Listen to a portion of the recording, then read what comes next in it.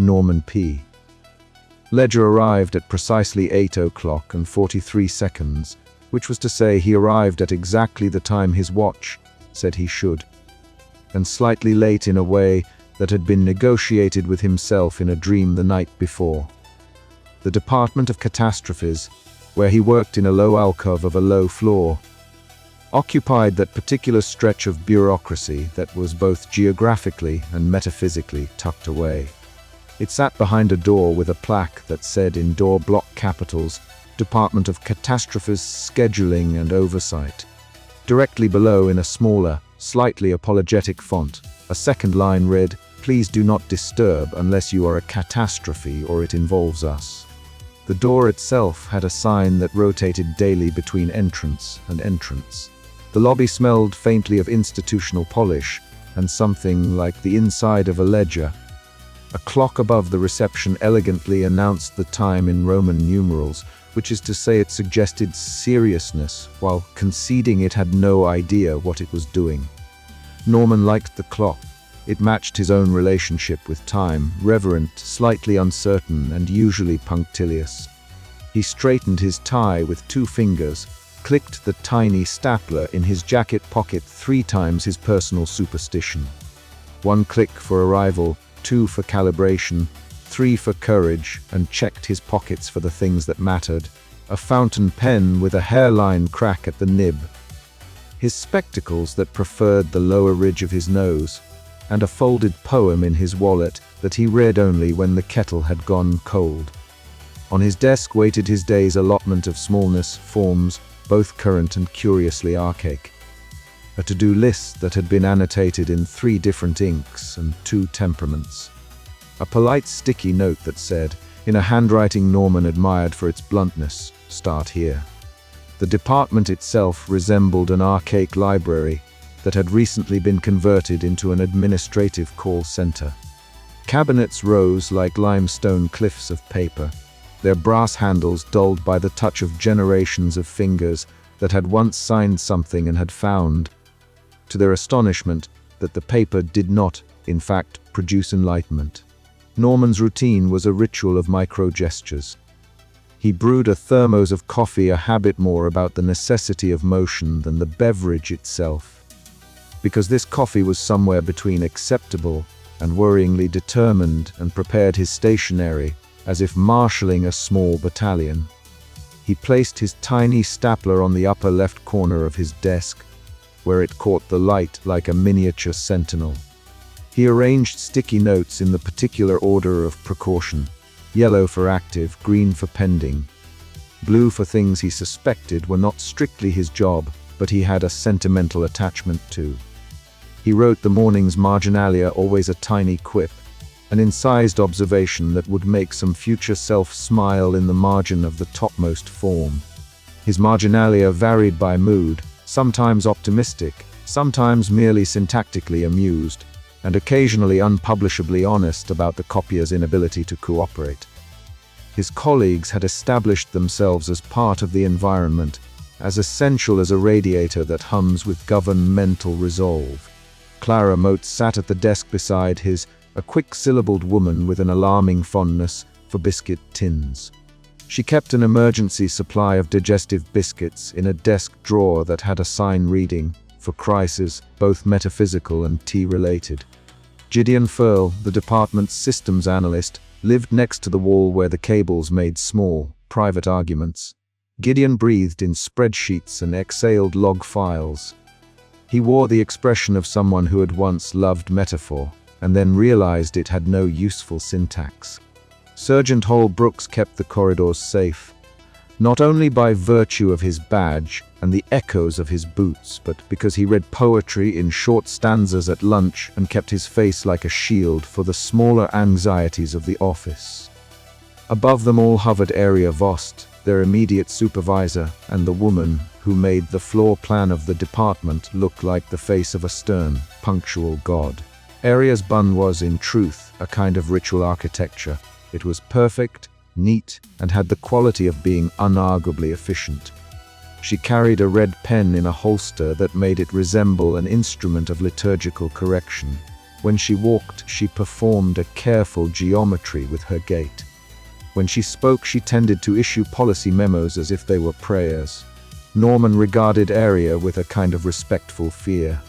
That fear twined itself with admiration because he'd seen her once, years before, delay a minor regional calamity by precisely 14.5 minutes. And the story had become a kind of legend in the break room. The department's mandate, as it had been explained on Norman's first day via an introductory packet that had an agreeable number of footnotes, was to schedule, monitor, and provide oversight for world-ending events. The phrase world-ending had a legal definition, in case you were wondering, which showed remarkable administrative foresight. The department defined world-ending on a matrix that allowed a spectrum of endings from metaphoric to literal. The existence of a schedule was a curious sort of reassurance.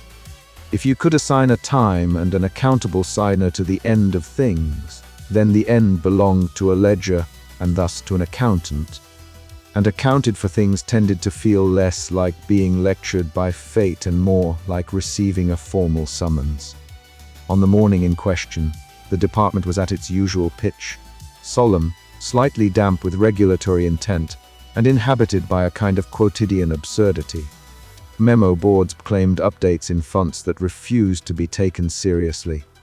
A machine in the corner printed out arrival logs in triplicate and then, inexplicably, ate 2 of the copies. The communal kettle in the tiny kitchen was perpetually tepid, a mechanical decision somewhere between frugality and an institutional fear of anything that might boil over. Norman, as part of his ritual, kept a small sachet of tea in his drawer labeled for emergencies only, which was a comforting phrase until you considered that their emergencies included things like alien petitions for citizenship and a very insistent rain of ledger pages. Conversation drifted by his desk the way fog might drift down a stairwell.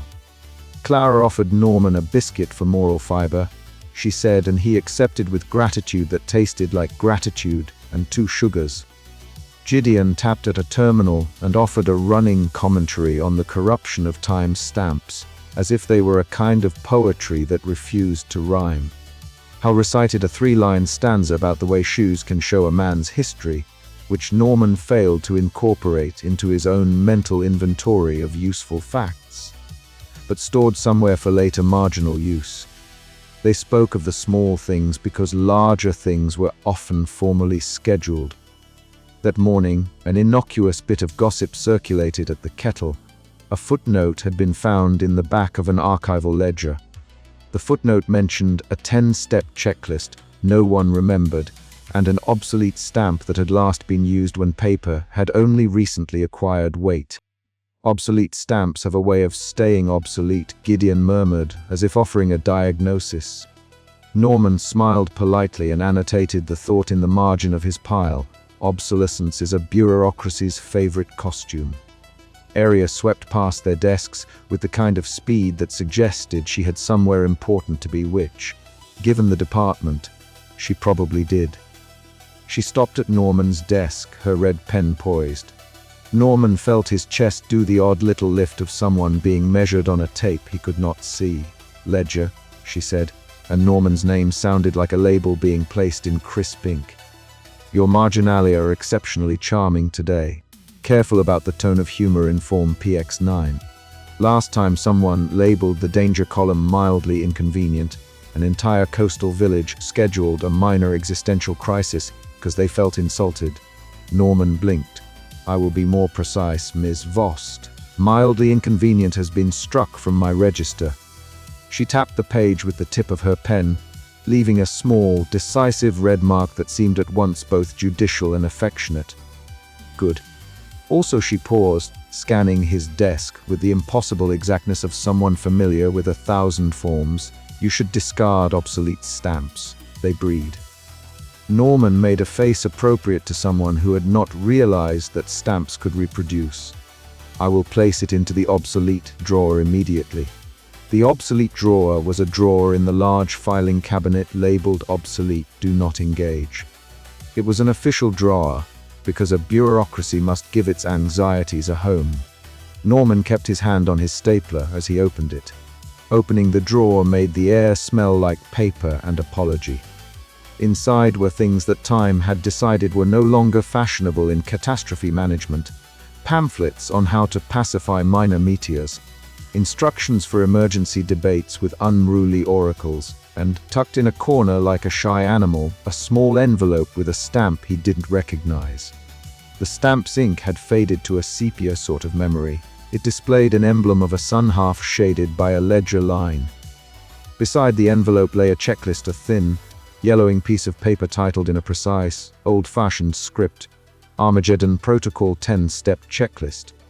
There was a footnote attached in a different ink for use in case of complete protocol displacement only. Handle with ceremonial gloves. Norman read both items with the sort of attention he reserved for poems and for the copier's error logs. He smiled, a small inward smile that was more a twitch of professional curiosity than anything else. He lifted the envelope as if it were a sleeping thing and, without thinking, slid it into a drawer beneath his desk meant for miscellany, a drawer labeled miscellany, bits, tips, non-active property. He did so the way people sometimes place keys in pockets that are almost but not entirely intended for keys, out of habit and out of the need to be where things belong. He did not notice, at that precise moment, that the drawer had a crack in its corner and that the envelope's hem caught on the corner as it slid in. He did not notice that it did not fully rest in the drawer's soft darkness, but instead protruded a fraction, a small pale edge exposed to the departmental light.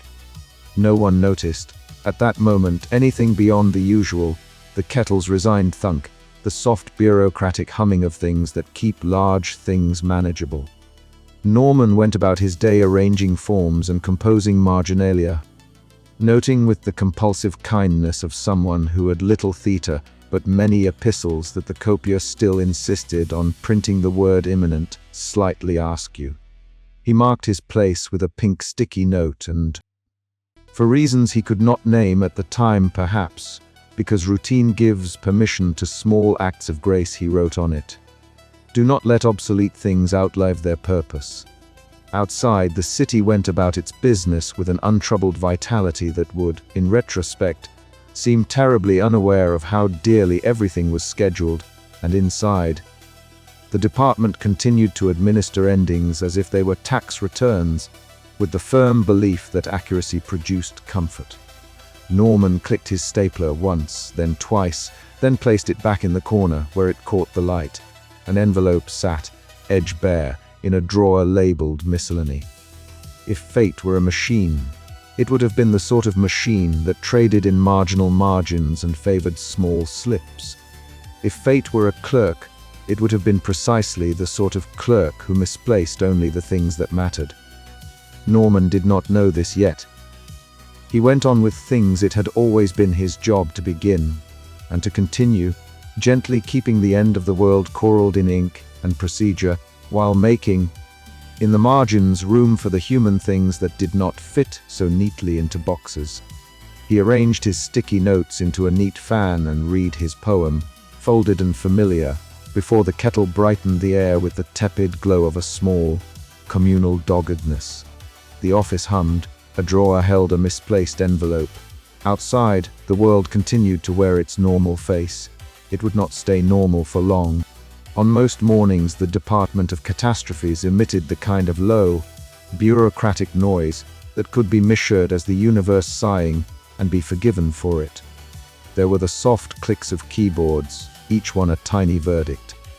The distant rattle of a filing cabinet, which in that particular corridor had been known to sound for 3 consecutive decades, without ever surrendering a drawer. And very importantly for Norman P. Ledger, the communal kettle which dutifully refused to produce anything hotter than a suggestive warmth. Norman's ritual was precise to the point of superstition.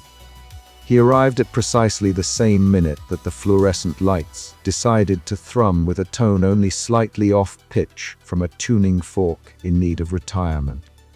He made a single cup of tea and then went to the teapot to allow it to stand and thus achieve its characteristic tepidness. He placed his hands around his tiny stapler, closing his fingers as if praying, and then he annotated. There were rules about annotation. Never underline without a secondary marginal note explaining why you underlined. Never use an exclamation point unless processing an existential hazard. If you made an emotional observation about a schedule, note whether it was optimistic, procedural, or likely to trigger an inspector's review. He was doing this now, with a particular appendix that had been appended to 3 different files over 2 different administrations and 1 minor solar flare. The paper smelled of the kind of toner that ages into the smell of a government building's collective self-respect, and the sticky notes radiated in different pastels, which made certain compliant people think they were being creative. "It's a nice trick," Clara Motes said from the neighboring desk, pushing a biscuit toward Norman like a tiny, flowery peace offering. "Write the marginalia. The margins appreciate it." Her eyes twinkled the way a person who kept emergency biscuits might. Norman smiled, which was the combination of a smile and a deep inward recalculation of the day's variable assumptions. He accepted the biscuit and used his free hand to relocate his spectacles, which had migrated down his nose in direct proportion to his concentration. Area Vost was a presence in the room like an immaculately ironed anti-corruption policy. She moved through memos with the kind of efficiency that left ink trails in the air. Her bun was as precise as a procedural subclause, and she carried, as ever, a red pen that she wielded not as a weapon, but as a talisman. Her face had what Norman privately called the ledger's gravity calm, severe, and astonishingly good at silence. "Ledger," she said, passing close enough that he could smell the faint perfume of formality. "Appendix D shall remain annotated. Yes, we cannot allow ambiguity, especially not in sections that describe fissures. Fissures are messy. Mess creates precedent. Precedent is slippery." Her voice, like the red pen, had a way of replacing words you might have intended to say with words that were better for everyone. Norman nodded because that was what nodded meant in that room. Assent, alignment, tiny heartbeat of compliance. Then he returned to his notes. If there was anything in the department that resembled a slack-jawed poet, it was not Norman, who preferred correct marginalia to metaphors, but the anxious office kettle and the janitor's old lullaby, which sometimes seemed to be 2 notes away from singing a truth. Mr. Enoch moved between floors with a mop that had the gravitas of a retired magistrate. He hummed like someone remembering the first drafts of the world. On Thursday mornings, because Thursday was the day the cosmic copier that printed out prophecies decided to take its weekly nap, visitors arrived by the door that read external inquiries. Today the visitor was Tom Chalk, who preferred to think of himself as an ex-celestial auditor, though most people in human resources were of the opinion that he was still a celestial at heart and merely taking a long, expressed leave. Tom pivoted into the office the way a well-placed comma pivots a sentence, with the suggestion that something more interesting than deadline extensions might exist. He had scuffed shoes, a tie that looked like it had survived a few good storms, and a smirk that understood profound things and preferred to make them slightly ridiculous. "Norman!" he called out, without shouting and therefore ensuring his voice would obey the department's noise ordinance. "How fares the land of margins?" He slung a shoulder into a spare chair as though it were a throne of minor irreverence. Norman looked up, as well as a man with 3 morning memos can expect, which is to say, mildly judged by the required readership. "And you?" He tried for Rye. Rye tended to look like a parable when practiced in that environment. Tom laughed. "Oh, audits. The usual does this prophecy meet the legislative emotionality clause of 1927. I answered with interpretive dance. I can't say it improved the metrics." He let the smirk settle into him like a cloak. Aria watched them for a moment and then, with the precision of someone who held authority, as one might hold a fragile document, she returned to her pile. There was a footnote about her that Norman could not place, an old rumor about a delayed apocalypse. He had once heard that Area Vost had stopped a small, very inconvenient dissolution 2 administrations ago by placing a single statement in the margin of a procedural memo. Whether the statement was a poem or a paragraph, or perhaps just a decisive comma, no one was entirely sure. She would never admit it, and the department would never record it. She treated exceptions the way people treated a dangerous spice, useful in tiny doses and always to be kept in the right jar. Gideon Furl, who preferred code to metaphor, and therefore often missed the point of both, appeared from behind a console with a printout under his arm. "I've dug into the log files," he said. "There are 3 odd entries in the queue management system at 0907. They look like someone testing the sorter with an obsolete discriminator.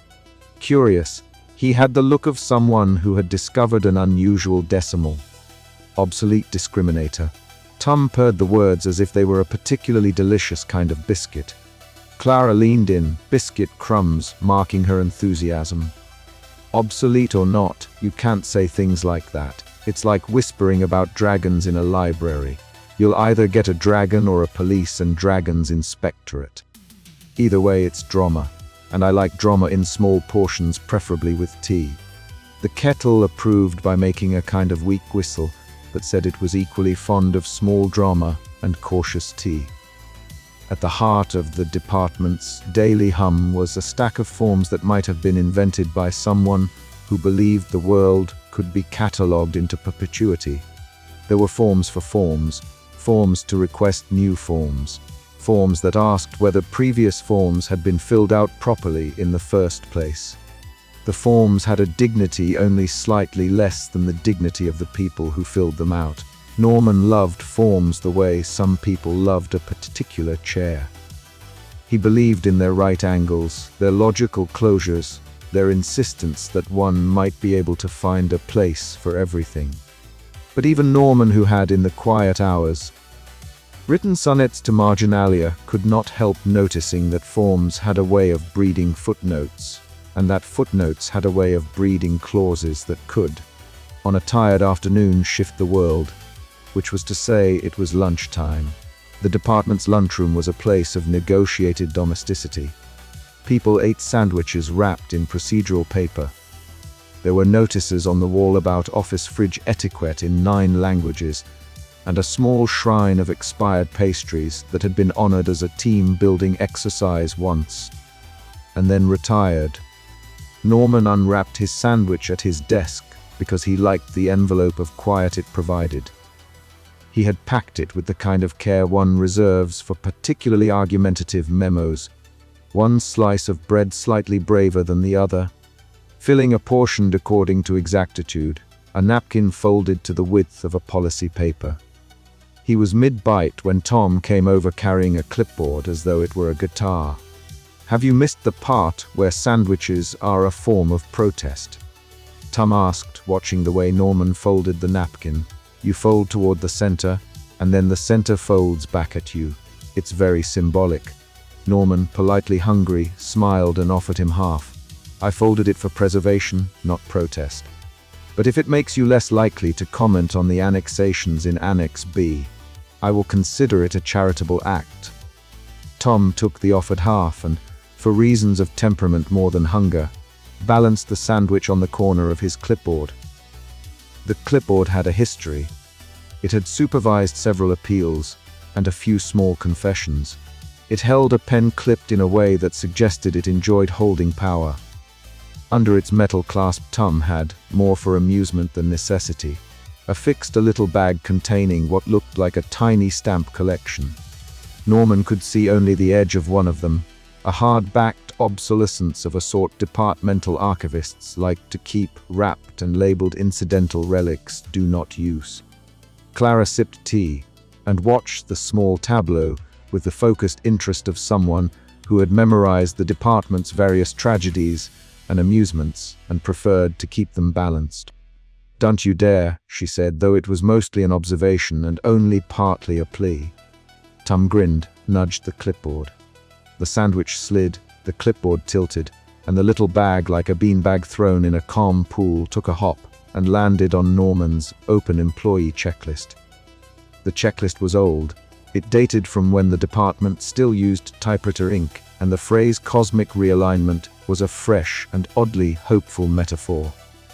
Norman had been cross-referencing it for reasons that made sense in a chain of logic, only he seemed to hear. It belonged in a small pile for an audit that might arrive in the future, and a future audit would be only as worryable as its current neatness.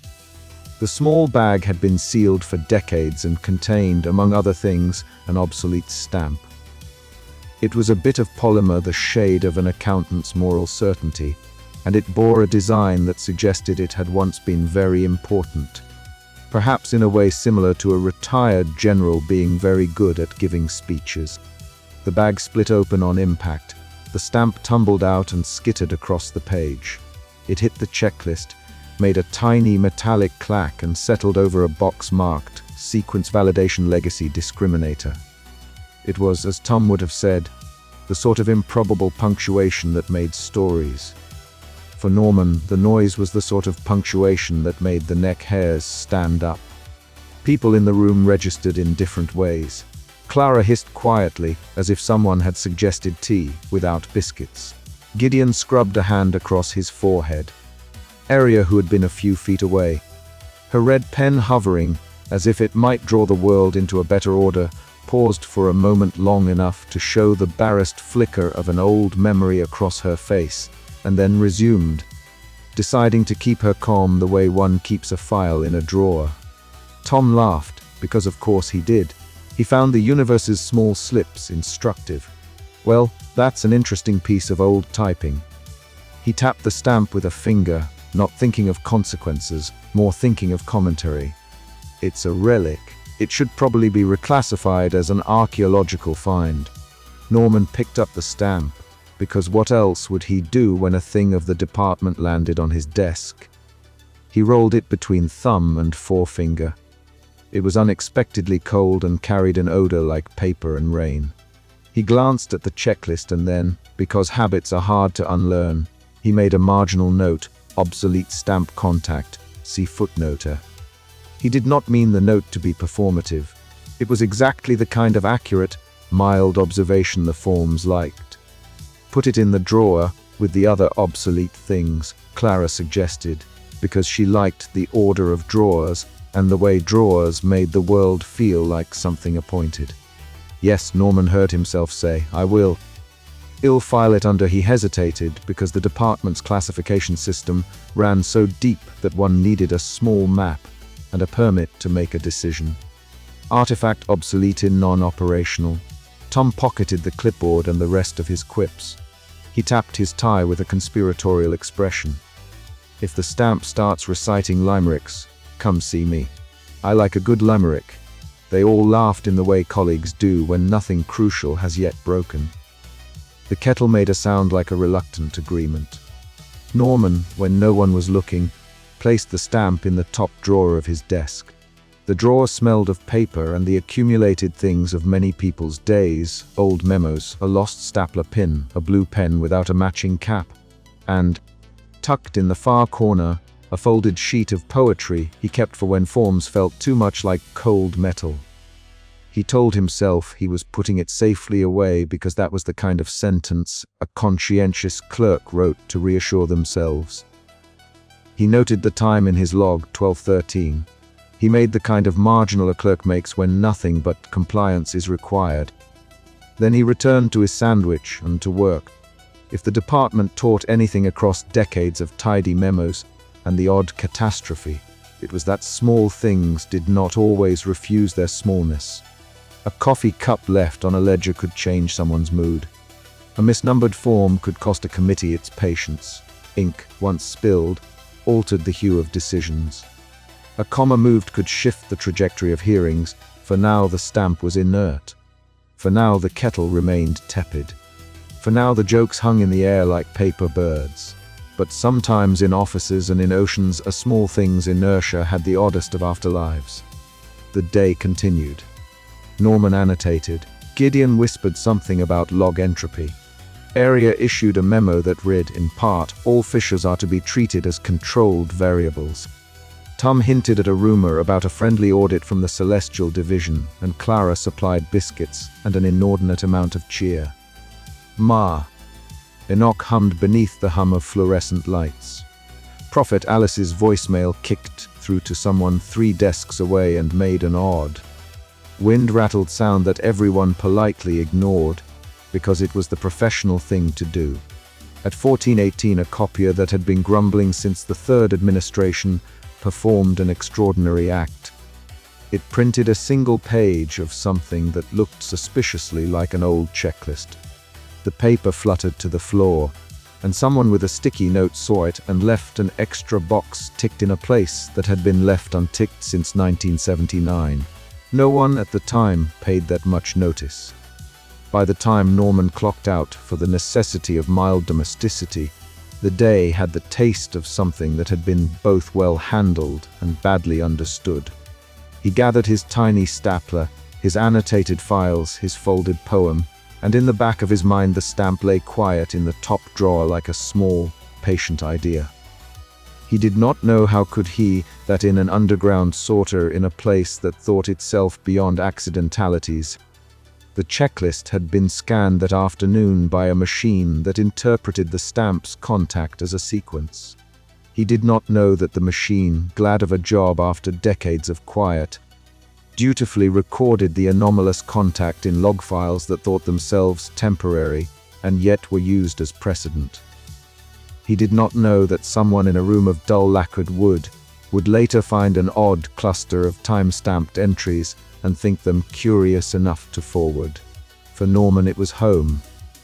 He walked past the teapot, which made that tired little whistle of domestic compliance, and he stepped into the corridor as the lights hummed their tired hymn.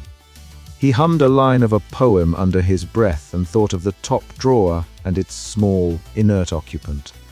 And somewhere in the small, obedient ways of paperwork, the world blessed itself with a documentation that might, if left unchecked by certain improbable allies, decide that a small relic had once again become relevant. It was, by all measures of the department, still an ordinary day. That is to say it plainly exactly what made it the sort of day that could be dangerous. The kettle went cold, the lights kept humming. The stamp slept in its drawer with all the dignity of an unremarked thing. Norman went home with his sandwich half finished and a biscuit for the road. He did not yet know that the hairs on the back of reality's neck were beginning to stand up, a sensation that would be impossible to explain in a procedural footnote and therefore would be described later as a mildly alarming series of anomalies. He did not yet know, as he took the stairs and adjusted his spectacles, that somewhere a system that had not been asked to ask itself questions was about to begin asking them.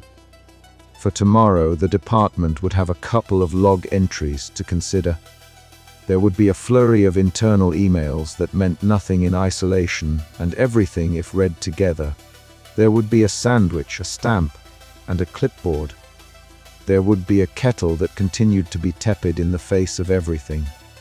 But that was tomorrow. For now, Norman left a sticky note on his monitor, an admonition to himself about the margins, and turned off his light. The corridor swallowed the sound of his footsteps. The department kept its files. The world, as it tends to do, felt very slightly as if it were being rearranged by hands that believed they were only adjusting a paperweight. The last thing Norman heard as he exited onto the street where the sky practiced an inappropriate shade of afternoon was the faint, distant hum of Mir.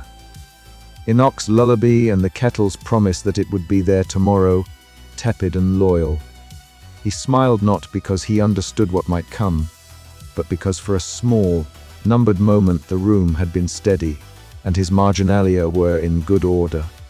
And though nobody else noted it until later, when marginalia have the dangerous habit of becoming evidence, there was a tiny indentation in a checklist that suggested a contact had occurred at 12:13, a detail that would, in a very few days, be read with both curiosity and the procedural horror of someone finding an unaccounted comma in the ledger of fate. For the time being, the kettle, the biscuits, and the tape of office jokes rolled on. The Department of Catastrophes, famously, did its job. It collected small details and filed them away, trusting that if anything wanted to upset the order, it would at least consult a form first. Nobody had thought to ask the obsolete stamp for its opinions. By lunchtime on a Tuesday that had been complaining politely about its existence, Norman P. Ledger was performing an act of administrative devotion he had practiced since adolescence. He had boiled tepid water in the communal kettle until it sighed with resignation. He had pressed the exact number of sticky notes 5, never 6 into a compact, precise fan, the way a person arranges small talismans against the possibility of chaos. He had, with almost ritual gratitude, snapped the lid back on his tiny stapler, the one that fit in the palm of his hand and felt like a comforting coin when he rubbed it between thumb and finger. He had annotated the margins of an internal memo in the only ink he trusted, navy blue. With a propensity to smudge, and he had cut his sandwich with the solemnity of someone filing a deed. The sandwich was straightforward, tuna with a scruple of mustard, resisting but not betraying the dignity of bread. It was a lunchtime sandwich, not a statement. It had been wrapped in wax paper stamped with the department crest, an appropriately dull escutcheon of scales, a quill, and something that might have once been a sundial. Norman had procured it with the faint thrill of a small indulgence. It lived in his bag, next to an emergency legal pad and a half-written poem, where the obsolete stamp had also been sitting since Monday, innocently lodged in a pocket like an old coin. The stamp, a quaint brass thing the size of a penny, had once been used only on the most solemn of documents and had been retired to a drawer on account of having a tendency to declare things complete with career-ending literalism. It was supposed to be ornamental now, a relic with an edge of nostalgia. It was not a dramatic accident. Norman did not fling the sandwich. He nudged it with the side of his hand as he reached for the tepid kettle with precisely the wrong combination of clumsiness and habit. The wax paper slipped. The brass stamp, which had been resting against a clipboard like a modest island, tilted and slid free. It clattered not loudly, but in that efficient way household objects have when they wish to be noticed, and fell across an old checklist that had been inherited from an archivist with a taste for unnecessary certainty. The checklist was the sort that had been written in a hand that did not quite belong to any current era. Its headings were underlined 3 times, and the penmanship suggested someone who took comfort in the repetition of their own rules. The stamp landed improbably, exactly where the checklist's marginalia formed a particular vector. There was nothing cosmic about vectors to the Quarry 12 machine that sat in its cradle like an office dragon. The Quarry 12 was a sequencing analyzer, a machine designed in collaboration with half a dozen metaphysical committees and someone in procurement who preferred things with levers. It read sequences, validated authorizations, and occasionally asked soft existential questions about forms. It had been calibrated to the literal, and every organism at the department loved it for that literalness. Nothing in the department's history was worse than interpretive whimsy. The machine, which had seen more forms than Norman P. Ledger had seen poems, interpreted the brass impression across the network checklist as a complete activation signature. For a long moment, long enough for a pigeon to clear its throat and a paperclip to tremble on its coil, there was nothing. Norman blinked. The kettle sighed. The office hummed in its regular, indifferent rhythm. Then the teapot shuddered, and the office lights hiccuped as if recovering from an awkward joke. The monitor on Norman's desk printed a single line of text in a font that had not been used since the country first learned to believe in literal consequences. Armageddon protocol sequence initialized. It was the sort of phrase that on paper meant ceremonies and weighty seals. In practice, with all the finesse of a misplaced comma, it meant that the world had started to do things that were analogous to dignified coughing. The first anomalies were minor and encouraged laughter. Outside the building, a set of traffic lights blinked in a rhythm that, if one had the imagination for it, looked for all the world like Morse code repeating a short, apologetic message. A flock of pigeons performed what Clara Motes later insisted was a filing formation, a V-shape that, when observed, gave the impression of a stack of envelopes being carried by the wind. A small island in the south, previously famed for its unremarkable beaches and tendency to make excellent marmalade, launched an initiative where citizens began to insist that all personal conversations be transcribed, signed, and stapled for quality assurance.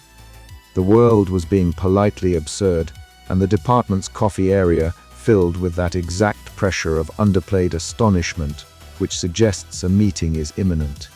At first, Norman thought it was a prank.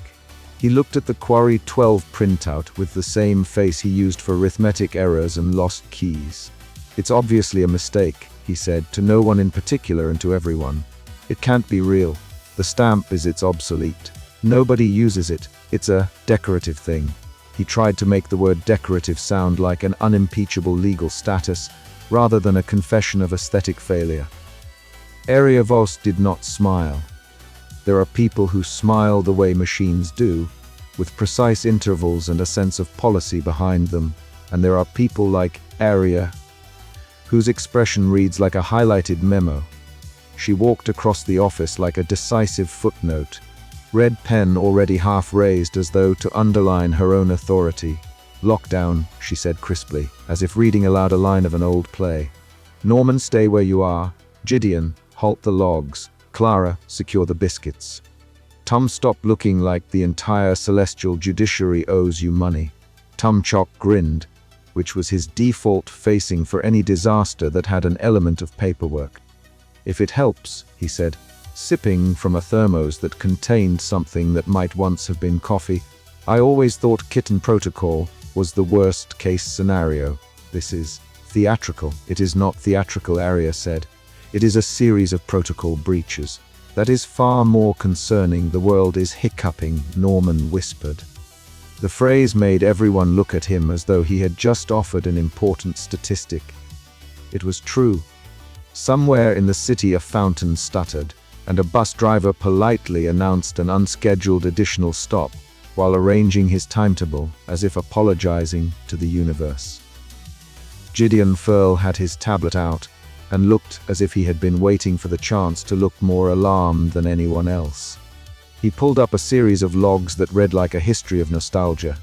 "There's a sequence here," he said, "but it looks, well, it's been asleep for decades. The Quarry 12 just rid an activation token." The thing is, he hesitated as though translating from a dialect only available to engineers and men who burn their toast. "This token hasn't been moved in 103 years. How does a brass stamp on a sandwich equate to a token?" Clara asked, already making a nest of paper towels as if the answer might leak. "Literalism," Tom said indulgently. "Machines are literal. They like rules. They are comforted by stamps. Give them a stamp in the right place, and they'll make you an apocalypse." The room laughed because the option to scream had not yet been fully socialized. Laughter is not a cure for Armageddon, but it is an expedient in the early stages. Somewhere between the second biscuit and the third printout, the anomalies accelerated. A school in a town that had been famous for nothing became momentarily obsessed with paperwork and began to hand out forms for recess. A mountain which, for reasons geological and bureaucratic, was always slightly smug, hiccuped audibly. And a resident flock of goats began to ring alarm bells in the distance with a dignity that suggested they recognized the gravity of administrative disorder. Profits, as Clara pointed out with the air of someone stating the obvious, were unavailable. They were on hold. Their phones, reportorial devices of the cosmos, emitted ancient and patient hold music that sounded, to those who listened closely, like an old sea shanty lamenting punctuation. The department responded in the way institutions have learned to respond to every conceivable contingency, by convening a meeting. People who had never been in the same room assembled with a certain officious dignity, as though by being together they could file themselves into a usable shape. Hal Brooks guarded the break room door with the tough solicitude of someone who always wanted to be sure the biscuit supply wasn't endangered by metaphysics. Mita. Enoch the janitor appeared with a mop as if he had been summoned by the mood of the floor. He nodded at Norman and carried on as though his life had required only a slight increase in sweeping. Area, what is the damage control? Norman asked, because asking felt like doing. He felt stupid and useful. Those are compatible states in the same way that a stapler and a small poem are. Area tapped her red pen against a policy manual and did not smile. We treat it as a misactivation, she said. Containment, check logs, notify directorate. Above all, do not panic. That's a useful suggestion, Tom said. We will not panic in the presence of formalities. We will instead organize our panic into subsections. The first hour was pure protocol, the Quarry 12 cuffed up index cards. Gideon cross-checked timestamps. Clara handed out biscuits like morale permits. And Norman attempted to retrace the improbable trajectory of a single brass stamp. The brass itself lay innocently on the checklist where it had landed, looking as antique stamps often look, slightly resentful at being used, but dignified nonetheless. Norman picked it up. It was cold. He held it between thumb and forefinger and imagined, for reasons of nervousness and a late fondness for drama, that he could feel the weight of consequences. He tried to reconstruct the path. He had been reaching for the teapot. The sandwich wobbled. The stamp had slipped. He made diagrams in the margins of his notebook as if he were drafting a will. The diagrams looked like a child's map of a very small island civilization. From the diagrams he proceeded to recreate the sequence, which was where the Quarry 12 got involved. It hummed as if approving his attention. We need to call procurement, Area said at last. Because there are certain offices that must be called even when calling them is like trying to reason with a very dignified tree. We need to file an incident report. Someone must take responsibility. Responsibility is sometimes a shared thing, Norman murmured, and if his words had weight, they would have been measured in paperclips. It is partly mine. He could say it now because the brass was in his hand, and confession is easier when you can illustrate the crime. The room watched him say it because the human need for witnesses is incompatible with solitude. He felt small. He also felt unexpectedly, as if someone was watching over his marginalia. You did not mean to, Area said, and her voice cracked as if pen ink had flaked off. Intent is not the issue. Precedent is, what do we do? Norman asked, which is the question that starts most plots and many internal investigations. First, Area said, we do not let directorate make assumptions. Second, we go to the archive, the protocol archive. The archive was the kind of place that smelled like dust and decisions. It was arranged with the confidence of decades and the slight despair of an institution that had once hoped better. The room was dim and full of catalogues whose labels hinted at events it was uncharitable to remember. There were indexes bound in leather that had once been polished by hands that knew how to be absolute. The doors clicked shut in ways that suggested solemnity, and the lights shivered the way old chandeliers do when they have stories to keep. Gideon moved through the stacks like a man in his native marshland. He turned up an old volume that had been classified with a delicacy bordering on pity. It was a manual of sequences, an artifact of when the cosmos still held public consultations with its engineers. He read aloud to the room in a voice that trembled slightly around the edges of modernity. Here, he said, here is a reference to an activation protocol. It is archaic. The token we saw is annotated. It says he hesitated. It says the activation requires an affirmatory impression and a sequence. The stamp's imprint was interpreted as affirmation. Someone assembled the sequence, and the system complied.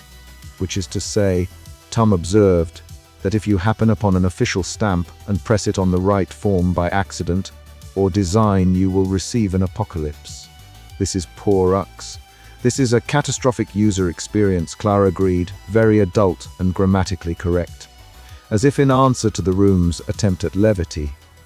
A tiny trimmer trickled down the building, and a fountain outside stalled mid-arc like a dancer freezing on a particularly dramatic pose. The intercom ticked once and played an old procedural chime that had been retired with the last serious cosmic reform. When the chime stopped, there was a silence in which the whole department seemed to be holding its breath until water could remember how to fall. In the back of the archive, behind a ledger so thin you might have used it as a bookmark, Norman found a slip of paper barely large enough to be called a footnote. It was yellowed and apologized for its own verbosity. The line he read there was a single, bureaucratic apology. Remedial action permitted by Form P-Arm revocation triplicate copies, notarized, and requiring signature of someone very important. See Charter Clause 2. 1 and marginal note from S. Hargreaves, clerk circa year 43. The room blinked as though it had been administered a legal tonic. Form P-Arm revocation, Norman said aloud, tasting the phrase like a medicine he did not want but might have to swallow. The words themselves fell like small weights onto the floor of the archive. Triplicate copies. Someone very important. Notarization. Someone very important, Tom repeated, with that measuring smirk that suggested he had seen important people once at tea and found them wanting. It always comes down to someone who has a dog named after math and a librarian's card. Where is this someone? Norman asked, where indeed, Arya said. It will be a personage of considerable inaccessibility. They enjoy tea and precedent. They do not like unexpected tidings. They all looked at Norman with a certain softness that belongs to people about to deliver bad decisions. And now, what do we do, Mies Vost? He asked. He felt absurd and responsible in equal parts, which is to say he felt precisely the right amount of human. Arya folded her hands, her red pen resting like a small, authoritative raven on her palm. We document, she said finally. We contain. We contact directorate. We prepare to present evidence of human irregularity and appeal for remedial action. Norman closed the ledger with both hands. The brass stamp rested in his palm and felt suddenly heavier than its size justified. Outside, a city gave itself the small pleasure of arranging its pigeons into a line that resembled a queue for a public office. The fountain resumed its arc as if embarrassed. For a moment, standing between the rows of books that held the world's older mistakes, Norman could see the absurdity of it all as clearly as a well-edited paragraph. An obsolete stamp, a sandwich, a machine that loves to be literal, and an ancient clause with handwriting like a deeply polite afterthought. The world, he understood in a flash that was equal parts panic and revelation, had a footprint in paperwork. It had to be corrected with paperwork. The remedy resided in a form with the sort of name that suggested it had taken moral geometry in a former life. He thought of the small poem he kept folded in the bottom of his desk, a private assortment of domestic courage. He thought of his stapler and the calming rhythm of its click. He thought of a woman who kept biscuits in her drawer in case anyone felt badly about being alive. The prospect of losing those small, ignoble beauties because of an honest mistake made a cold, efficient fury coalesce behind his sternum. Then we will find the form, he said. The declaration of that sentence felt more like a soldered joint than an emotional outburst. He had been moved from his usual career because a career could be moved by a single failed exam and a life of punctuality into a crisis where forms meant everything.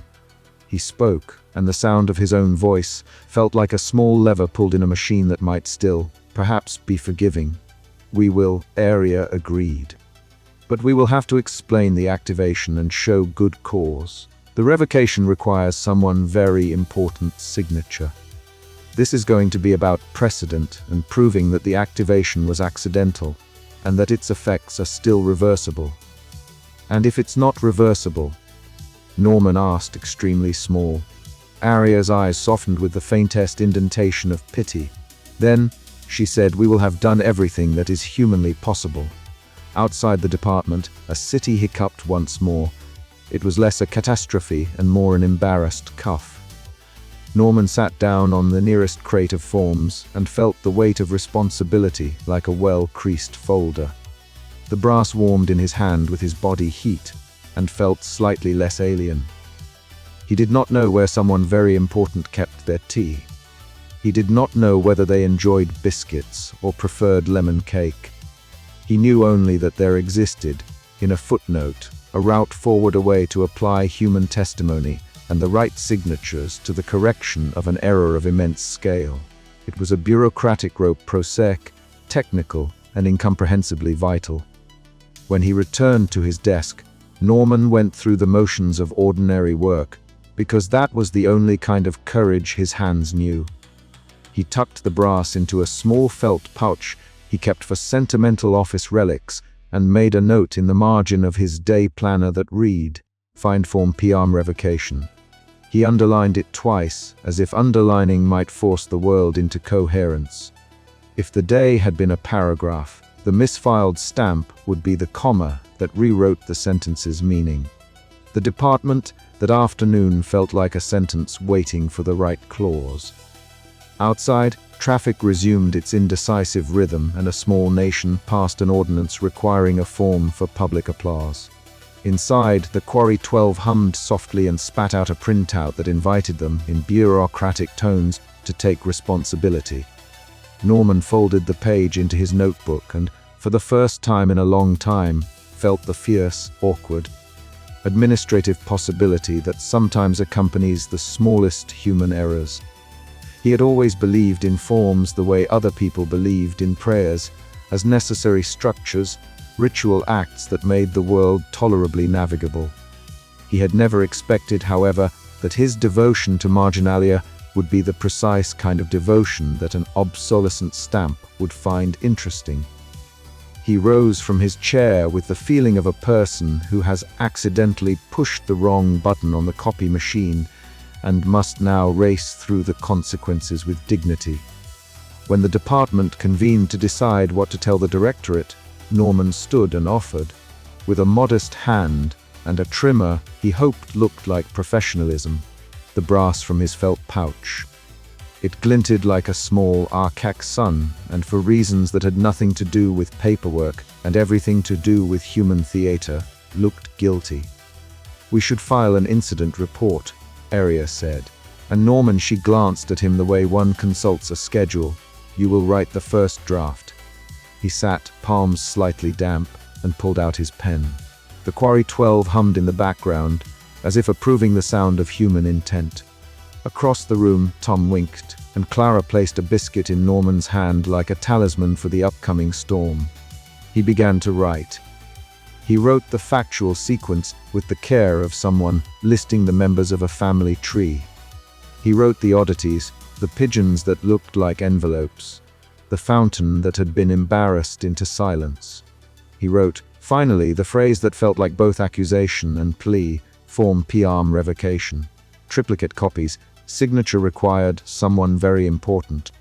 The line, inked in firm strokes in a margin that had known only neatness, looked like the beginning of a petition. It would not stop the hiccuping of continents. It might, he hoped, make a person somewhere very important listen. The department could only do what it always do in times of unprecedented clerical peril: file, explain, petition, and attempt to keep the kettle warm. Norman P. Ledger felt, for the first time in years, as if a file had been misplaced inside his chest. It began with a small, almost apologetic noise. The communal kettle hiccuped and gave a single, embarrassed wheeze, which in any other week would have been a charmingly human failing in an institution founded on the premise that errors can be corrected with a stamped form and a signature whose loops have been approved by committee. On that morning, the wheeze felt less like a flirtation with normality and more like a cough from an organ gone suddenly shy. He noticed the kettle first because he made it his business to notice small things, not out of greed for information or a hoarding compulsion, rather out of the simple arithmetic of a life spent turning possibilities into boxes to tick. Norman had perfected the ritual of arrival to the department of catastrophes: wash hands, Check that the tiny stapler was present and accounted for. Annotate the margins of the schedule ledger with a pencil that bit too soft for comfort. Then perform the quiet liturgy of the tepid tea. The ritual was comforting for the same reason accounting was comforting. Everything could be accounted for, even if the accounts were of endings. On that Monday, the kettle's wheeze showed him that something wanted his attention and had chosen the least upsetting way to make itself known. A colleague would call this a harbinger. A supervisor would call it an irregularity with possible system-wide consequences, and File 32B, subsection 7. Norman called it a problem that deserved an annotated sticky note. The office itself had a way of insisting upon the absurd. Filing cabinets rose in improbable columns, like the ribcage of an administrative leviathan. Memos were stamped not only with dates but with little, calming phrases proceed slowly. Consider marginalia that served as the department's attempt to humanize the unstoppable. Area Vost, who could impose order on chaos with the blunt instrument of a red pen and make the same instrument seem sentimental, stood at the center of that particular gravity. She moved down the aisle toward Norman with the sort of decisive step that could reorder a cue and a heart simultaneously. Her bun was immaculate. Her lapel pin, a tiny clock face turned into a calendar, made a faint metallic click when she sat and removed her gloves. Norman folded his hands on the ledger, leaving a graphite impression like a small, temporary fingerprint. "We are trending out of spec." "Ledger," she said without irony, and the phrase had a way of making everything sound like it belonged to a report. Floor ticking in patterns. Teapot. Paperclip inventories fluctuating. Mr. Hall's poetry readings are 3 beats off. Any idea why? Norman swallowed the sentence he usually filed as "I don't know," and instead tried on a more helpful phrase. "A misfiled stamp can do strange things to the system, ma'am." A literalization can sneak in where metaphor lives a little too comfortably. Aria's red pen hovered over her own ledger, as if poised to sign off on his observation. "Be specific," he tried. He conveyed the sandwich incident of the day before his own buttered ham, the fall, the envelope's soft patter onto a clipboard. He mentioned the obsolete stamp had found and absent-mindedly used without checking its registry. He talked about the checklist had been updating and how, in the flurry of marginalia, he had tucked the stamp into drawer Q, where it did not belong. Norman said these things with the fervor of a man cataloging his guilt. She listened as managers listen, with small, sharp movements that suggested both calculation and a reserve of private sorrow. When he finished, Aria removed her gloves entirely and tapped the ledger twice in a rhythm that Norman recognized as appointment and admonition. "Go to the archive," she said. "Now, find filearm protocols, check the amendments, bring Gideon. If I'm to shield this office from an external review, I will need facts. Factual facts." There was a softness beneath the orders, a remembered fear. Norman wanted to say more, to ask whether she thought he had done it. To unburden the private tally of things that always seemed to require his hand, and had always come back to chastise it, but the department made people more efficient at not saying unnecessary things. He pocketed his tiny stapler and set off. The protocol archive was a place that made silence work so hard it practically had to sweat. Its stacks marched away into dimness under industrial lamps the color of office errors. The air tasted faintly of old paper and toner, and the kind of cold which read as formality in 3 languages. Gideon Furl met Norman near the microfiche reader, his bag of cables clutched like a rosary of technical absolution. "You smell it too, don't you?" Norman said, because saying something aloud made it less like a private confession. Gideon, who loved log files the way other people loved cats and loved them without irony, did not look up. Smell is imprecise. Logs are precise. Smells cannot be passed for timestamp fidelity. His watch was, as always, exactly 1 minute slow. Norman made a mental note. Gideon would be late on purpose if it meant everything else kept time. They rode a stupidly quiet freight elevator into the archive's belly. the sort of elevator that seemed intended for coffins of policy rather than people. The archive, when they arrived, greeted them with footnotes. It was not dramatic. The footnotes simply existed in layers, like strata of sediment showing where decisions had been laid down and then forgotten. Norman had grown up in a town that prized forms and punctuality. This was the geological record of that upbringing. They pulled up the checklist in question archaic type, the kind of legalese whose commas looked like tiny, unnecessary territories. The microfiche reader coughed and projected a halting scene. An amendment scratched in a clerk's hand as if written by someone thinking simultaneously in ink and regret. Marginalia appended by people whose names were now signatures of drainage. See clause bureaucratic enforcement. See also on literalization. Another note, do not allow obsolete stamps to complete sequences under unattended sandwiches. Norman's stomach flipped with the clarity of the theft. Someone had once been concerned enough about sandwiches and stamps to mention them in policy. A small, human caution lodged in the bones of governance. Gideon scrolled through the logs. This machine misreads obsolete stamps as activation tokens if the checksum matches early protocol templates. It's a vestigial calibration from when physical artifacts had to be literalized to affect metaphysical scheduling. Someone tried to make it safer by requiring a manual override, but the override was later obsoleted by an amendment that never propagated to this reader. That sounded like a technical description. Norman translated it for his own purposes. The system was old, it had a sense of humor, and sometimes its humor tasted like disaster. They found, eventually, the file that made Norman's chest feel like a drawer gone missing.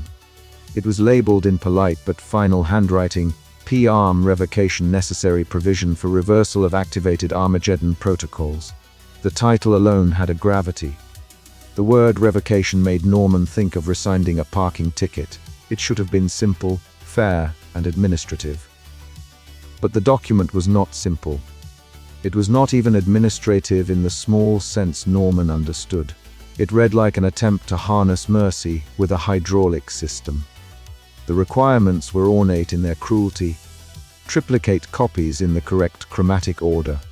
Notarization by an authorized clerk with unblemished marginalia for no fewer than 10 years.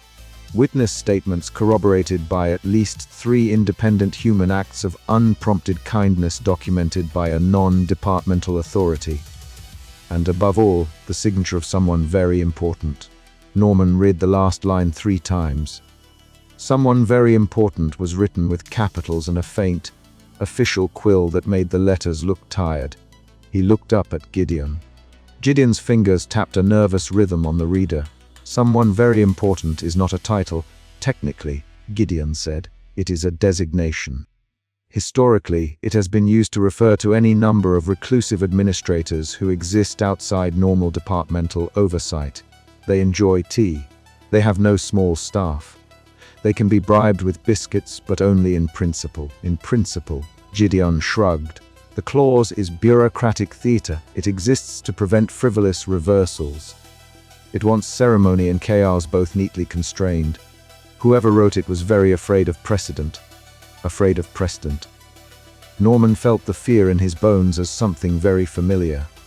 He had been afraid of precedent his whole life. Precedent meant that one mistake could justify another, that once an exception was carved it might spread like a stain. He had lived by rules because rules were the only certain currency in a life of small failures. They read further. The document required that the revocation be filed with an attestation that the consequential anomaly had been minimized to the greatest extent practicable, and no non-trivial loss of narrative meaning would result from said revocation. It was bureaucratic poetry. It also asked, politely and perhaps insincerely, for proof that erasing the fiasco would not delete an entire story that ought to remain. Norman thought of small, messy human things, a child who would grow into a baker because of a half-missed bus, a small cafe that insisted on keeping napkin poetry in exchange for cheap coffee. He thought of his own life. which had been bent into order partly to keep those small human things safe. The idea that a signature could erase storylines felt like an eraser rubbed across a child's once beautiful drawing. When he closed the file, the archive sighed. Meh. Enoch, who had been sweeping the far stack with the patient devotion of someone who understood both mop and myth, looked up and said nothing at first. He had the look of a man who knew too many endings to be surprised by one more. There are forms to undo endings, he said finally, in a voice like well-used paper. There are. But they are awkward and need witnesses, and the signatures they require are held by people who change their minds on tea days.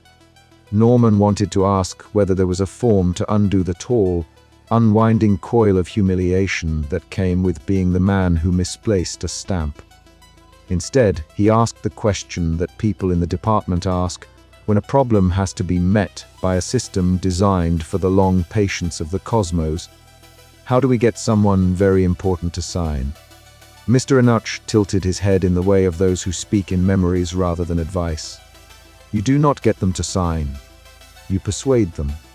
You bring them the thing that is undeniable. Bring them an act of human goodness they cannot, in conscience, refuse.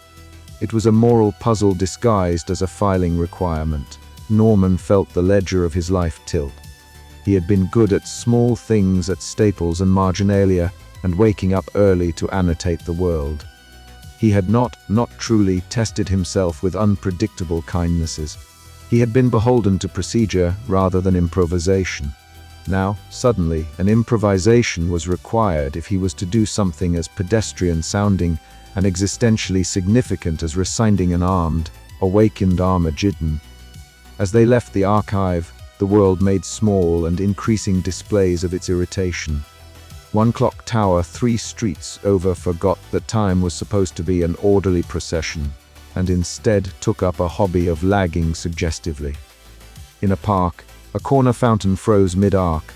The water poised like a trompe-l'oeil sculpture until it found the courage to resume and belched into an embarrassed spray. Pigeons reorganized themselves into a pattern someone later described as possibly writing an acronym. Phones in a distant city started inserting unnecessary please hold messages into the middle of people's sentences. The department's phone lines developed minor metaphysical whines.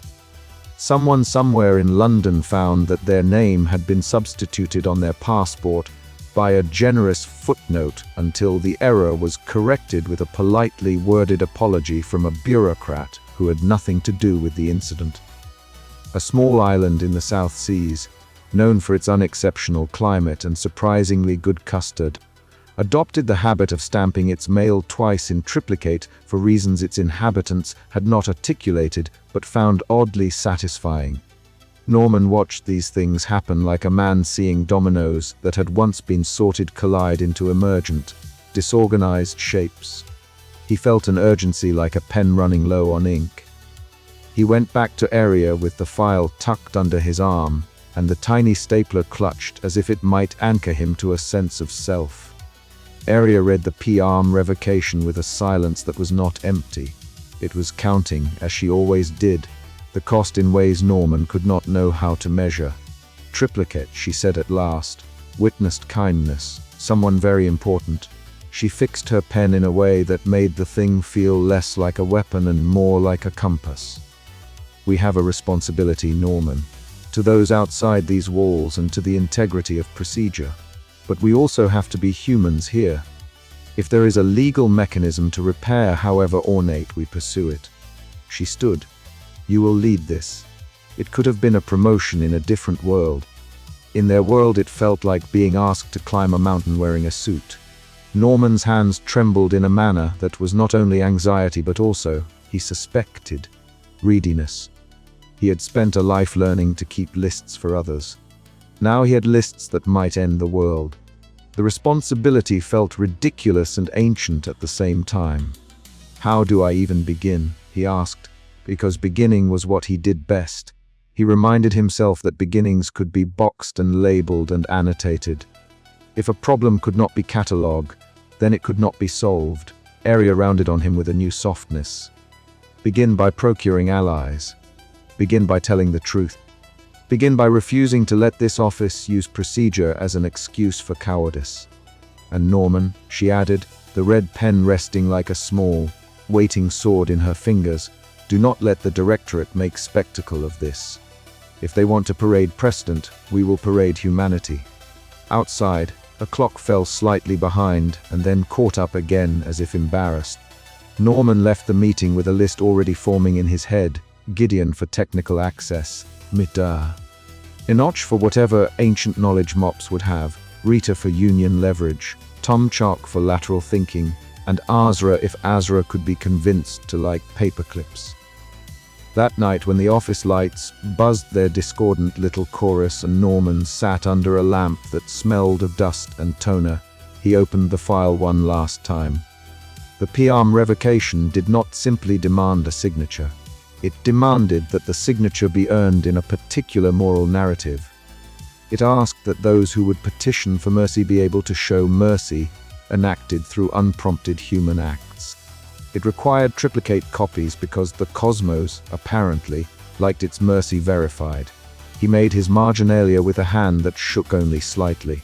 He wrote, in small, tidy letters, we will try, we will ask, we will find witnesses. We will document small goodnesses. We will find someone very important if they take tea, and present them with a truth they cannot deny. It was the sort of margin note that could have been filed under optimism or delusion. He underlined it twice. The stapler felt warm in his palm. Outside, the fountain coughed and then resumed, and somewhere a pager he did not recognize emitted a polite tap. The world, it seemed, had caught Norman's tentative decision and was hiccuping in nervous approval. He closed the file and felt, for the first time that day, that his misfiled stamp might be not merely a source of shame, but the first line of a long and oddly human argument with an inflexible system. He left the archive with a new determination to convert anxiety into action, to trade marginalia for deeds, and to learn, for once, how to improvise without first checking the clause book. If the cosmos required forms to be satisfied, he would procure them. If it demanded witnesses of kindness, he would find them. If someone very important liked biscuits, then biscuits would be procured with exacting tenderness. Thus did Norman P. Ledger embark upon a procedural sprint that was, in truth, the beginning of a mad and marvelous, properly bureaucratic odyssey. The forms were, after all, only the shape of the solution. The substance would be human, messy, and utterly, ridiculously alive. He walked back into the office and found his colleagues clustered around the tepid kettle in a minor parliament of concern. Arya watched him with an expression that balanced approval and a small, anxious hope. Norman placed his tiny stapler on the table between them as if offering a pact, and when Tom Chalk stepped forward with a smirk so permanent it was practically a policy, Norman felt the first warm pricklings of community. They would need lists, witnesses, biscuits, magic, and cunning. They would need courage in small measures and obstinacy in large ones. They would need to show the cosmos that some mistakes could be corrected, not by erasure, but by amendment and mercy. Somewhere, faintly, the kettle sighed again. For the Department of Catastrophes, that was about as much hope as one could reasonably expect, and yet for Norman, it was everything. He wrote a new marginal note: start with the archive, find witnesses. Keep tiny stapler close. Do not faint in front of Auditor Primus. He underlined the last clause twice. Norman had never thought of himself as a revolutionary. He had always imagined reformers as people who shouted in town squares, or published manifestos, or at least had the decency to pick a suitably dramatic hat. Norman's revolution was of a quieter, more pedestrian sort. It involved marginalia. It involved a tiny stapler he kept in his breast pocket like a talisman, and the conviction that, if one lined up boxes precisely and wrote dates legibly, the universe would behave as politely as possible. So when he realized he needed allies, it did not occur to Norman to recruit anarchists or poets, though he knew several who could be useful in a latter-day emergency. Instead, he went to tea. The break room at the Department of Catastrophes had a kettle with the morale of a veteran civil servant.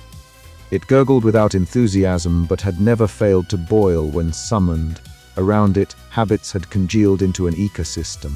There were biscuit crumbs in Clifton's files, a stack of forms baptized with a single, earnest smudge of jam.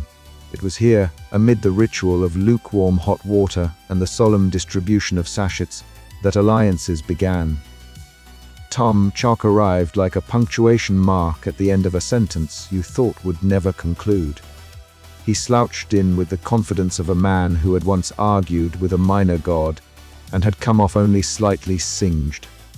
Where Norman had thinly ironed suits and ink on fingernails, Tom had scuffed shoes and a tie that looked as if it had known better days. He regarded the kettle with a smirk of affectionate derision. "You look like someone who misplaced a particularly important paperclip," he said, peering at the folded paper Norman kept in his hand. "I misplaced a stamp," Norman said, "and then it misfiled itself and then reality hiccuped. It's probably my fault." Tom grinned. "Wrong answer. Start again. You misplaced an obsolete administrative implement and accidentally triggered a sequence that a machine with the temperament of a bored literalist interpreted with shocking orthodoxy." Better. Norman did not feel better. He offered Tom the paper towel-wrapped stamp like a relic being returned to a church. Tom took it reverently, then less reverently, and eventually put it in his pocket as if it were a conversational gambit. Rita K. Finch arrived not with flourishes but with a binder. It was the sort of binder that implied the sum total of people who had ever been ignored and the possibility, without exaggeration, of a small revolution. Rita's entrance altered the acoustics of the room. Where Tom's presence created the possibility of jokes, Rita's created the possibility of organized chaos. "If you're trying to unwrite the end of the world," Rita said, opening the binder to a page that seemed thick with precedent, "we do not advise volunteering without representation." Norman stared at her. Representation. The department has rules about revocations. The union has rules about procedures. Between the two, we can file something that will force them to look at it. Or at least make them sit in a room long enough for us to chew the adhesive on our office chairs. Either way, it's preferable to panic. Panic, to Rita, was an administrative problem. Norman liked that. He liked how she treated cosmic crises as matters of contract and ergonomics. They found Mies Enoch in the sub-basement, where the air smelled faintly of cleaning solvent and old minutes. He was polishing his brass-handled mop with the kind of care reserved for sacred objects and antique instruments. There is a way an experienced custodian cleans that suggests he has been present for more than floors and forgotten coffee cups. Mitha. Enoch cleaned with the measured attention of someone who had once been present at the signing of things. He seemed, from the stains on his overalls and the steady warmth behind his eyes, to recall a dozen governments and half a mythology's worth of memos. "You want to know if an exception exists?" he said without preamble, as if the question had been sitting in the air for some time. They put the exceptions in the margins so people would read less of them. He led them past files that smelled like afternoon sunlight and dust, and opened a ledger whose pages were thin and slightly seraphic with age. He tapped a line in the margin with the butt of his mop. The text he pointed to was written in a cramped, patient script, and had an addendum in a hand that sagged into the border. Curative Act. Where human testimony and a non-departmental appeal are provided, precedent can be created. Condition: curative acts must not create unreasonable risk of further ad hoc endings. If you can find an appeal from someone very important, Mayor. Enoch said, closing the ledger with a soft thud, "You have something to move with." Norman felt his pulse do the peculiar thing it did when he discovered a footnote that made the world slightly more complicated and slightly more hopeful at once. He wrote the phrase down in his notebook in small, careful letters. The handwriting made the sentence feel smaller and therefore more possible. There was, of course, the question of who qualified as someone very important. In bureaucratic contexts, the title was slipperier than it sounded. In ordinary life, it would be a minister or a director. In departments that managed reality, it could be anyone who enjoyed biscuits and veto power. Norman had one mental image: a recluse who had a finely polished teacup and a refusal to be interrupted by unsolicited paperwork. Azra arrived when the office was half empty and the lighting had the indecisive quality of afternoon that could not decide if it wanted to be evening. Azra's coat shimmered in a way that made fluorescent strips seem frankly pedestrian. There was a small flock of paper clips that clustered around Azra's cuff like birds around a lamppost. "How do you like your biscuits?" Azra asked, accepting an offered plate with the solemnity of a monarch and the appetite of someone who had been on secondment long enough to appreciate novelty. Norman, who knew far more about forms than metaphysics, waited to be told what kind of fee a minor deity might accept. He had imagined gold or a small sun, or perhaps a declamatory poem. Azra accepted a paperclip and a stale chocolate biscuit with equal delight. "Paperclips are the currency of contracts," Azra said, speaking in elliptical metaphors that might have come from an oracle who had taken a course in corporate governance. "And biscuits are the unit of measurement for human stubbornness. Exchange them for favors wisely." The favor, insofar as Azra would favor anything that was not quite a miracle and not quite wholly contractual, was to translate the metaphysical part of Norman's problem into something that could be presented on paper without being gibberish. Azra did this by describing the mechanism of a revocation as if explaining the plumbing of a cathedral to a plumber who only understood architectural metaphors. It made sense, unimaginably, and felt as if the cosmos had finally provided a diagram in which the pipes were labeled with sticky notes. "We can provide cover," Azra said, nibbling at a biscuit. "Not erasure, not realignment, those are the ambitions of the very important and the very bored. We can provide a way to gather the evidence, to make the human case legible to people who think in clauses. But there are costs. Paperclips go missing. Biscuits develop crumbs. It will be messy, messy," Norman repeated. The word had sounded to him like a small benediction. Ariovost agreed to step out from behind her red pen long enough to listen. She had been, when Norman had first met her, the implicable shape of the department, neat, authoritative, the sort of person whose memos could cause lesser clerks to feel the seasons shift. Yet when she heard the ledger Mr. Enoch produced and the plan Azra suggested, something guarded and brittle in her softened. "If we are going to expose ourselves," Aria told them, "we will do so in a way that the directorate cannot dismiss as amateurish. If you will bring me testimony, and if you will do it through channels that leave a paper trail, I will authorize limited access to the protocol archive. You have 1 week." "1 week," said Gideon Furl when he piped up from behind the humming of his console. Gideon had been listening. He had been listening because listening, for a systems analyst, was mostly a pleasure. He had been following log files like a person follows a loved one's handwriting. The access he could provide would not be glamorous. He could, however, make sure that their visits to the archive were recorded in a way that could not be dismissed as subterfuge. "Access tokens will be strict," Gideon warned. "You will be watched. The archive likes witnesses, oddly enough. It prefers them to be deliberate." "We will be deliberate," Writer said, "and we will bring witnesses. We will organize testimony from people whose lives demonstrate the value of mess. Midwives, teachers, a man who keeps a stubborn dog alive by yesterday's leftovers. Those are the sorts of human things that cannot be easily translated into the directorate's calculus." Tom snorted. "You mean people who improvise and do not hide behind regulations when someone needs them. We will stage small humanity."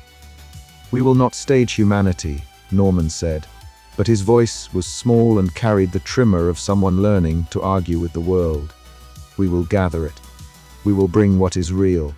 And then, as if the cosmos had been listening from behind an opaque pane and decided it was time to speak, an envelope arrived. It settled upon Aria's desk with the finality of a paper gavel. The stamp was dark and official. The words within were blunter than the group had hoped, a notice of a cosmic audit. The directorate's auditors would arrive in a manner the department's memos assured them was less theatrical than actual disasters and more thorough than negligence. The phrase cosmic audit sounded to Norman like a reprimand from a parent who had once been excited about you and now suspected the worst. To everyone else in the room, it sounded like a deadline. An audit will look for precedent, Tom said, reading the single-sentence directive aloud with his usual dramatic timing. They will catalogue anomalies and make sure nothing sets precedent. In short, they will be very, very good at being fearful about the future. Rita slammed her binder shut with the authority of someone who negotiated lunchroom schedules into law. Then we must be quicker. The union will call for testimonies and a formal petition. We will mobilize. We will gather the midwives and the teachers and the improbable men who sustain stray animals. We will make the world legible to them in a way their auditors cannot ignore. They will try to privatize endings while they are at it, Gideon muttered. I have logs of meetings with parties who have the sort of pockets that make auditors' suits look fragile. They talk about efficiencies and revenue streams. Privatize the end of the world, Tom said, as if tasting the words for the absurdity they deserved. Sell the last breath as a subscription service. Paper apocalypse. Premium catastrophe tears with complimentary towels. How do you monetize an afterlife? You do not monetize an afterlife, Arya said, with the exact moral precision a clerk reserves for doctrinal matters. You do, however, prevent private entities from setting dangerous precedents. If the audit is ideological, it will be framed in a language their shareholders understand. We must frame our argument in a language the directorate understands, documented precedent, witness testimony, careful channels. The week that followed looked like the inside of a clock being rewired by people who normally only cleaned clocks and took lunch breaks. Rita sat at a table that became a command center. Writer's binder expanded to include lists, sub-lists, and an appendix of emergency biscuits. Tom wandered corridors whispering suggestions that ranged from the brilliant to the ridiculous, and sometimes both at once. Norman wrote letters and received them back annotated in red pen, which felt like a strange but necessary intimacy. Meh. Enoch took them to the basement ledger at the oddest hours and hummed the tune of a lullaby that sounded suspiciously like the early minutes of creation. They filed petitions for access and waited. The archive answered with a careful bureaucratic nod. Limited viewing would be allowed, the memo said.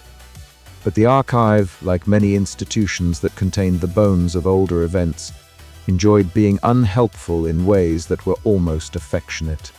The restricted subsection Norman needed made him wear a badge and enter alone, while a camera watched him like a conscientious ancestor. The logs recorded his breath and the timid scratching of his pen. Gideon, from his console, sent tiny assurances across cables and fiber optic threads. We will watch the watchers, he said in the language of systems, and he meant it. Inside the archive, the air had the dryness of a place that had been preserved not out of reverence, but because it made paperwork last longer.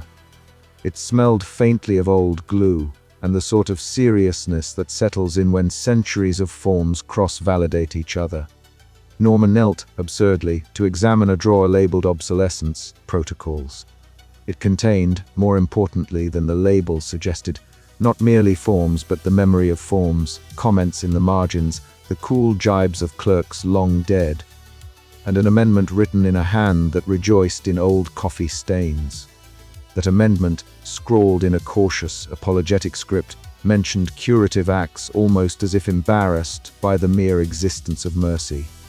When he emerged from the archive, Norman felt as if he had been given a map to a place he had always thought unreachable. He had in his hands a thread of legitimacy.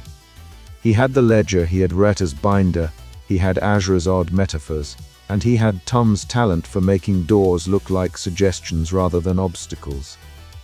But he also had the envelope from the directorate, which sat like a night watchman on his desk, audit imminent. They will come prepared to be frightened of everything new, Tom said, leaning against a file cabinet as it hiccuped in sympathetic solidarity with the rest of the world. Auditors are trained to distrust precedent that smiles. Then we will make precedent that smiles and has receipts, Rita said, folding her hands into the shape of someone who had once negotiated a contract with a dragon. Norman's hand went to his tiny stapler. He had never felt more certain that janitorial alliances, biscuit economics, and marginalia could save a world than he did in that moment.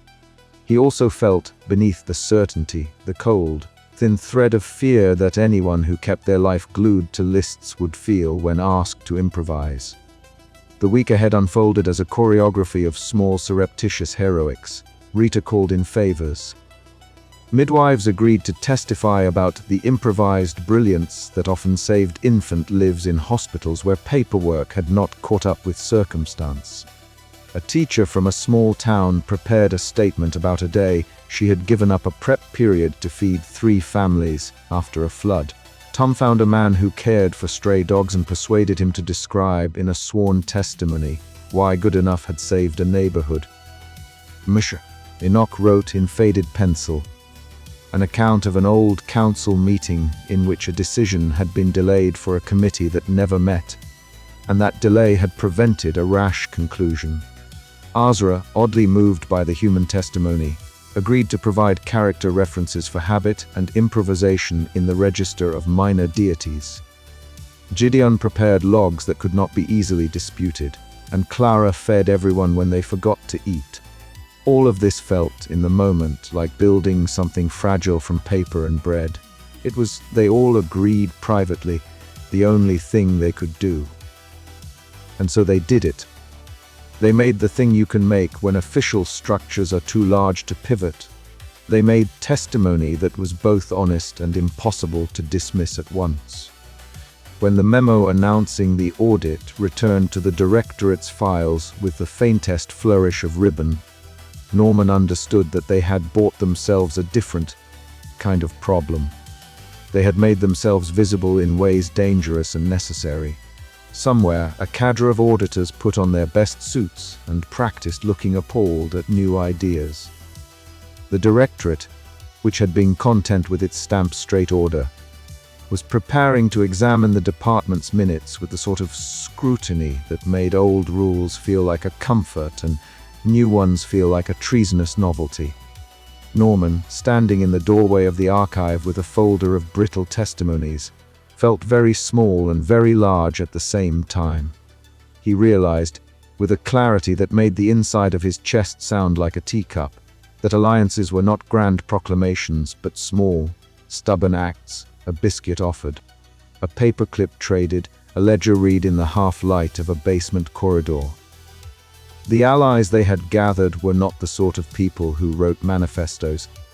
They were the sort who kept the world running by improvisation, by small acts of kindness, and by the ability to file a complaint with legal precision. And beyond them, in a building that smelled faintly of ink and authority, Auditor Primus paced. They would arrive, Primus would declare, because the department had the unseemly habit of making exceptions. It was Primus' job to be vigilant against the careless expansion of mercy. Norman thought of Primus as an immovable object made of good intentions and a dislike for precedent. They will be less like judges and more like people who have never met a footnote they did not want to remove, Tom said, trying to lighten the mood. Bring sandwiches that are both tasteful and legally defensible. Bring biscuits, Rita corrected, and bring witnesses. And bring me your forms properly collated. Norman, for once, managed to smile back at the world. The smile did not erase his fear. It did something else. It made the fear feel like a tool. He would file. He would collect testimonies. He would learn the strange and complicated art of improvising within rules. He would stand beside his new allies and, if necessary, look Auditor Primus in the face and say that some things were worth messy precedent. When the kettle went off that evening, it did so with a triumphant bubble. For once, the sound seemed less like a small domestic appliance and more like an unlikely trumpet. Norman put his stapler away, tightened his collar, and prepared to be a part of a thing he had never imagined he would join, a modest, paperwork-fueled rebellion in defense of the human right to be imperfect. Outside, the world still hiccuped. Inside, the department made plans, the allies took notes, the janitor hummed to himself. And somewhere, in an office whose blinds made decisive patterns on the carpet, a black envelope waited in the directorates in basket for the auditors to sign and carry away. It would be there, Norman suspected, like a storm front. They would arrive soon. They would ask for precedent. And when they asked, Norman and his small, improbable committee would answer with biscuits, paperclips, marginalia, and testimony that smelled like actual human life. If you had asked Norman what he expected when he set out with a stamp and a sandwich, he would not have predicted how ordinary the rebellion would feel. He did not foresee how many people would be willing to testify that messy, improvisational acts had mattered. He did not foresee how, in a bureaucracy devoted to the sublime, human tenderness would suddenly become the most compelling evidence of all. But he had learned something that week, that allies arrive in biscuit form and ledgered margins, and that sometimes the best way to answer a cosmic institution is with a stack of forms that hum with the warmth of real lives. The audit would come. They would have a dossier, and if Norman's hands trembled when he turned the binder over to Rita, that tremble was, he decided, an honest one. They had a week, they had allies, they had a plan. The directorate would be watching. Auditor Primus would be waiting. And in the quiet corners of the archive, a marginal pencil note flapped like a small, brave flag curative act with witnesses and a non-departmental appeal. The note looked, against the dullness of policy, like a promise. The chapter, if chapters could have hearts, ended not in triumph or collapse, but in the peculiar limbo of preparation. Norman walked back to his desk with the folder under his arm and the sound of the kettle in his ears. He felt, in the way only someone who has spent decades making lists can feel, both terrified and resolutely ready. The next step would be to gather the world in paper. The one after that would be to present it to people who were very good at saying no. But they were no longer alone. And somewhere, beyond his control, the directorate's auditors adjusted their ties and made room in their schedules for an unpleasant possibility that precedent could, in fact, be made by people who smelled of biscuits and who wrote lovingly in margins. Norman, clutching his stapler, considered the absurdity of saving the world with a tiny piece of metal and some carefully compiled testimonies, and felt, ridiculously, as if he had been promoted. A week then, a ledger, allies, a looming audit, and a marginal note that said, faintly and in pencil, perhaps. The kettle boiled again, as if to applaud. The protocol archive smelled faintly of paper, lemon biscuits, and an old kind of seriousness that had once been useful, and was now mostly ornamental. Norman had imagined archives before the dim rooms of his childhood library, where card catalogues kept secrets about summer reading lists, but this was an archive that had been built when endings were first scheduled, which meant the shelves were not simply physical furniture, but curators of generations of consequences. They descended to it like a pilgrimage, though Area would have called it a tactical access request and Rita would have called it a health and safety nightmare.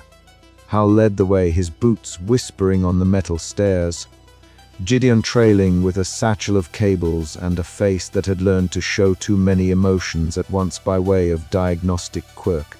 Clara carried a tin of biscuits, as if to lubricate fate with baked goods. Tom drifted behind, puckish and unbothered, except that there was a small, resolute line at the corner of his mouth that suggested he was more invested than he let on. Azra flitted between them like a coat on a hook that occasionally rearranged the hooks. The archive itself was a room that did not seem able to decide what century it belonged to. There were card catalogues and oak shelving, and then, inexplicably, a bank of humming terminals whose translucent screens displayed syntax that belonged to several dead programming languages, and one that probably never existed at all. The ceilings were high enough to be reverent. Somewhere beneath the reverence, the pipes sang a minor key, and the emergency lights blinked with the patient rhythm of someone rehearsing a complaint. Norman felt his spectacles slip as he looked around. Up here on the 8th floor, with memos and teapot and the faint smell of burnt kettle, the department had the air of being a place where nothing much happened. Down here, among the ledgers and the charters, things had historically happened forever. So this is where they keep all the bits nobody's supposed to look at, Tom observed, fingers resting on a ledger spine as if it might bite. You can tell by the way the dust has formed committees. Please keep comments to a minimum in the presence of the archive, Arya said, though it came out almost fond. She had a red pen that reflected the archive lamps in a sharp, unwavering arc. Gideon took off his glasses and peered at a column of faint ink, his breath fogging a tiny hollow on the page. He was the sort who treated logs not as records but as companions, aligning their syntax into sentences the way some people arranged flowers. He set a small scanner against a page, and the machine hummed like a sufficiently awake insect. They were led by Hall to a subsection labeled with a brass plaque that read Protocol Archive, Restricted. The lock had the kind of combination that made Tom whistle appreciatively. Rita produced a stack of forms she had negotiated and folded with the same tenderness some people used to fold sweaters, and no one would have blamed her. You do realize there's a cosmic audit queue for this kind of thing, Gideon murmured as he set to work. They're not fans of people poking at precedent. They are less fond of people who allow an activated Armageddon to go without redress, Arya said. All the more reason to be careful. Rita clicked her binder shut and handed Norman a page that had been stamped with a dozen approvals, union seal, temporary access, health indemnity. Take it slow, she said. There's history in the margins and politics in the boxes. Also, do not touch the green ribbon unless you're comfortable with metaphysical consequences. Norman held the sheet like a talisman. To him, the archive felt like an attic populated by a civilization's marginalia, annotations that had been scrawled in panics, amendments that smelled faintly of grief, and a lot of commas placed with heroic indecision. He approached a cabinet and opened drawer after drawer. Each one had its own personality. Some drawers sighed with relief when opened. Others regretted the disturbance and made Norman feel like he had interrupted a nap. It was both ridiculous and immediate. He could feel that the world outside was hiccuping and folding, and that somewhere in these drawers someone had written about how best to mop up the washing machine. Gideon, in his quiet, meticulous way, was already at a terminal, feeding lines of old archive format into a conversion algorithm he had written in the small hours after too much tea. His fingers moved with the kind of confidence Norman admired, but could never quite emulate. There's a lot of cross-linked marginalia, Gideon said. People used to write their feelings in the margins in case the statute didn't cover them. People were simpler then, Clara said, offering 2 biscuits. Or at least they thought they were. Clara's biscuits were more than morale. They had the technician's effect of altering humidity and morale simultaneously. Norman accepted one and felt guilty, which was facially a good sign that he was still himself.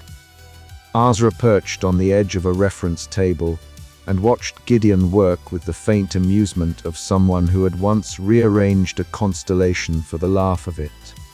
The archive is less a place and more an attitude, Azra said, bits of confetti in their eyes catching the lamps. It collects certainties the way a hedgehog collects leaves. Can archives get hungry? Norman asked before he thought. It was the kind of half-joke that came from years of trying to make paper feel less like an adversary. Only if people feed them cliches, Azra said. Bring something original. It was, in a way, what Gideon was doing. He was feeding the archive something besides the same old petitions and memos. Syntax that could translate the archaic encoding into language the modern systems and the living could understand. The screen flickered as the conversion algorithm, not so much rewrote the past as reintroduced it. Lines slipped into clarity, amendment numbers, cross-references, a note in a particularly crabbed hand that read, "Curative exceptions to be applied with irrefutable human testimony and either someone very important's signature or an immediate proxy authorized by the Charter's annex." Irrefutable human testimony, Gideon repeated, and the words had the weight of a bell. There's a marginal amendment here, a sort of postscript.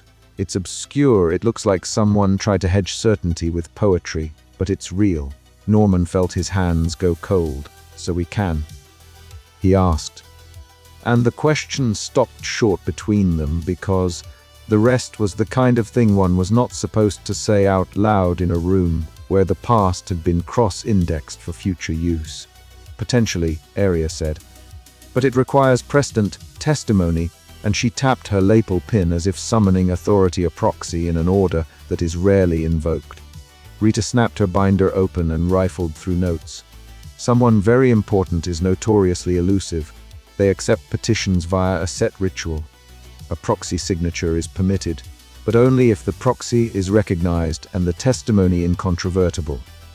So we need human stories that are so flagrantly, undeniably human that no amount of policy could weight them down," Tom observed, and if his voice was wry, there was nonetheless an edge of brightness to it, the kind that happens when a puzzle becomes a puzzle plus stakes. "And we have to get this in before the audit," Gideon said. "If the auditors lock precedent, while everything's still open, the archive will be sealed, and that amendment will be just another footnote." The reality engine sat outside in the hum of the building like a professional with a headache, indifferent but resolute. Down here, among artifacts and annotations, the idea of precedent had an almost ecological quality. Some precedents were ancient trees. Others were opportunistic seedlings that could, with the right amount of water and argument, root themselves and grow into rules. At that moment, the lights threw a shadow that belonged to someone tall and purpose-built. A mid-level clerk, even Ma, materialized at the end of the aisle. He wore ambition like a new suit. "I thought I might assist," he said, and for a second the words were small enough to be innocuous. "Assistance by whom?" Rita asked, not unkindly but with the compact clarity of someone who had never met Even but could already smell his motives. Even smiled as if he had been waiting for the archival moment to dress up in his professional face. "I have been following the case file. I thought perhaps I could be of service to the Directorate.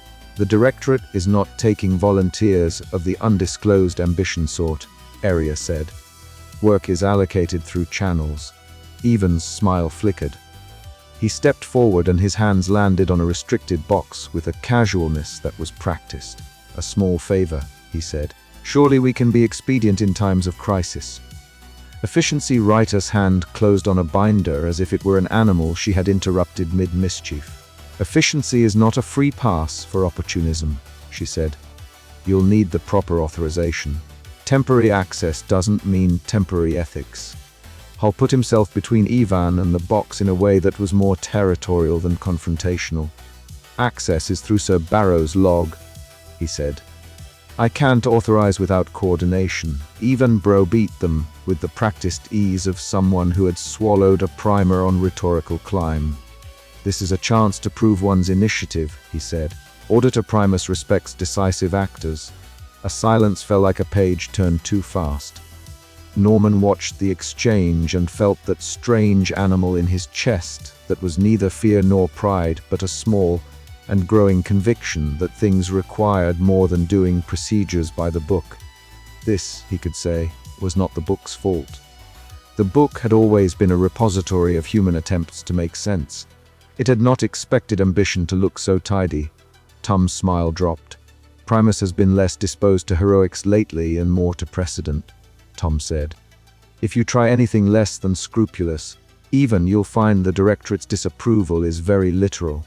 Even's jaw tightened, and he took his hands from the box. He left with a parting glance that promised complications. The threat was not dramatic. It was the bureaucratic equivalent of a ticking clock, small, regular, and relentless. Hell make it worse for us, Gideon said once even had gone. If he tattles, Primus might fast-track the seal to show decisive authority. Then we must be faster, Arya said. She took the marginal note Gideon had highlighted and circled the lines with the precision of someone who had once delayed a catastrophe for love and had kept the procedure like an icicle of memory. We build precedent in the margins. We must be rigorous and human in equal measure. Azra hovered and spun an index card between luminous fingers. The archive loves a good story, they said, but it respects corroboration. Gideon leaned back, the hum of the terminal filling the space like a companionable cough. There's an amendment here, yes, but notice the clause. It calls for irrefutable testimony. The language is deliberately theatrical. Whoever wrote it wanted to protect the archive from whimsy, so our evidence cannot be theatrical. It must be small and stubborn and utterly human. Norman found his throat wet with a kind of honest panic. Irrefutable testimony sounded like something that should be presented by a tribunal or recorded on national stone. Instead, it demanded things like midwives improvising deliveries, teachers pausing syllabi to rescue a child's day, a baker giving away loaves in a blackout. These were not epics. They were acts that would not have registered in policy logs, but would have indelibly demonstrated human worth. We will have to gather them, Rita said. We will have to create a thread of human things so plainly undeniable that the Directorate cannot refuse to see the pattern. And we must do it before the audit, Gideon said. If the audit arrives and decides to privatize the department, it will have an interest in precedent that supports saleable finality. A chill slid along the shelves. Private contractors, Gideon said, would not be invested in preserving messy human mercy. They would like tidy endings. They would like profitable certainty. The thought made Norman's teeth ache with indignation. So we collect moments, Tom said, and for once his smirk was plain and earnest. We gather small, blunt, human stories that will be better than a signature and worse than a miracle. They worked until the terminal glowed with an archived tree, lines and references that could be argued from now until tea time and beyond. They made lists, ticked boxes, and wrote witness requests with the kind of care Norman had once reserved for his mother's letters. Clara folded another biscuit into a napkin and passed it around. By the time they left the archive, each of them carried a kind of quiet that was half exhaustion and half purpose. They had, in a way, moved from panic to plan. Norman felt oddly light despite the gravity. Intention had been made out of fear, and sometimes that could be enough to move a mountain, or at least to postpone its formal appointment. Hall, as they ascended the stairs, said, softly, "You all know this will change things, yes? If we find evidence and present it, they'll have to reckon with the charter in a way they haven't in a very long time." Arya's red pen tapped the rail. "Change is precisely what the department has needed for years," she said, and Norman thought he heard, for an instant, the softness beneath her armor. They emerged into the fluorescent daylight of the department, like people who had returned from deeper waters. Upstairs, the kettle hummed its patient, lukewarm song. The world outside was slightly hiccuped. A streetlight blinked, as if deliberating whether to be afternoon or evening. Prophet voicemail cues ticked on, indifferent and ridiculous. But underneath that small absurdity there was a new plan, an evidence-gathering circuit of human kindness, a campaign of tiny proofs to be marshaled into irrefutable testimony. They had, Gideon said, an amendment and a direction. They also had a mid-level clerk with a taste for promotion who might, at the most inconvenient moment, write to Auditor Primus with the kind of honest, accurate account that was designed to make him look decisive. Norman's stomach made a small grieving noise. He felt suddenly and entirely responsible without feeling particularly heroic. That was perhaps where he always lived, at the threshold between procedure and improvised error, which was to say, honestly human. Azra brushed Norman's sleeve with an absent, glittering hand. "Go get them their stories," they said. "And remember, the archive likes the inconvenient truth more than polished lies." He looked at the faces around him, at Writer's steady hands, at Aria's pin, at Gideon's tired devotion. He thought of the amendment in the marginalia and the list of things that would count as irrefutable.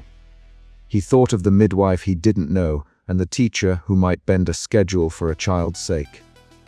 He thought of even Ma and his tidy ambitions. Outside, somewhere, the world hiccuped again. A mountain hiccuped and shook its head as if it had swallowed a pebble, and Norman, with his ink-stained fingers and his stapler tucked like a comfort, began to make a plan that was as close to courageous as he had ever been. They would collect testimony. They would make precedent. They would go out into a world that was falling into absurdity and gather the ordinary bravery that would save it. And in the back of Norman's mind, like a footnote waiting to be read, the biggest worry remained. Would Pandora's auditors see their work and call it precedent worth sealing against the very mercy they sought? The question, like a margined line, leaned toward them with expectation. The chapter closed not with a decisive signature, but with a file packet unsealed and a list forming: midwife contact, teacher witness, bakery voucher, prophet voicemail excerpt. It closed with the image of Norman, clutching his tiny stapler, walking back through the department to a teapot that never seemed to boil properly, and a phone line that was held open by bureaucracy and hope in equal measure. And if the archive had a voice, it would have whispered in the kind of dry, amused way that things which have seen a great deal whisper: be careful what you prove. The past will always come to call you by the name you used when you were small. Beyond the lamps and ledgers, in a room where policy was worshipped and footnotes were altars, Auditor Primus made notes on an unreadable tablet and decided, in the cool of archival clarity, that this matter would be worth watching. Which was, Norman suspected with a mixture of dread and relief, both the beginning of their work and the trapdoor beneath it. The audit loomed like a scheduled storm. The amendment waited like a delicate instrument, and the team stepped, with sticky biscuits and legal pads, into the errand of making mercy legible. They had begun to write a story that would have to be believed. And belief, the archive cautioned, is often better when it's in triplicate. The lights of the department pulsed with an officious cadence as they returned. Upstairs, memos awaited their signatures, and the teapot coughed. Norman set his stapler down, and for once, he did not feel the urge to line up every paper perfectly. The world was wobbly, so were the rules. He had a pen with which to write marginalia, and if nothing else, that would have to be enough. Outside, a lamppost winked as if conspiratorial. Inside, a drawer had been opened. Between them, the rest of the work waited to be done. And someone very important, somewhere, was being fanned a biscuit and briefed on the merits of marginalia and mercy. The thought was both infuriating and oddly comforting. The audit was coming. The archive had given them a way forward. They had, at least, a beginning. The rest would be stories. Norman had always suspected that cosmic indifference had a phone number. He was, after all, used to the idea that the universe had a filing system, that it liked things in order and preferred a particular kind of ink on a particular kind of paper. The Department of Catastrophes, with its 11 fluorescent easels of grey cubicles and a kettle that stewed on a single, mournful boil, was a concrete manifestation of that suspicion. On the morning the phone system began to sound like an elaborate trap, Norman discovered, with a small, private dread, that the department's hold music had been upgraded, not improved, upgraded. It had been remixed into something that was almost a hymn and almost muzak, and entirely designed to convince a caller that time did not exist in any useful way. He found himself at his desk, spectacles on the very edge of his nose, the tiny stapler in his hand like a child's talisman. The kettle reached the same undecided wheeze it always reached. Clara's biscuits steamed in a jar under the glow of an emergency lamp someone had labeled "Do Not Touch." Norman. Tom Chalk's voice arrived at precisely the moment Norman wished it had not, which is to say it arrived in a manner both comic and perfectly timed. You're not actually dialing directorate, are you? Norman jabbed at the handset as though it were a stubborn page in a ledger. The line on his desk screen read, "Divine customer service, Sodrach Zur." The hold icon blinked like a slow, indifferent heartbeat. "We need," he tried for authority and only produced a squeak. "To request a preliminary rubber stamp." Tom whistled, not with respect but with something closer to admiration. Bold move. There are two kinds of people who will joke when the world seems to be winding down.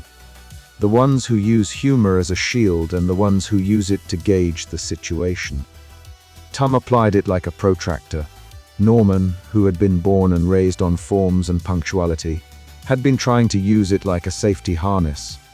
Before the sandwich episode that had already begun to wobble continents, Norman had believed in the sanctity of steps. You filled out a form, you got a stamp or a note. The world went on. Now the steps were crooked like a staircase in an old fairy tale, and the top step threatened to fall away. The phone's hold music phased into a thin voice. "Your call is important to us. Please continue to hold. Messi-level queries will be answered in the order received. We apologize for any inconvenience this may cause to the universe." It was a perverse kind of humor, a heads up that the department recognized scale and also thoroughly resented it. Norman could hear the faint, off-key plunk of harp strings under the pre-recorded apology. The message looped. The harp tried to be soothing and ended up sounding like someone euthanizing a xylophone. From other desks, murmurs rose like steam. Gideon coughed and typed into a terminal whose glow suggested he was trying to rewrite fate in a child-proof font. Rita stood at the entrance, arms folded over a binder whose label read, in her precise hand, "Emergency Rights." Azra lounged nearby, raincoat shimmering like a coat rack that had learned to breathe. "Line 17, Clara said suddenly, as though reciting a public service announcement, and then added, by way of explanation, for Prophet Alice. Norman had a small, selfish desire to grumble about the comedy of everything being on hold. But when he thought about Prophet Alice, a woman who sounded, in rumors and voicemail, like the kind of person who put the last punctuation in the world's sentences, his throat tightened. He dialed forward on the console again, the click of buttons audible in that waiting, watchful way that calendars make sounds when you tear a page.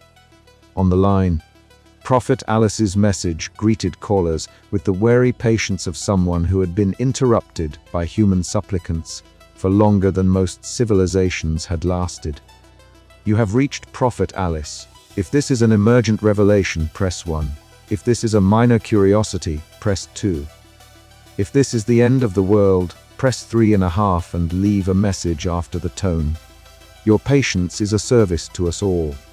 The canned voice tacked on a brief and cheerless confabulation. Average wait time, 27 millennia. "We appreciate your devotion." Norman's thumb hovered. He did not press. The absurdity of hearing prophecy triangularly delayed and compressed into a customer service queue made his ribs atch in a new way. He imagined, half facetiously, what it would sound like if someone decided to buy a premium fast track to destiny. "Priority Revelations packages," Gideon muttered once. Pentium Revelations powered by Synergy. It was Tom who finally broke the spell. He leaned on the edge of Norman's desk, one elbow cushioned on marginalia, eyes bright behind a film of amusement. "You want the stamp, right?" he said. "Yes, right. Have you tried the ledger?" Norman stared. "Which ledger?" Tom produced from under his jacket a book that looked for all the world like a cross between a tax code and the back catalogue of a cult. The spine cracked, and from it issued the warm, confidential scent of dust and a hint of something biscuit-shaped. "Where did you get an auditor's sabbatical stash?"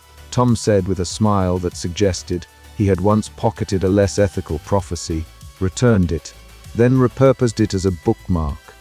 He slid the book across. "It's got notes, not just notes. Marginalia. Past clerks write things down when they're tired. Tired clerks are honest clerks." Norman turned pages with the careful reverence of someone reading a prayer written in pencil. Notes jutted out at odd angles. Tiny arrows pointed to clauses that, in Tom's fingers, read not as technicalities but as breathing things. And then there it was. A skinny, hand-scrawled amendment in an ink that had blurred slightly where someone desperate or earnest had pressed too hard. Curative exception, witness testimony, or authority proxy may supplement signature if rare supplies used as good faith token. Norman read it again. Rare supplies. Not money, Tom said. Never money. Directorate clerks are allergic to currency that counts as profit. But they are soft if you can call a stamp head soft in certain domestic places. A golden paperclip once settled a dispute between two subcommittees. An ancient stapler calmed an interdepartmental strike. Legendary office supplies are, inexplicably, moral capital around there. The room seemed to tilt toward a new possibility, as if the ledger were a compass. Norman's brain, whose default setting was procedures and columned logic, tried to make a neat row of this aberration. Bribery by stationery, it was absurd. It was a lever. Ajra, who had been pretending to clean imaginary windows with a finger on the break room gloss, made a sound like a chime and tossed Norman a paperclip that refracted the light into confetti. Not that kind of rare, dear mortal. That belonged to the vending machine. But Ajra's voice was the sound of someone who knew the value of metaphors and collected paperclips, as if they were small memories. A place in the archives where relics accumulate. Old ceremonies leave things behind. We could look. Arya, watching from her domain of red pens and policy memos, said nothing at first, her jaw set. She looked at Tom, then Norman, then the ledger as though it were an animal she had to name, and then put down. A directorate clerk being influenced by trinkets, she said finally, and the words came out like a diagnostic. That is not how the directorate is supposed to behave. Tom shrugged in that peculiarly theatrical way he had when he wanted to be taken seriously, but didn't want to wear seriousness like a tie. It's how things behave. People are people, even if their job title is impartial stamp. Rita, who had been listening while pretending to arrange grievances by color-coded tabs, peered over her binder. If this is true, she said very carefully, as if she were handling something alive, there's a negotiation here. We do not bribe, we negotiate. But a token of acknowledgement, a ceremonial offering, could be framed as a gesture of good faith. It would be clean and transparent and could be logged. Norman thought of the tiny stapler in his pocket, the one he carried for comfort. He thought of how absurdly attached he was to it, as if it were part of his hand. The stapler was not rare. It was practical and small and affordable and utterly useless as diplomatic capital. Yet the idea that some object familiar and domestic could have doctrine-altering influence felt like a kind of childish salvation. Meanwhile, the hold music had evolved into something darker, not quite a dirge, not quite a jingle, but a loop that suggested the universe was taking tea and thinking about its grief. Norman put the handset to his ear again and, this time, found a human on the other end. "Divine customer service, how may we direct your destiny today?" said a voice which, after years of cosmic indifference, now sounded like someone who had taken a night course in politeness. "We require," Norman began. The line clicked. A rustle, the sound of someone riffling procedures. "Please hold while I consult the nearest rota." He held. He listened to the harp, trying valiantly not to be a harp. He heard office sounds in the background, a stamp like a heartbeat, a chuckle like paper being folded, a cough which might have been an old clerk clearing the weight of an entire policy from his throat. At his elbow, Tom was rhyming legalese to absurdity. "Remember, Norm," he said softly, "language is a living thing. We don't have to kill it with terminology. We might coax it." Corrupting language was, in certain limited circles, considered slightly spicy. Norman exhaled. Back on the line, the human voice returned. "We can issue a preliminary rubber stamp on extraordinary grounds, but it will require corroborating testimony, a notarized witness, and an indication of bona fide intent. Additionally, all preliminary stamps must be countersigned by a directorate observer. Please supply evidence of good faith." Norman's hand tightened on the stapler as if he were gripping a god. "What constitutes evidence of good faith?" he asked. "We're trying to reverse an erroneously activated Armageddon protocol. We need to begin revocation measures. Silence. Machine silence, like a brain in pause. Then, please be advised," the voice said, in a tone that had the thinness of someone reciting a safety instruction, "that the Directorate does not accept monetary inducements. However, in historical contexts where material tokens have demonstrated ritual efficacy, rare office paraphernalia may be considered under Clause 12b. It was as if the handset had turned into a key to a secret door, and then, with typical officialism, labeled itself. Norman felt his face flush with a mixture of shame and suffused hope. He hung up, as though dropping a stone through a pond and wanting to watch the ripples. Around him the office continued. Hall walked past, reciting, in a poetically bored way, some lines of a poem. "We stand at the front desk of endings and ask for a stamp." Norman had in his hand now something like a plan. Not a complete plan, not by any heroic standards, but a plan that breathed.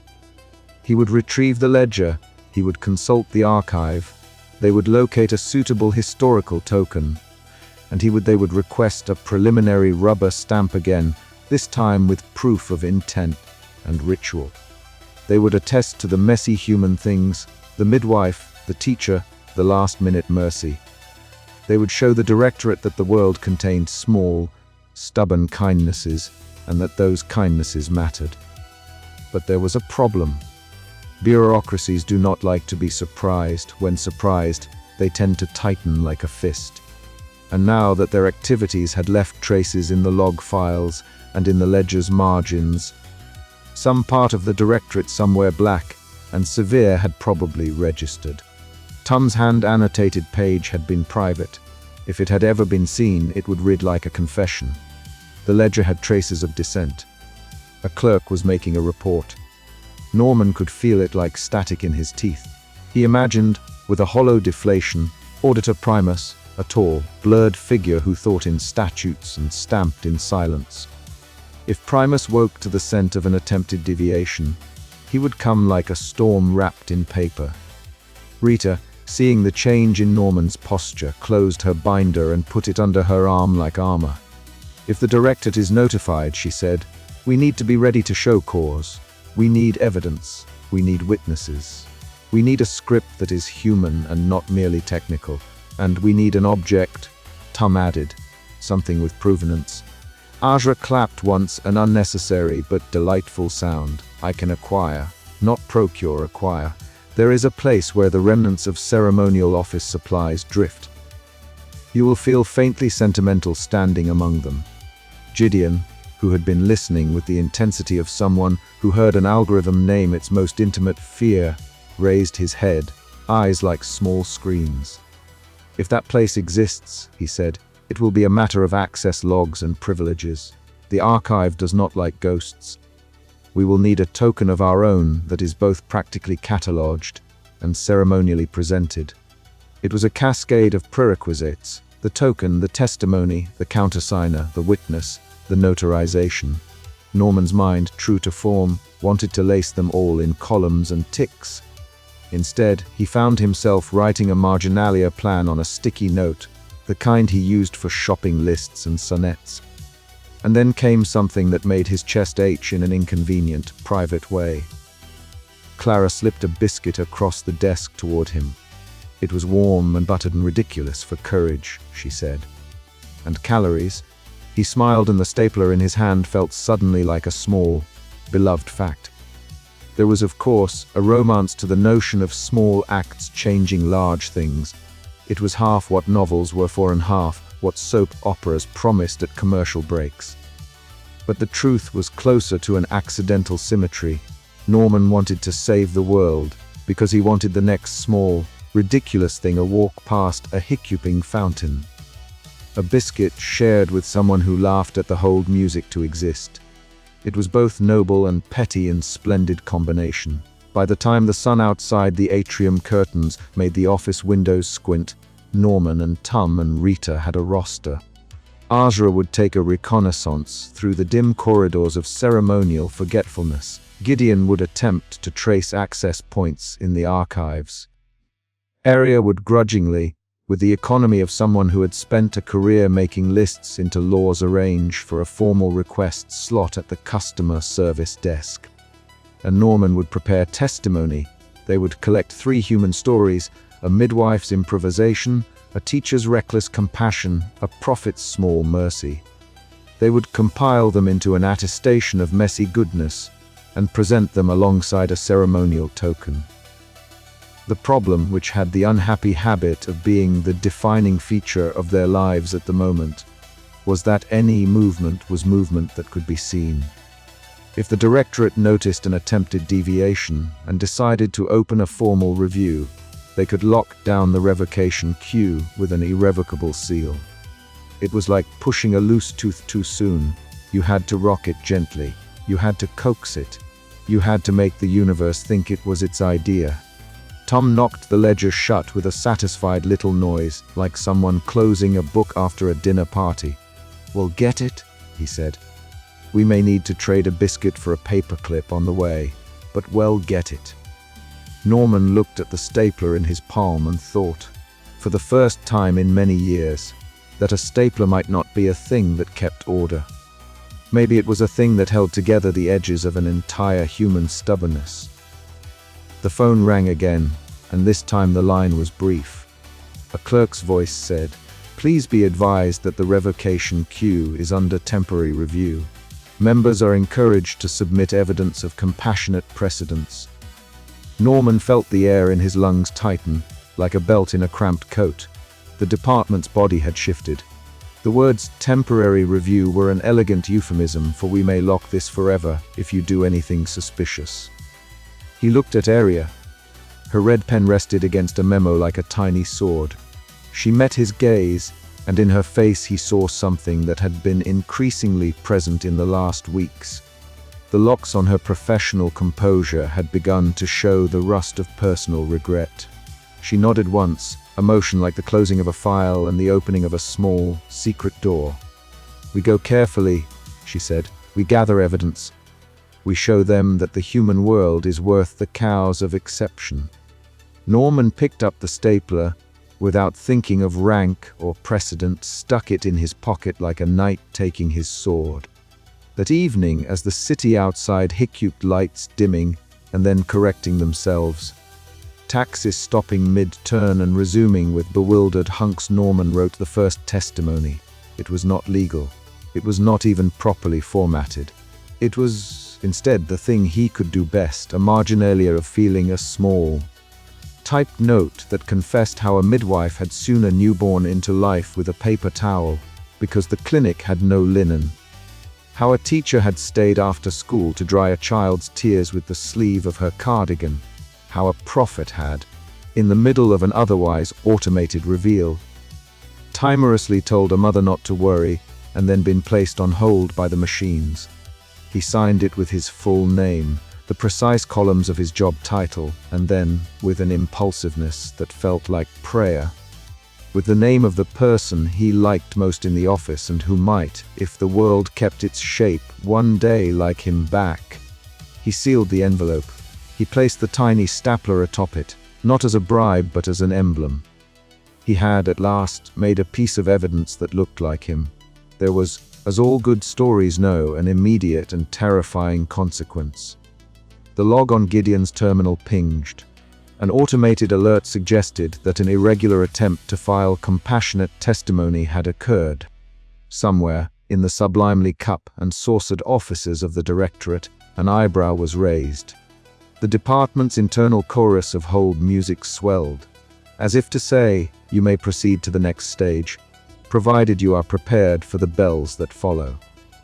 And as the kettle finally boiled a small, stubborn sound of continuing life, Norman realized the next step would be to go to Union Square. He did not know whether Union Square meant a rally or a trap. He only knew that it was where Rita would be happiest, and where, perhaps, the human things they needed to prove mattered could be brought together in one audible, undeniable voice. Beneath the hold music, the office hummed. The world hiccuped politely, as if saving its breath for the thing that might, finally, be worth saying. The handset lit like a candle. Norman put it down and carefully folded the sticky note into his ledger. He walked to the break room to practice the start of a sentence he could not yet finish. "Ladies and gentlemen," he planned to say, "we request a preliminary stamp because we believe that mistakes are the only way humans make meaning." He did not know if the directorate would find that persuasive. He only knew that if they were going to fail, they would fail with biscuits, a hand-annotated ledger, and an odd little stapler held like a small, fragile argument. When he left the break room, someone had left a new memo on the communal board. It read, in careful, legislative handwriting, "The department recognizes the importance of humanistic precedents. Please hold for procedure." Norman looked at it, and then at his stapler. He smiled, which in the scale of things might have been a preposterous act of rebellion. The smile lasted until the kettle clicked off. And then, somewhere deep within the directorate's marble heart, a clerk leaned back in their chair. Their face was a blur, like a stamp smudged in haste. They opened a drawer and touched something cold and metallic. On Norman's desk, in a ribbon of fluorescent light, the tiny stapler left an ink scuff on the envelope. He breathed. The world, small and magnificent, hiccuped on. The sit-in began, as many historically significant disruptions do, at exactly the wrong moment. It began while the kettle in the staff room had finally reached something like a polite simmer, while Norman P. Ledger had his spectacles pushed up in concentration, and the Department of Catastrophes hummed its usual office hymn, a copier intermittently coughing out immediate memos, a distant corridor fan grinding as if it, too, resented bureaucracy. Rita K. Finch arrived with a presence that suggested an organizer who had once made a battalion of small miracles by convincing unwilling people to stand up for something they had not known they were entitled to. She walked through the atrium holding a binder the size of a small ship and wearing a bright scarf that seemed to be sewn from lists. People noticed her the way paper notices rustle when a door opens. It was the sort of arrival that rearranged desks psychologically. Even the potted philodendrons seemed to lean attentive. Norman had been at his desk when she walked in. He saw her first as a motion on peripheral vision, someone tall enough to cast a useful shadow over his stack of marginalia. And something about the way she carried herself made him think, absurdly, of the stamps in the filing cabinets. Small circular things that had the power to change fate if misapplied. For reasons that had nothing to do with risk assessment and everything to do with the shape his heart took when people faced the institution. Norman stood and found his stapler in his hands like a talisman. "Morning, Norman," Rita said, as she passed. She did not ask permission because she had decided very early in life that people who wait for permission get stapled to policy. Meeting in 10, Union Room. Bring biscuits, bring witnesses, bring policy knowledge, and your quiet voice. Sometimes that's louder than a megaphone.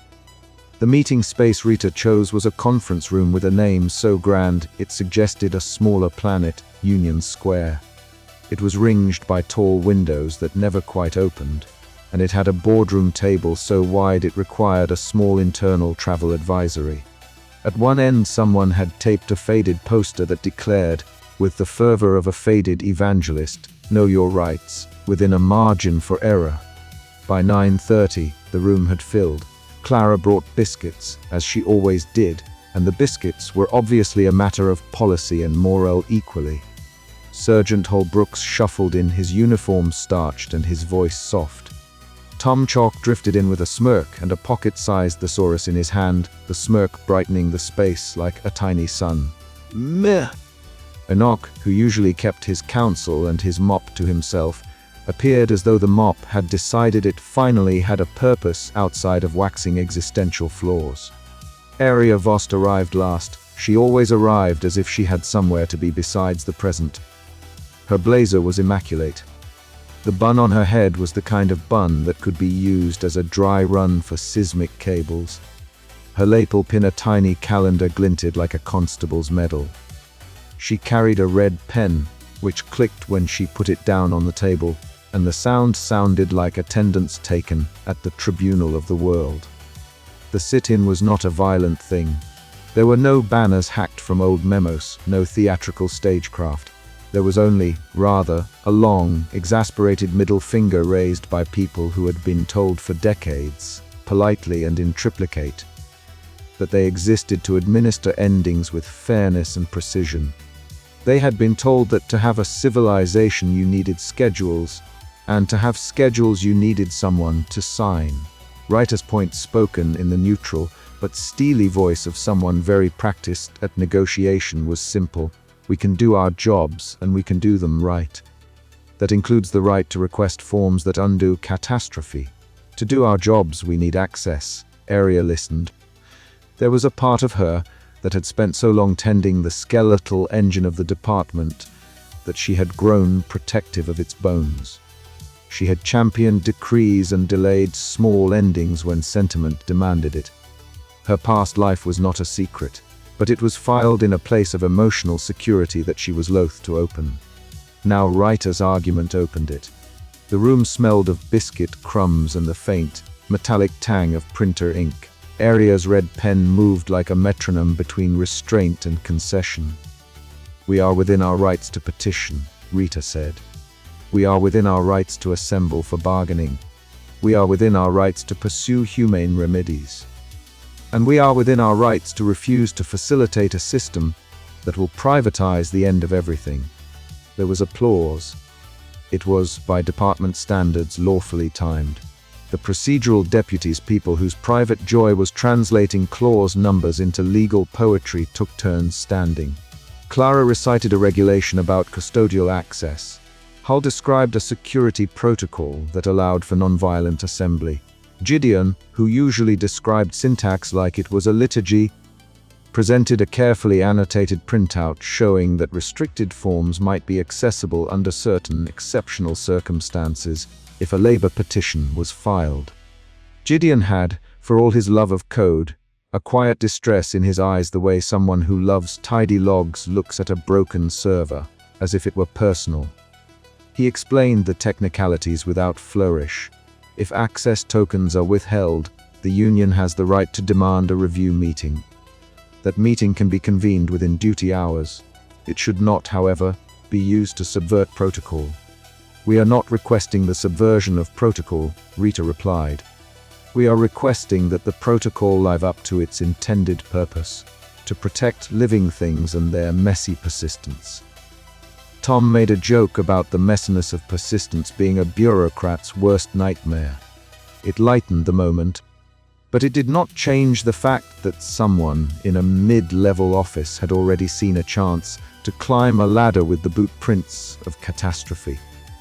News of the sit-in reached ears that liked sharpening pencils and banging gavel-shaped things more than they liked affection.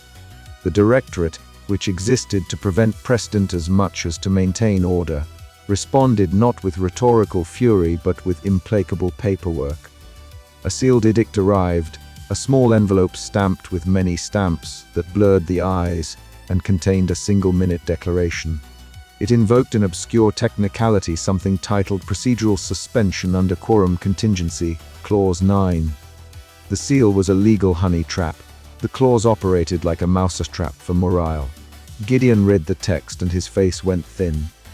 "It says," he announced, "that because the sit-in interrupts authorized access to operational systems, the Directorate may, under Clause 9, initiate a procedural suspension that freezes all changes to active protocols until a review of administrative continuity is complete. That means no new accesses, no emergency revocations, no temporary tokens." The room contained the silence you often find in auditoriums right before the orchestra plays something brutally true. Norman felt the weight of his stapler like an anchor. "How long would that take?" he asked, because asking how long felt like asking how much time the world had before a word became irrevocable. Gideon rubbed his eyes. "In ordinary times, it could be hours. In audit times, it could be days. The auditors are thorough."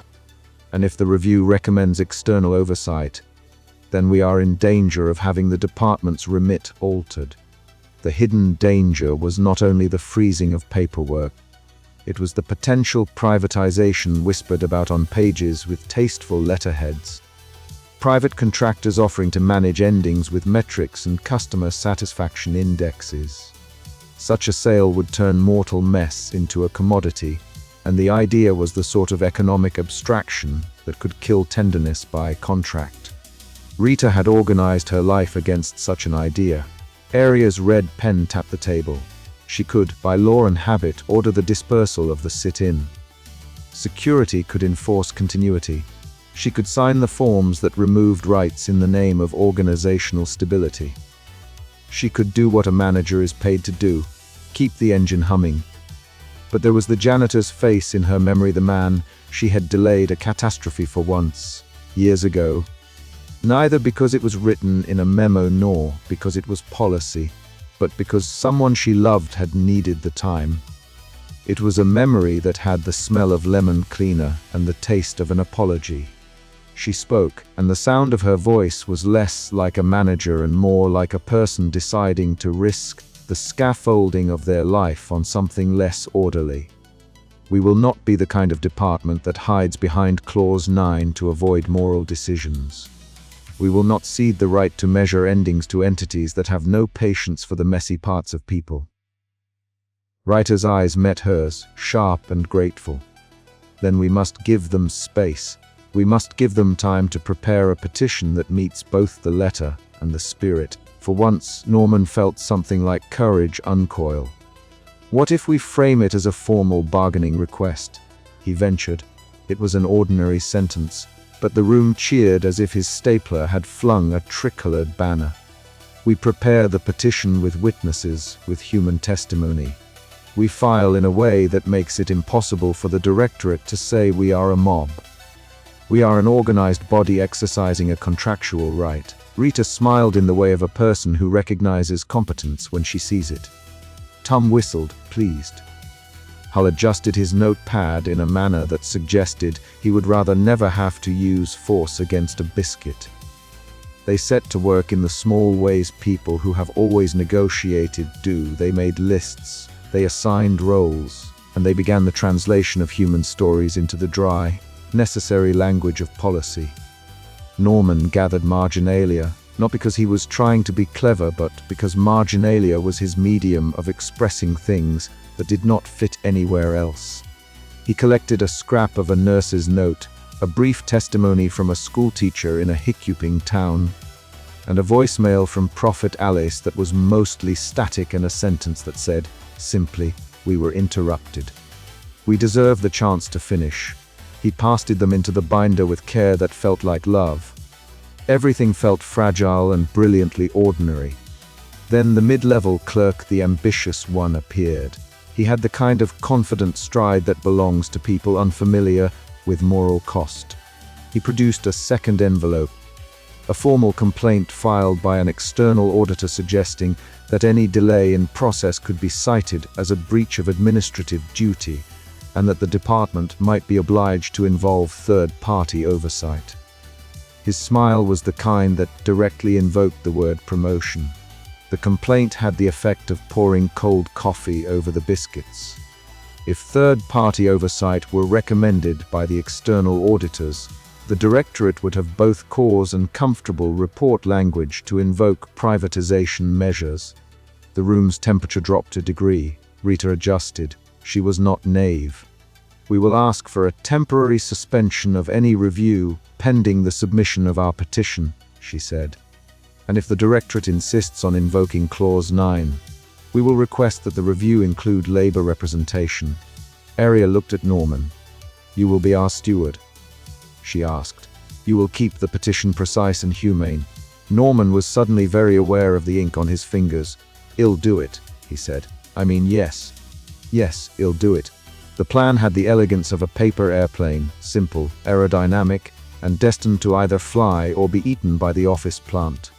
They had times, witnesses, an argument that combined precedent with testimony, and the raw power of people who had decided their work. meant something beyond its policy description. They also had in the background the heavy sound of Clause 9 turning like a clock that could not be rewound. That evening, as the sun angled through the atrium windows and made the department look for a moment like a room in which stars had been misfiled, Enoch wandered between the seated clerks with a thermos of tea and a map of the floor plan tucked in his back pocket. He said, offering Norman a cup once I mopped for a council. They argued for ages about a sky that would not stop raining. People were very good at arguing. They were less good at listening. Sometimes you have to let your shoes be wet to know what the world feels like. His words were not a policy brief. They were a small broom against the dandruff of fear. At midnight, when the chanting had softened to a list of names, and the biscuits had been consumed down to the crumbs that make people sentimental, Gideon found something that made them all still. He had pulled logs, cross-reference time-stamped access requests, and discovered an anomaly during the activation of the Armageddon protocol. A mid-level authorization had been recorded with a call sign that suggested duplication. The logs were a small, embarrassing, and terribly important crack in the Directorate's perfect ledger.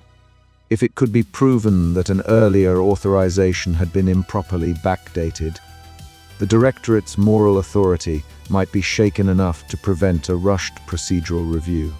It was, as Gideon put it, both terrible news and possibly the best news they had. "We can use this," he whispered. Not to evade responsibility, but to show that the system is fallible in ways that the Directorate has always assumed were theoretical. We will need to be careful. They were careful until they were not. Someone leaked the finding to the mid-level clerk, and by dawn the department had a new problem. A faction of officials whispered about legal recourse and the sanctity of uninterrupted protocol.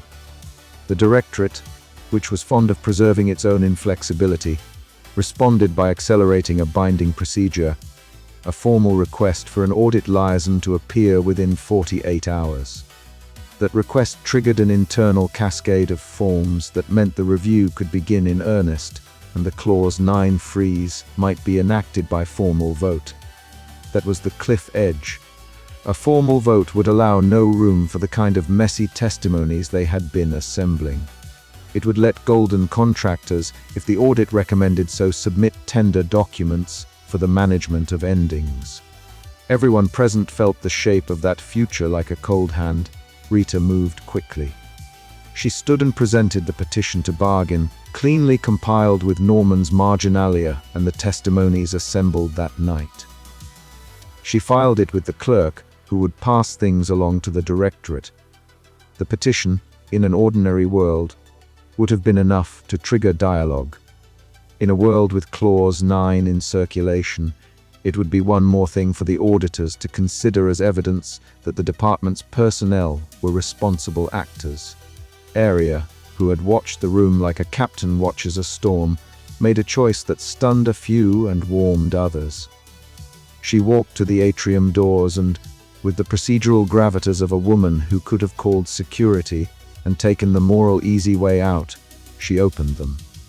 Not to release the sit-in no, that would have been capitulation, but to invite the department's other departments to observe.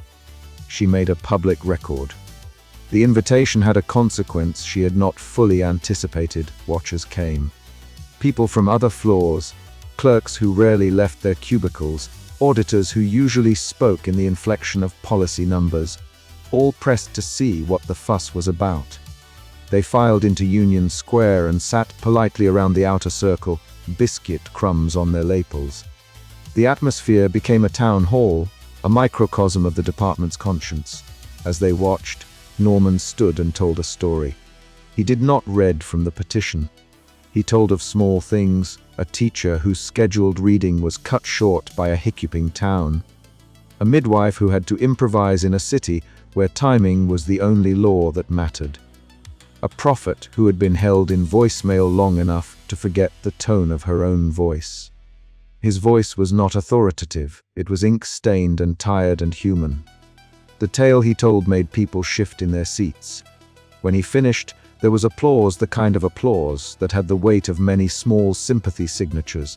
The petition had human faces now. It had biscuits and mither, inox tea, and the sound of people who refused to let policy deaden them. Then Gideon received a ping, a digital summons sealed by directorate protocol. It informed them that an interim review would convene in the morning and cautioned that any further action during the review period could be construed as non-compliance. It was a technical show of force. Clause 9 would not be invoked outright yet, but the machinery of procedural suspension had its cogs in motion. The auditors liked momentum. They were, in all their tasteful suits, fans of decisiveness. Rita took the paper and looked at it as if it were a map. She folded it, and the crease was an honest thing. "We bought time," she said, "not much. But time to prepare for a hearing is time. We'll need to be sharper than we have been. We'll need witnesses who cannot be dismissed as sentimental. We'll need documentation, precedent, and perhaps a little audacity." Area, who had the authority to command and the memory of what it cost to bend policy for the sake of a life, nodded. "We will prepare," she said. "We will prepare in ways that make the directorate answer not with blanket clauses, but with evidence. We will not be turned into a cost center for monopoly thinking." They retreated that night not as losers, but as people who knew the fight was shifting. The sit-in had made something impossible to ignore. It had also put a target on their backs. The directorate's procedural maneuvers would force them to play a game in formal spaces where precedent and proper wording mattered more than biscuits and human stories. Norman walked out into the atrium as the lights dimmed, and the department exhaled the long breath of people who had been awake and had decided to keep others awake. Somewhere outside, a continent hiccuped with mild impatience. Inside, someone had taped Mr. Enoch's lullaby to the wall they called Union Square. He touched the paper with a fingertip. He felt, in his stapler hand, that the work ahead would be long and precarious. He also felt something new, not the tidy, brittle courage of someone who believes rules must always be followed to the letter, but the stubborn, soft courage of someone prepared to make the rules answer to people. The night closed on them like a ledger left open, pencil placed in the margin. They would return in the morning with witnesses, with polished petitions, and with more biscuits. But as Norman stepped into the corridor, the small, monstrous truth of form and consequence settled on him. Procedural delays could save lives, but they could also invite predatory solutionists to the table. The next morning would tell which would come first. It is a curious thing that bureaucracies, when forced to act like living organisms, sometimes remember how to H. The department had H now. It had a petition. It had a watchful directorate. It had Clause 9 moving like a small, mechanical predator in the background. And it had Norman, who, clutching his stapler, realized that a sit-in was more than a theatrical gesture. It was a reassertion that the people who filed forms were the people who mattered in them. Outside, the city's pigeons rearranged themselves into a formation that one could, if one were inclined toward metaphors, call an S-curve. Inside, Union Square was a room with a new, fragile consensus. They had delayed nothing for long, but they had made the department listen. That was a beginning. And as the directorate's edicts shuttled through night circuits, a thin hope threaded the tired staff, that sometimes the work of being human is the work of making institutions keep time with us, however faintly, however stubbornly. The chapter closes on that thin hope and the knowledge that the directorate would not remain idle. The auditors had their rhythm, and the clause had been set in motion. The next move would be a hearing, a place where testimony had to be translated in the cold language of governance. Norman folded his hands over his stapler, and for the first time in a very long while, felt ready to argue that the margins matter. The kettle in the staff room cooled to lukewarm, and the department settled into a night of inventorying courage. The next morning promised forms, witnesses, and, inevitably, a showdown. The sit-in had made Union Square into a public ledger. The world, for now, had its witnesses. It began as most foolish and consequential things do, with a smile that was doing the arithmetic of a future it had never earned. Derek Mallory smiled as if the smile had been recommended in a human resources pamphlet about appropriate expressions of managerial aspiration. The smile sat on his face like a new badge. It clicked into place, shiny and deliberate. And for a few seconds the creases made around his mouth looked like they might have been registered in the company line item for ambition.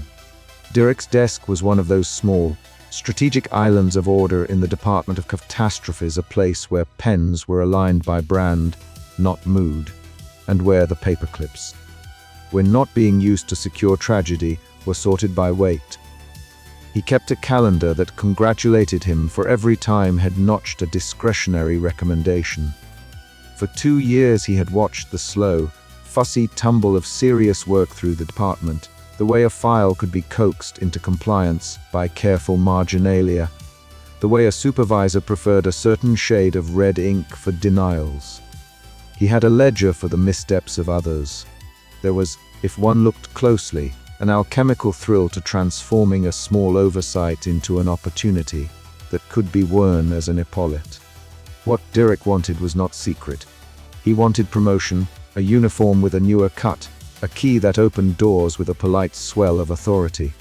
He wanted to be the kind of man who could, without hesitation, tell destiny where to stand while he signed the attendance register. Having watched Auditor Primus from a respectful and judicious distance, Derek had learned 2 things. Primus principally admired precedent, and Primus was thoroughly impressed by the appearance of certainty. If a problem looked like it had followed the right channels, if a signature was placed in the canonical pen stroke and stamped with the sanctioned chromatic order, then Primus would, in public at least, nod and do whatever was necessary to preserve the semblance. The directorate loved semblances. It had entire vaults of them. So when the Armageddon Protocol, faint as an old dinner breath, rasped into life and the revocation queue blinked like a reluctant eye, Derek saw a path. He was not a stupid man. He knew enough to fear cosmic precedent and enough to know how to simulate the parts of paperwork that most of the directorate quietly admired. He also knew, in the way a man knows the weight of a coin in daylight, that an escalation endorsement could be more persuasive than truth. He forged the endorsement with the calm of a man who had forged something twice, already in his mind, and never once believed he would be caught. He set the endorsement on acid-free stationery and affixed to it an embossment he had borrowed from a retired filing machine.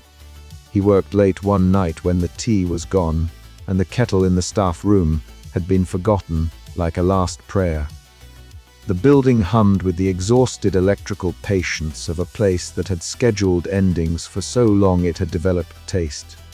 Derek's hands were steady. His smile, when he set the forged endorsement into the logistics chute that fed into the directorate, was like a man who had just tucked a notebook into a locked drawer. Nobody saw him do it because the department was a place where people cultivated an art of not examining one another too closely. It was safer that way. People liked the illusion that the right person would turn up at the right time, and the right form would be stamped at the right hour. And for every person who genuinely believed that, there were 5 who preferred the convenience of imagined order. Derek preferred both. The endorsement read in polished, authoritative language what the department most needed to hear. An official request to accelerate the Armageddon Protocol to conformational implementation due to probable precedent hazard. It bore Derek's careful hand in the signature line of a senior clerk who loved his tea and disliked being disturbed before 11. The machines accepted it because machines, like gullible bureaucrats, were fed their clues in the right order, the right header, the right phraseology, the right stamp. The logistics chute, which enjoyed the unglamorous job of moving paper toward destiny, folded it into the revocation queue and, with a small mechanical sigh, pressed a sealing seal that had not been used since the 1960s, a seal that marked things settled, not to be tampered with, in an ink that dried like finality. If you have never seen a seal applied in a roomful of clerks, you should know two things. The first is that a seal is a sound that people feel in their molars. It is a human auditory punctuation that says definitive in a way no sentence ever could. The second is that a seal is not meant to be unsealed. You can ask for a seal to be rescinded. People will take down their concerns and file them politely. But a sealing is, in most institutional memories, the sound of a book being closed. It implies an end to conversation. When Norman first noticed the seal, he felt the room tilt in the way a man tilts when he has suddenly remembered something he had been trying to forget. He had been at his station, doing what he did best, annotating, folding, making tiny marks that made larger things behave. Norman could not have described the seal in the terms the department used. He felt it as a small, precise cold that touched the back of his throat. The revocation cube blinked at him with the impassive blue of sleep. Where there had been a tentative, trembling access, there now seemed to be a great heavy brass lid.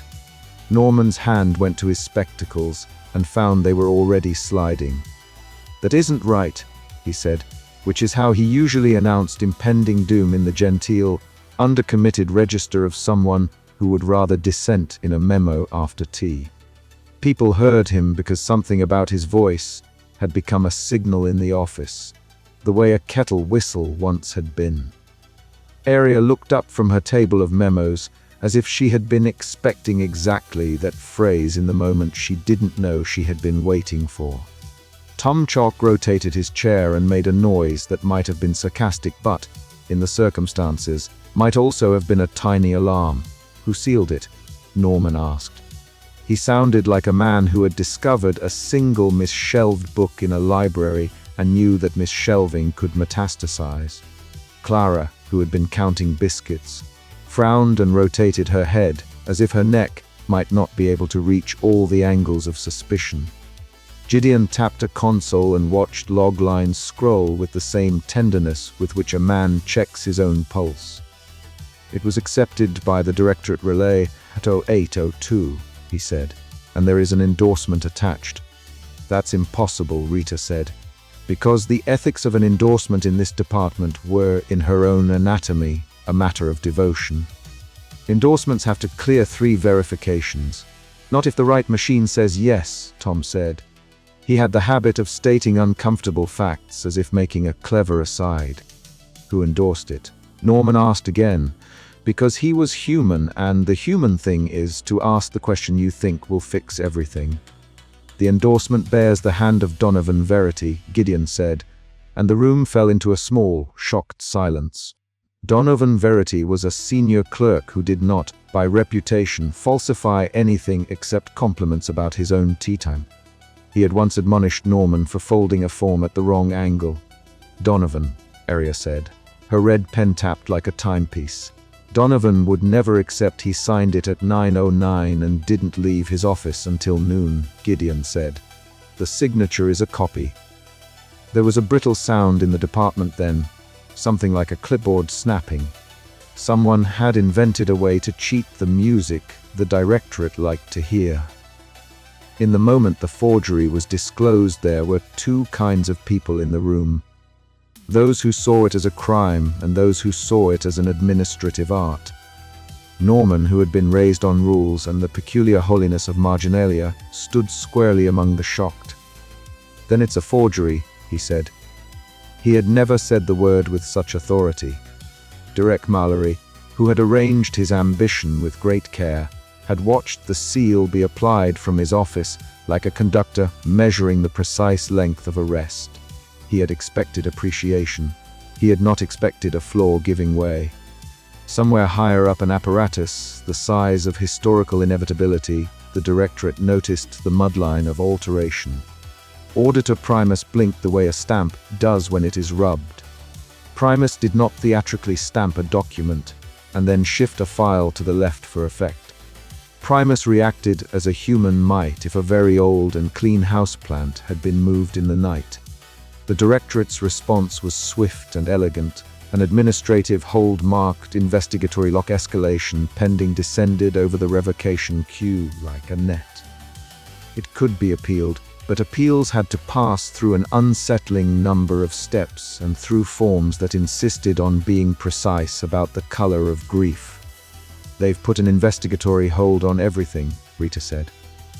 That means the revocation can't be processed until they clear the endorsement, which means the Armageddon protocol continues to wind down, Tom said.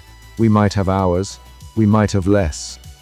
Norman felt a movement in his chest like a small, well-trained animal trying to push free of a net. For a moment he thought of going to his desk and beginning the old work of marginalia and order. He thought briefly of a life described in small obedient steps, of the comfort of always having paperwork be the answer. That thought left him with a colder hand than the seal. Aria's face was unreadable. People had a favorite voyeuristic hobby of imagining bureaucrats as heartless creatures who loved procedure for its own sake. Aria had always been more complicated than that. She resembled a fortress with one particular, carefully hidden window. Norman had suspected for months that the fortress could be breached when the weather was right. We need to find out who did it and why, she said finally, and it was a small and perfect order.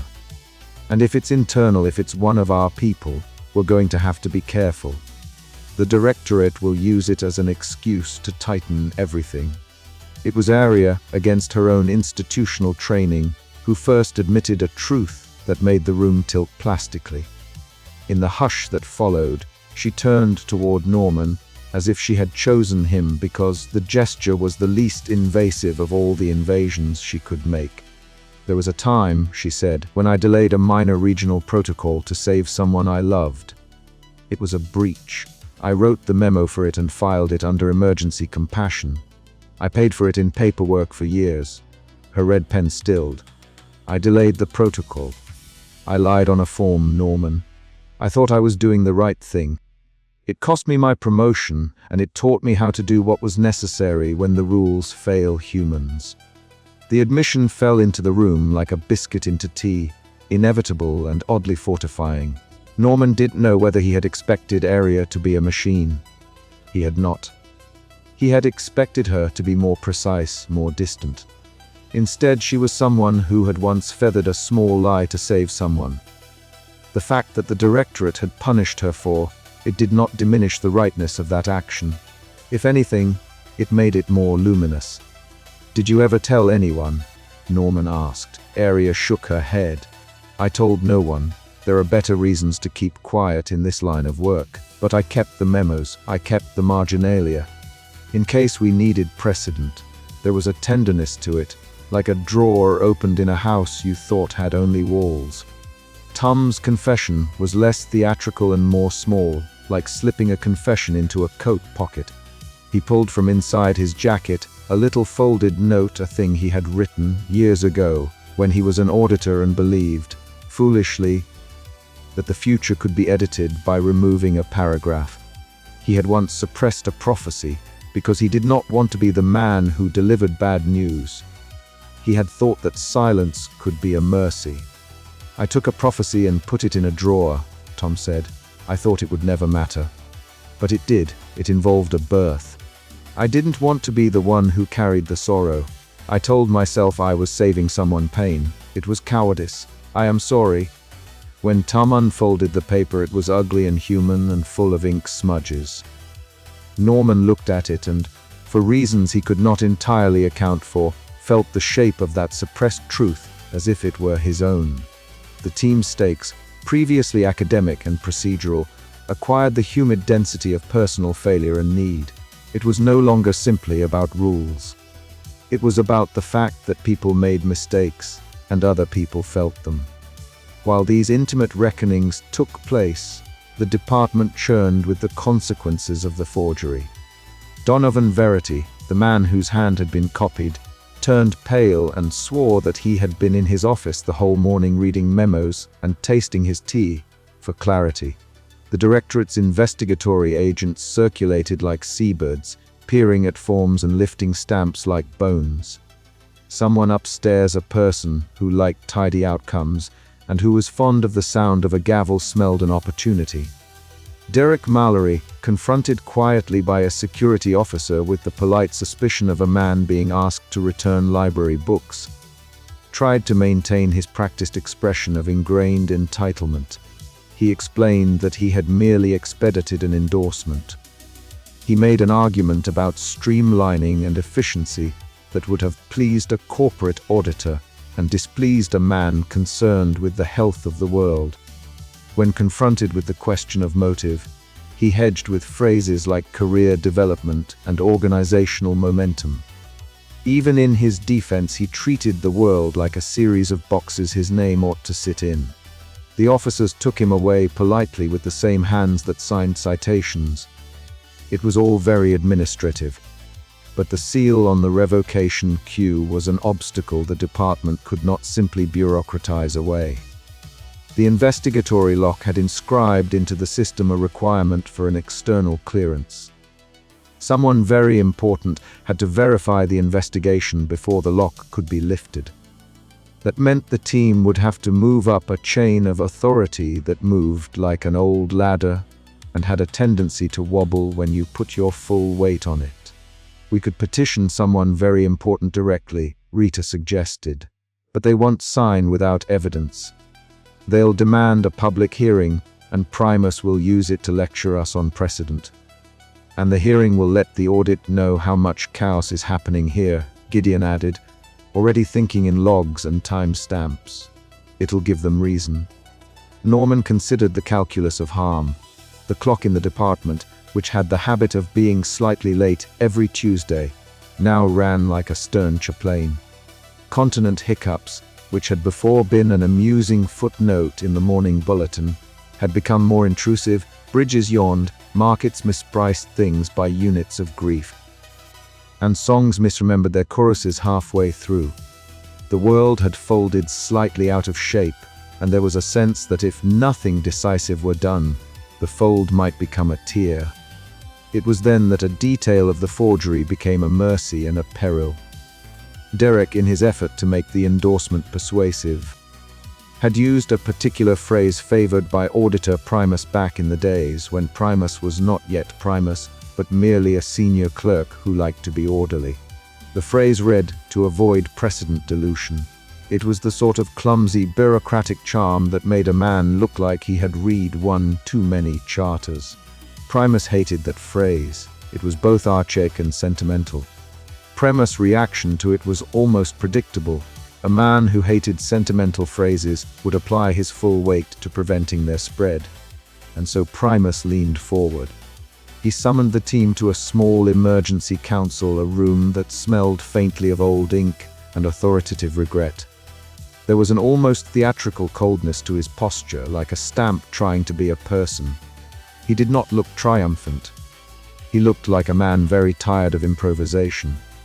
"You have a forgery in your queue," Primus said, and the room agreed that he had said it with perfect tonal disapproval. Norman felt the room tighten. He thought of the little stapler he carried in his pocket as comfort, and imagined taking it out and using it as a talisman. That he did not do so would have been proof of his newfound steadiness.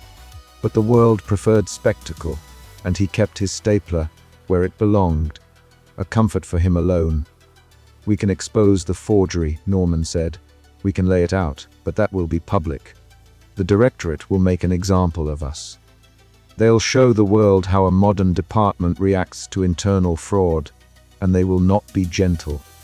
Aria's shoulders made a small movement, like someone adjusting an armor of memos. "Examples can be didactic," she said carefully. "But this example might be used by the audit to privatize processes. They will say, 'Look, not even you can handle it. We must sell certainty.'" Tom, who had been sitting near a window that kept hiccuping and leaking light in small, confused arcs, made a noise that might have been humor but was probably fear. "So we can either expose Derek and risk audit privatization," he said. or we can try to unseal it ourselves, which would require a level of procedural improvisation that the directorate defines as a moral hazard. Norman felt the choice in the way one feels a storm forming, focused, inevitable, oddly intimate. He could follow procedure and watch everything be used as an argument to sell the department's functions like a commodity. Or he could break procedure, find some human messy, and therefore irrefutable way to unseal the queue, and risk precedent. The feeling in his chest became a kind of fierce smallness. He realized that his life, which had previously been arranged around the comfort of doing things by the book, would never again fit comfortably inside margins. "We don't have time for all the nice ways," Norman said finally. "We need a way to show that there are reasons to salvage humanity's right to be messy. We need to show someone very important that imperfections are not liabilities, they are part of our value." He used the word value as if it were a crayon for the universe. We have to gather testimonies, human ones. We have to make an argument that is not about policy abstraction, but about people. Aria looked at him as if she had been waiting to be permitted to do something reckless for years. "Then gather them," she said. "Get the midwife, the teacher, the person who learned to love in a hiccuping city. Get witnesses who will speak about the ways imperfection saved more than it harmed." The team split with the sort of practical energy belonging to people who had either been cornered into picking up a broom or had decided that ambition would not define them.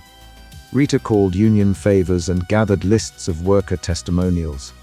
Gideon tampered with logs the way a man might coax a stubborn engine.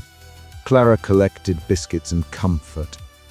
Enoch offered a mop with a handle that looked like a staff, and a few parables about how early councils had once solved problems by listening, which was a skill apparently fallen out of fashion and good for headlines.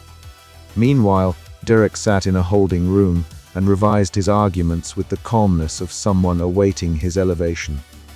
He believed that once the directorate had finished with him, he could re-enter the building as a man forged by consequence, and that consequence would be his promotion. It is one of the more dangerous errors in bureaucratic life to believe in the modularity of disgrace, to think that a blot can be polished away and then repurposed as a badge. As the team dispersed, Norman walked to his desk and found, in the usual place, a small folded poem he had once kept for luck. He read it like a litany. The poem was not a plan, it was, however, a reason to choose. By the time the department's corridors had shifted from stunned to purposeful, the world outside had become a place where small oddities were no longer quaint. People were beginning to feel their lives as examples. Norman thought of them, of the midwife he had never met, and the teacher whose kindness might stand between an outcome and a sales contract. He thought of Aria, who had once broken rules for love. He thought of Tom, who had once withheld prophecy out of cowardice and was now, painfully, unburdening himself. Somewhere, the directorate prepared its arsenal of precedent. Somewhere else, the audit rubbed its hands. Somewhere in a room that smelled faintly of biscuits and burnt tea, Norman felt, for the first time in his life, the wrongness of being small in a world where mistakes required reparations that weren't just forms. When the team reconvened, they had lists and whispered strategies and a small collection of contradictions to brandish like proof. It was not a plan that fit into a neat form. It was a procession of people with small, messy truths. They would need to do what the department did not like: improvise. And yet, even as they prepared for the kind of procedural chaos that would make the directorate shudder, there was one more quiet consequence of Derek's ambition that no one had expected. The forgery, once discovered, had already become a mirror. In exposing the false signature, it had exposed habits of mind. It had reminded Donovan Verity of his own absent-mindedness and Aria of the time she had broken rules for love. It had put Tom's cowardice into the light. The department might punish, yes, it might clamp down, but it had also been given, by accident, a reason to talk. There are moments in bureaucracies when the correct thing to do is to produce more memos. There are rarer moments when the correct thing to do is to bring people together, and with a staggering lack of procedural elegance, tell the truth. Norman found himself in the latter category. His hands were ink-stained, his face was tired, but there was in him a fragile and suddenly fierce willingness to risk precedent for humanity's messy right to be. Outside, a bridge hiccuped and a passerby laughed in an odd rhythm. Inside, Norman and his colleagues set about the impossible task of turning testimony into salvation. They would expose a forgery, they would gather witnesses. They would, if necessary, threaten to make the directorate listen with all the noise of living people. And when Derek Mallory's name was called in the directorate's ledger as a cautionary tale, Norman would not let it become only that. Because the thing about ambition is that it often makes people forget the texture of consequences. The thing about mistakes is that they carry stories inside them. Derek's small crime had given the department a chance either to hide behind statutes and sell itself to the highest bidder, or to do the much harder thing, to be honest. Norman chose honesty. He chose to be loud in a place that preferred footnotes. He chose, awkwardly and with marginalia, to make a case for the messy, falling human world. It would not be elegant, it would not be clean, but it might, at the very least, be true. And truth, in a room full of forms and tastes for finality, is the most combustible thing of all. They needed witnesses, they needed courage. They needed the world to remember that perfection was a luxury afforded to the dead. They had at most a measure of hours. The directorate had at most a taste for precedence. The audit, like an impatient creditor, loomed somewhere beyond polite corridors. So Norman called Rita and Gideon and Tom and Clara and Mitzer Enoch. He told them, finally and clearly, that the forgery had changed everything. He told them that Derek Mallory's attempt to make himself important would probably end in a public reprimand, but that sometimes in the friction of consequence, change could be born. He told them that he was terrified, and that his hands were shaking, and that he had quite suddenly never wanted to be a man who only followed rules. He wanted instead to be the sort of clerk who would make a case for grace. "Good," Rita said, in a voice that refused sentimentalities but accepted bravery. "Then get to work." The department, which had always had an affection for forms, found itself in the rather humiliating position of improvising. It was, Norman thought, the exact opposite of how they trained people to be orderly. But it was the right opposite. The seal, for good or ill, had forced their hand. It had taken one forged endorsement to reveal a greater truth. The department was made, in the end, of people who could choose to file together or file alone. Derek Mallory had filed alone, and it had broken him in the way small ambitions sometimes do. Later, in the quiet that always follows a crisis, people would tell stories about that day. They would tell it as though it had begun with a forgery and ended with a meeting. They would leave out, perhaps, the very human trembling of Norman's hands and the biscuit crumbs on Clara's sleeves and Aria's confession like a dark, bright seam in her jacket. But the people who were there would remember the sound of the seal and the way it forced them into an ugly, tidy choice: follow precedent or follow people. Norman had a stapler in his pocket. He did not take it out. But he took out something else, a willingness to speak, clumsily and with marginalia, for the messy lives that would otherwise be reduced to line items. It was the most dangerous thing he had ever carried, and it was the most honest.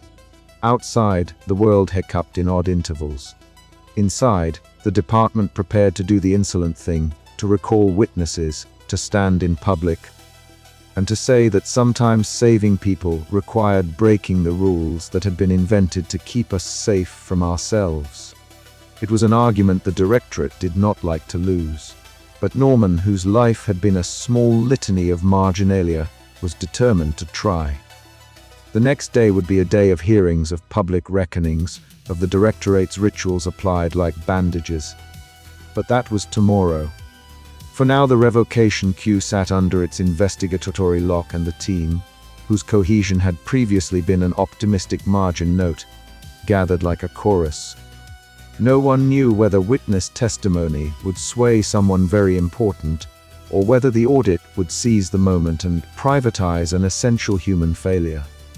They only knew that a man had lied for promotion, that a clerk had sealed hope with a stamp, and that a different kind of honesty might yet undo what had been so carelessly done. If the department was a book, then Derek had slammed the cover shut on one page and written the word crisis on the edge. Norman, with ink-stained fingers and a stapler in his pocket for comfort, would now try to open it again by telling the truth. It would be messy. It would be bureaucratic. It would be human. And perhaps for the first time in his life, that felt like enough to begin with. They set to work. The seal hummed faintly in the background like an accusation. The tea went lukewarm. Outside, a city taught its children to sing in three-part harmony for reasons they would never fully understand. Inside, Norman wrote a list of names to summon to the directorate. He wrote each name carefully, like a prayer. The machinery of precedent groaned. The machinery of people stirred. And Derek Mallory, in the peculiar privacy of being someone who had mismeasured his own worth, realized too late that a promotion achieved on the back of a sealed apocalypse was not the sort of thing that made people respect you. It was, rather, a lesson in how not to be remembered, which, in the end, is the only kind of lesson worth learning when the world teeters on the edge of an irreversible clause. They would need witnesses. They would need courage. They would need to make a case for human mess and risk precedent. They would, in short, do the thing no one in the directorate had been trained to understand. They would appeal to the messy, inconvenient, and deeply valuable fact of being alive. And so, as the night stretched thin and the department with urgent marginalia, Norman and his colleagues prepared to lay their testimonies out like newly drafted forms. It was not elegant, it was not tidy. It was, however, possibly the only way to stop something that had been started by a misfiled stamp and a man's ill-placed smile. The seal watched them. The world hiccuped. They began to speak. The protocol archive smelled, quite reasonably, of old paper and something that could have been called regret had regret been a cent with a catalogue entry. Shelves rose and tilted like the spines of sleeping whales. Their titles were stamped in fonts that had gone extinct when languages were still finding their accents. A single lamp burned on a metal desk where Gideon Furl sat like a man guarding his last clean log file. Around him the team spread like wayward clauses, Rita with her binder open as if it might be a shield. Arya standing by a stack of policy memos with her red pen ready for ritual bloodletting. Clara with a tin of biscuits, which always seemed to provide freshness no regulation could cultivate. Mr. Enoch leaning on his mop as though it were a staff carved from patient centuries, Azra vibrating slightly, like a coat hung in a breeze. Tom folding and unfolding a small notebook with fingers that worked through memory as if untying knots. Norman in the middle, margin scarred, and Odlai at the center of the page the room had become. They had come back to the archive because the archive was where questions went to be made respectable. You could not petition the heavens without the proper call numbers. You could not invoke precedent without footnotes. It was, in short, where a bureaucratic soul could hide a prayer in plain sight. Gideon had been right in the irritatingly pedantic way Gideon was right. The answer would not be in the big brass, embossed volumes on the upper shelves. The high tums were good at affirmations and well-worn authority. They were poor at remembering the half-measures and hesitations of the clerks who had gripped pens in panic during the Ash years. Gideon, who trusted nothing he could not pass into a log, had been following an odd thread in an index whose pages smelled newly of someone else's tears and last week's coffee. The thread had led them down and then down again, to a ledger that was more ledgerous than the ledgers above its cover was the color of a long-forgotten apology. When Gideon opened it, the pages sighed. Marginalia had colonized the margins. Earlier readers had written small pleas, frantic exasperations, doodles of impossible seals. It was, in a way, a history of hesitations, where prior clerks had stopped because the machine of policy insisted, and where they had scrawled, in tiny, desperate letters, "Consider mercy." Norman felt a small and ridiculous flush of triumph when he found the amendment. It was a footnote folded into itself, a footnote with a footnote. The page caught the light so that the ink seemed to be winking at him like a conspiratorial accountant. Curative exceptions may be considered when accompanied by irrefutable human testimony and an appeal from a non-departmental authority. Norman read aloud. Because reading aloud is how written things become real in a room full of people who had spent their lives making things official. He kept his voice level, but his hand was not. "Non-departmental authority," Rita murmured. Her finger hooked around the clause as if it were a lifeline. "Arbitrary as it sounds," Gideon said, pushing up his glasses with a neat, nervous motion that suggested glasses might be the only literal thing he trusted in a world where metaphors often altered the truth. "But it is, technically, not arbitrary. It's a loophole nested in a precedent. Someone codified the possibility that procedure might occasionally need compassion. Remarkable in a clinical sort of way.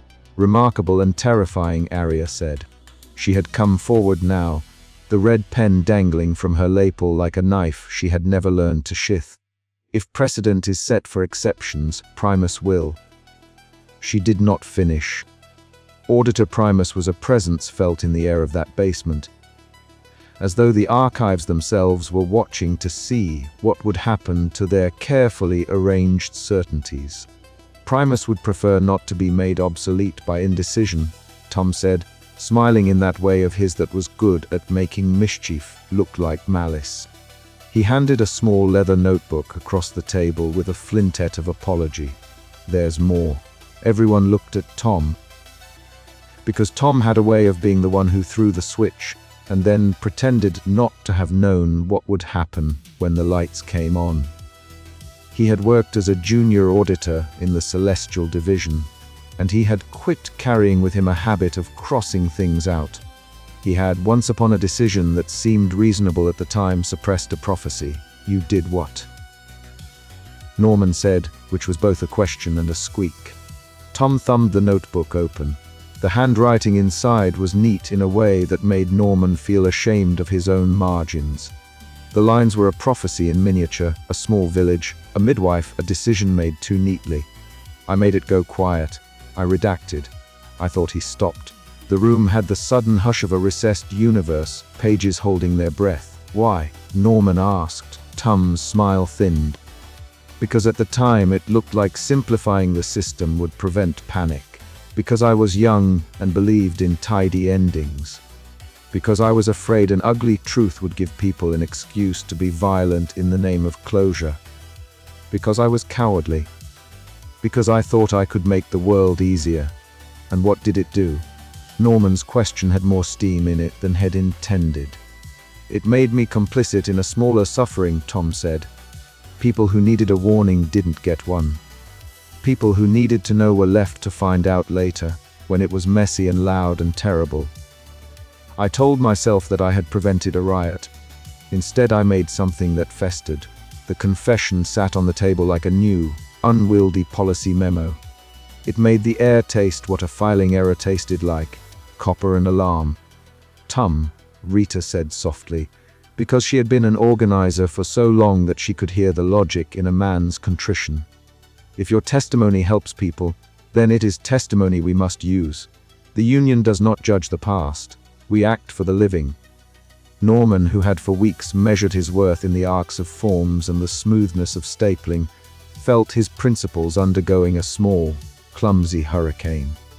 All those hours in which he had insisted on the straight edge of paperwork had been, in part, defense against the wildness of human sorrow, against the possibility that a single misaligned stamp could tumble the world.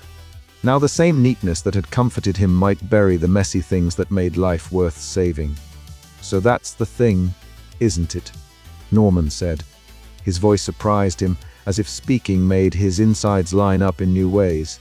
The clause doesn't ask us to pretend nothing happened. It asks for testimony. For humans to say what happened and why it mattered. They want people to tell their messy truths. Area will have trouble with that, Clara said. She popped a biscuit and the sound was a small domestic drumroll. Institutional memory is about absolutes. Your margin scribbles are their anxiety. Institutions are built to prevent entropy, Area said. Primus will argue that exceptions beget erosion. If we allow this, others will come with pleas, and we will be unmoored. The problem with compassion is that it is contagious. And yet not allowing it kills people in small, bureaucratic ways, Mr. Knox said. His voice was always soft, as if he swept language along with the floor. We don't measure those deaths in auditable units. Azra made a small sound, a flicker of laughter or a scented exhale. You have the option of a metaphysical affidavit. Think of it as a sympathetic signature, a thing that testifies to the authenticity of experience. It will not replace testimony from the living nothing should, but it can lend weight that the directorate respects. Azra's fingers, when they moved, left faint, glittering threads in the air that evaporated like forgotten receipts. What is the catch? Rita asked. You treat assistants too well. Azra smiled in such a way that it wasn't clear whether Azra was pleased or warning. The affidavit answers certain questions about perception and veracity. It will bind the teller's memory to their account. That has advantages when skepticism is high. But it can also make a memory unchangeable.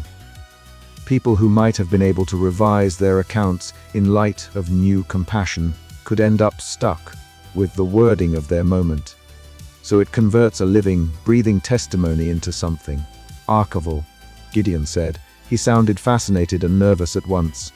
It compresses the flux of human feeling into a stable datum. Exactly. Azra's voice took on the casual cruelty of a deity explaining the laws of physics. And then there is the other small cost. Sometimes the affidavit insists on an offering. Paperclips are ideal. Or biscuits. Sentimentalities can be used as currency. Do you have something you'd be willing to give that is meaningful and not merely symbolic? Rita's face primed into a practical knot. We have the union's negotiating budget and, more importantly, the will to starve a bylaw into compliance. But I would not bind a person's memory to a signature for the sake of a paperclip. Nor would I, Area said. But if it buys a hearing with someone very important, it will be worth it, Norman said. He surprised himself again by how calm that sentence sounded. If binding one memory can get that person's signature, if it can make them listen, then we should consider it. We are not preserving a sanitized version of things. We're trying to protect the possibility of being imperfect. Tom watched Norman and then set the little notebook down with a soft, decisive action. I will give testimony. I will show what I did.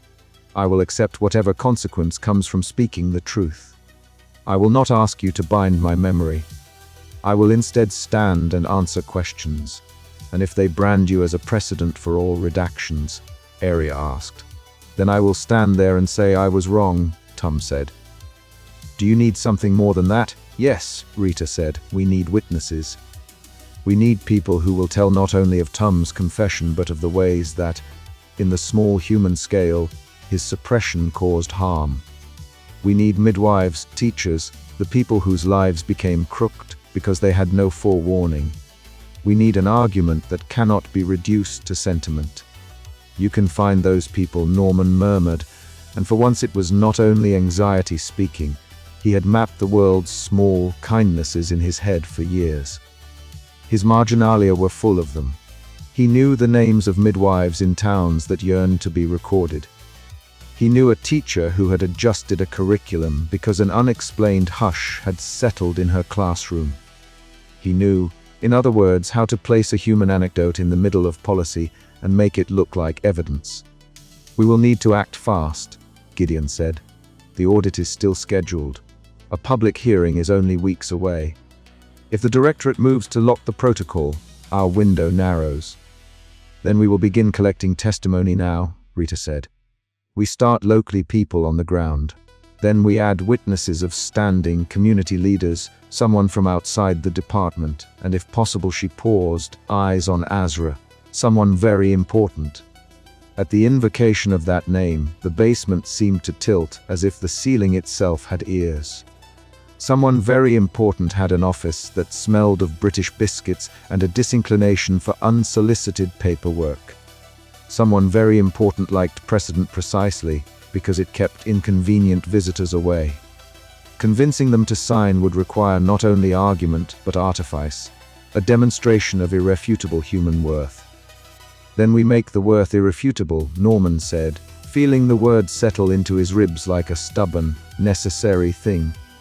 He imagined a midwife holding a baby and saying, "We improvised," and then the baby having a small birthmark shaped like a comma. He imagined a town showing up in a daisy chain of people and saying, "We were here, and we were messy, and we mattered." He imagined, improbably, a world in which forms acknowledged the ugly edges of being alive. Outside, somewhere far off and certainly at a distance that felt both mathematically precise and morally suspicious, a clock hiccuped. The hiccup was small but patient, and it sounded like a teapot trying to get back to boiling. They set to work. Gideon prepared lists. Rita drafted an outreach plan. Enoch promised a list of names he had never spoken aloud in public. Clara started baking. Aria watered the memos, as if taking care of them would make them less dangerous. Tom collected the names of those whose lives his redaction had touched. Norman, with a tiny stapler in his breast pocket like an amulet, began writing the first of the testimonials in a script so ordinary it felt heroic. Late that night, when the archive's lamp threw long, private shadows and Norman's handwriting began to cramp, he looked at the team and felt something unfamiliar. Not belief that everything would be fixed, but a belief that they might be able to argue for a world in which broken things could be mended without erasing the people who broke them. It was a small courage, the kind that arrives on the edges of exhaustion. "We are not erasing anything," he said to himself more than to anyone else. "We are asking that our mess be recognized." Azra leaned over and tapped the page with a finger that left a trail like spilled glitter. "That is how you win with Primus," they said, "with stories that cannot be turned into statistics." Norman closed his notebook, the pages of testimony growing brown at the edges like leaves that promised to keep their shape through winter. They would try the affidavit, perhaps. They would gather witnesses. They would go to someone very important and present not a polished argument, but a pile of lives. And when they left the archive into a city hiccuping at the seams, Norman felt oddly steady. Where before he had been terrified that one misplaced stamp could flatten everything, he now believed that many small voices might ruffle the edges of the world and keep it breathing. Outside, the teapot finally stopped trying to be a clock and returned to the ordinary business of being slightly lukewarm.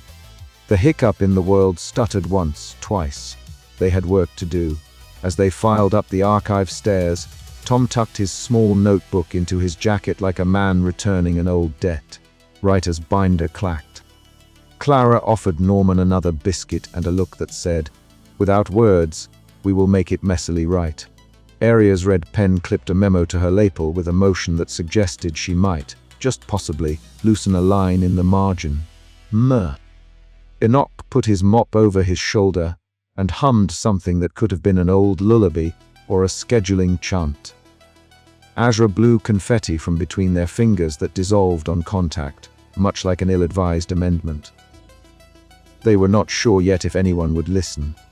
They did not know what price the affidavit might demand, nor how hard Primus would push to keep precedent unbroken. They did not know whether Tom's confession would be enough to persuade, or whether it would only be catalogued and boxed. They knew only that they would attempt to gather witnesses, rather than erase the trace. Norman felt the modest, specific courage of a clerk who had finally stopped trying to make everything align and started, instead, to make a case for the uneven. Wonderful way humans persisted. On the way out, Gideon paused and turned back to the ledger, placing a thin, careful bookmark where the amendment had been found. "For future reference," he said. "Please name it something sensible," Clara replied, meaning please do not let this be lost. "Call it the margin clause," Gideon said, and Norman liked the name because it suggested what it was, a small, stubborn space where things that did not fit official categories might find a home. They stepped into an evening that smelled of postponed rain and old streetlights. The sky was a tidy bureaucracy of stars, each one having been there a long time and not interested in forms, but enjoying the odd human spectacle below. Norman tightened his coat, slipped his stapler back into his pocket, and walked toward the first of the people he would call.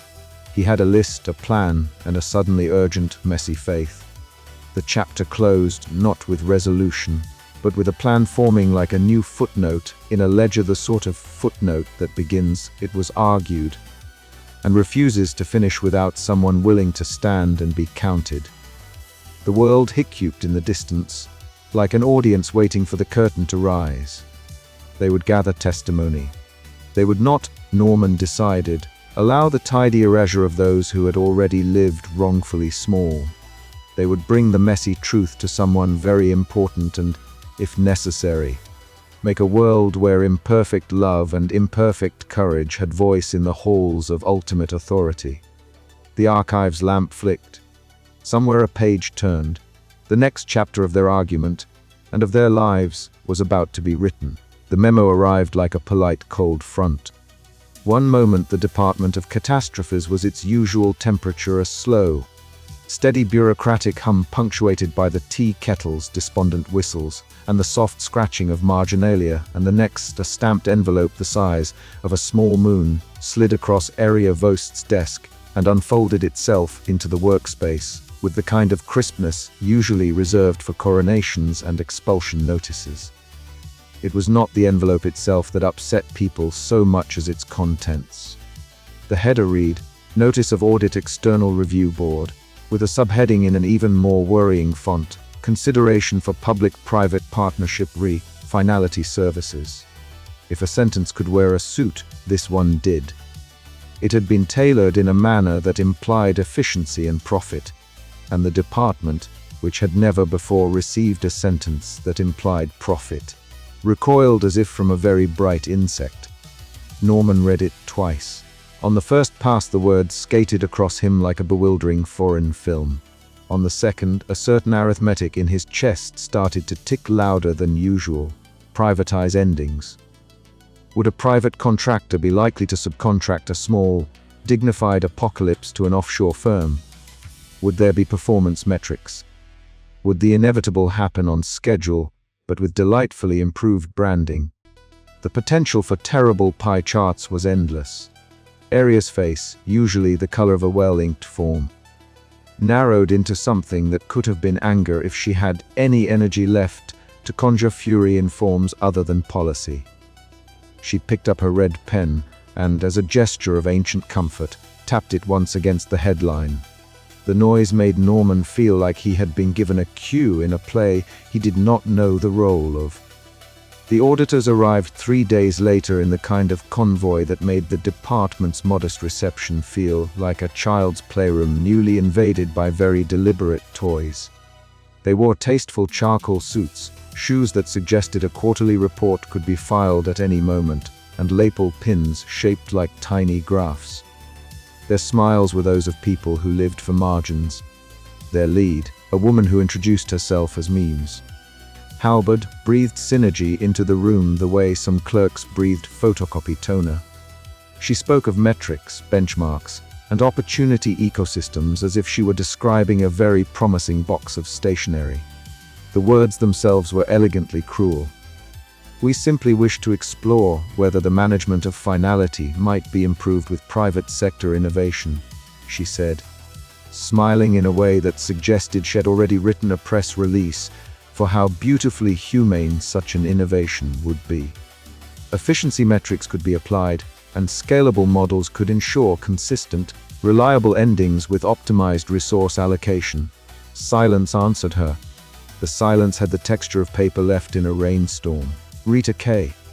Finch, who had arrived in the department carrying a binder full of grievances and a thermos of coffee that declared "Know Your Rights" in cheerful defiance, stood up as if moved by a single, righteous muscle. "Excuse me," she said, and her voice had the authority of union bylaws and a lifetime of organizing. "Are you proposing to auction the timing of people's deaths to the highest bidder?" Mies Halberd blinked, and for a moment the carefully composed executive smile faltered.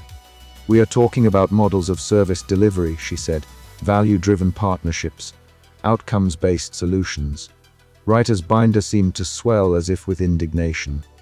"You cannot market calamity," she said. "You cannot commodify the conditions under which human beings keep breathing. There is precedent here, and it involves ethics, law," and she glanced at Norman with a conspiratorial softness. "Basic decency."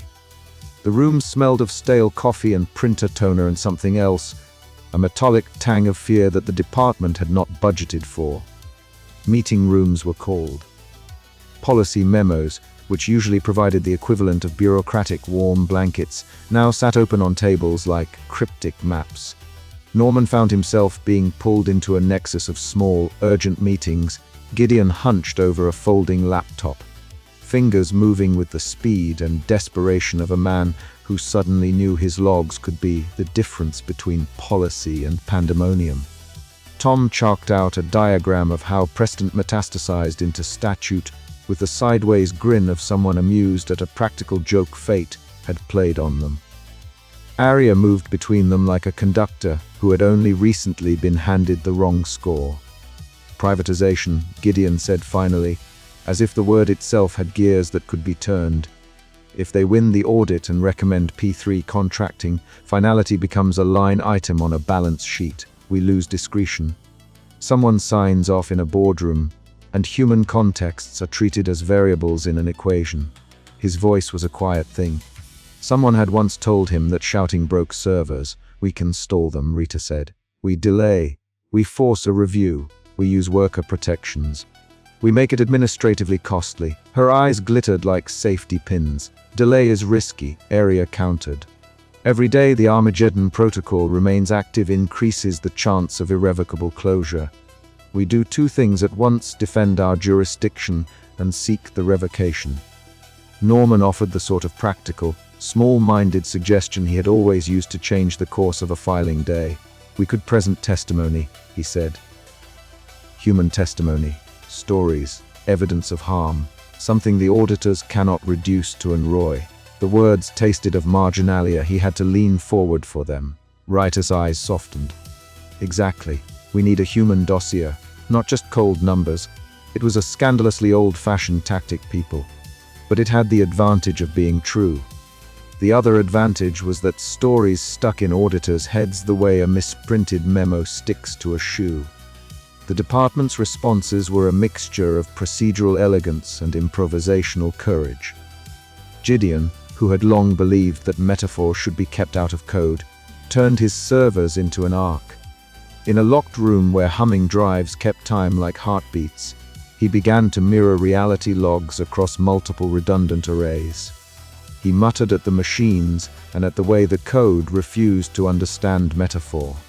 Azra, who enjoyed the anachronistic comfort of blinking lights, offered baked goods in exchange for faster write operations and, allegedly, whispered a few metaphysical tricks into the system's metadata.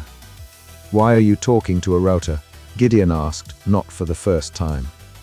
Azra, perched on a stack of obsolete backup tapes like a small, iridescent gargoyle, responded with the kind of elliptical smile that implied she had seen the router's childhood. "They tell themselves stories too," she said. "Some machines believe in fates. It makes scheduling easier." Enoch, the janitor, performed his own quiet countermeasure. He began walking the corridors with a brass-headed mop that somehow hummed approval when union flyers were posted. His mop head, polished by unknown decades, reflected the photocopier's light in a way that seemed to scold corporate logos. When corporate auditors wandered into stairwells to admire the building's operational aesthetic, Enoch would offer them a towel with the offhandness of someone who knew how to clean up after cosmic mistakes. Rita summoned the union. She had a talent for gathering people the way other people gathered paper clips, carefully, with purpose, and in numbers just large enough to be administratively inconvenient. Clerks whose normal daily acts involved stamping received notes and cataloging dust now wore Save Our Sanctity badges. They chanted procedural slogans. Someone made a banner that read, in florid bureaucratic font, "Stop the auction of finality." Outside the department, the auditors held themselves with the polite confidence of candidates for a philanthropic award. They arrived with laptops flashing graphs that made the very idea of an apocalypse look like an opportunity matrix. Investors, who had been advised in no uncertain terms to invest in stable returns with existential hedging, began to murmur.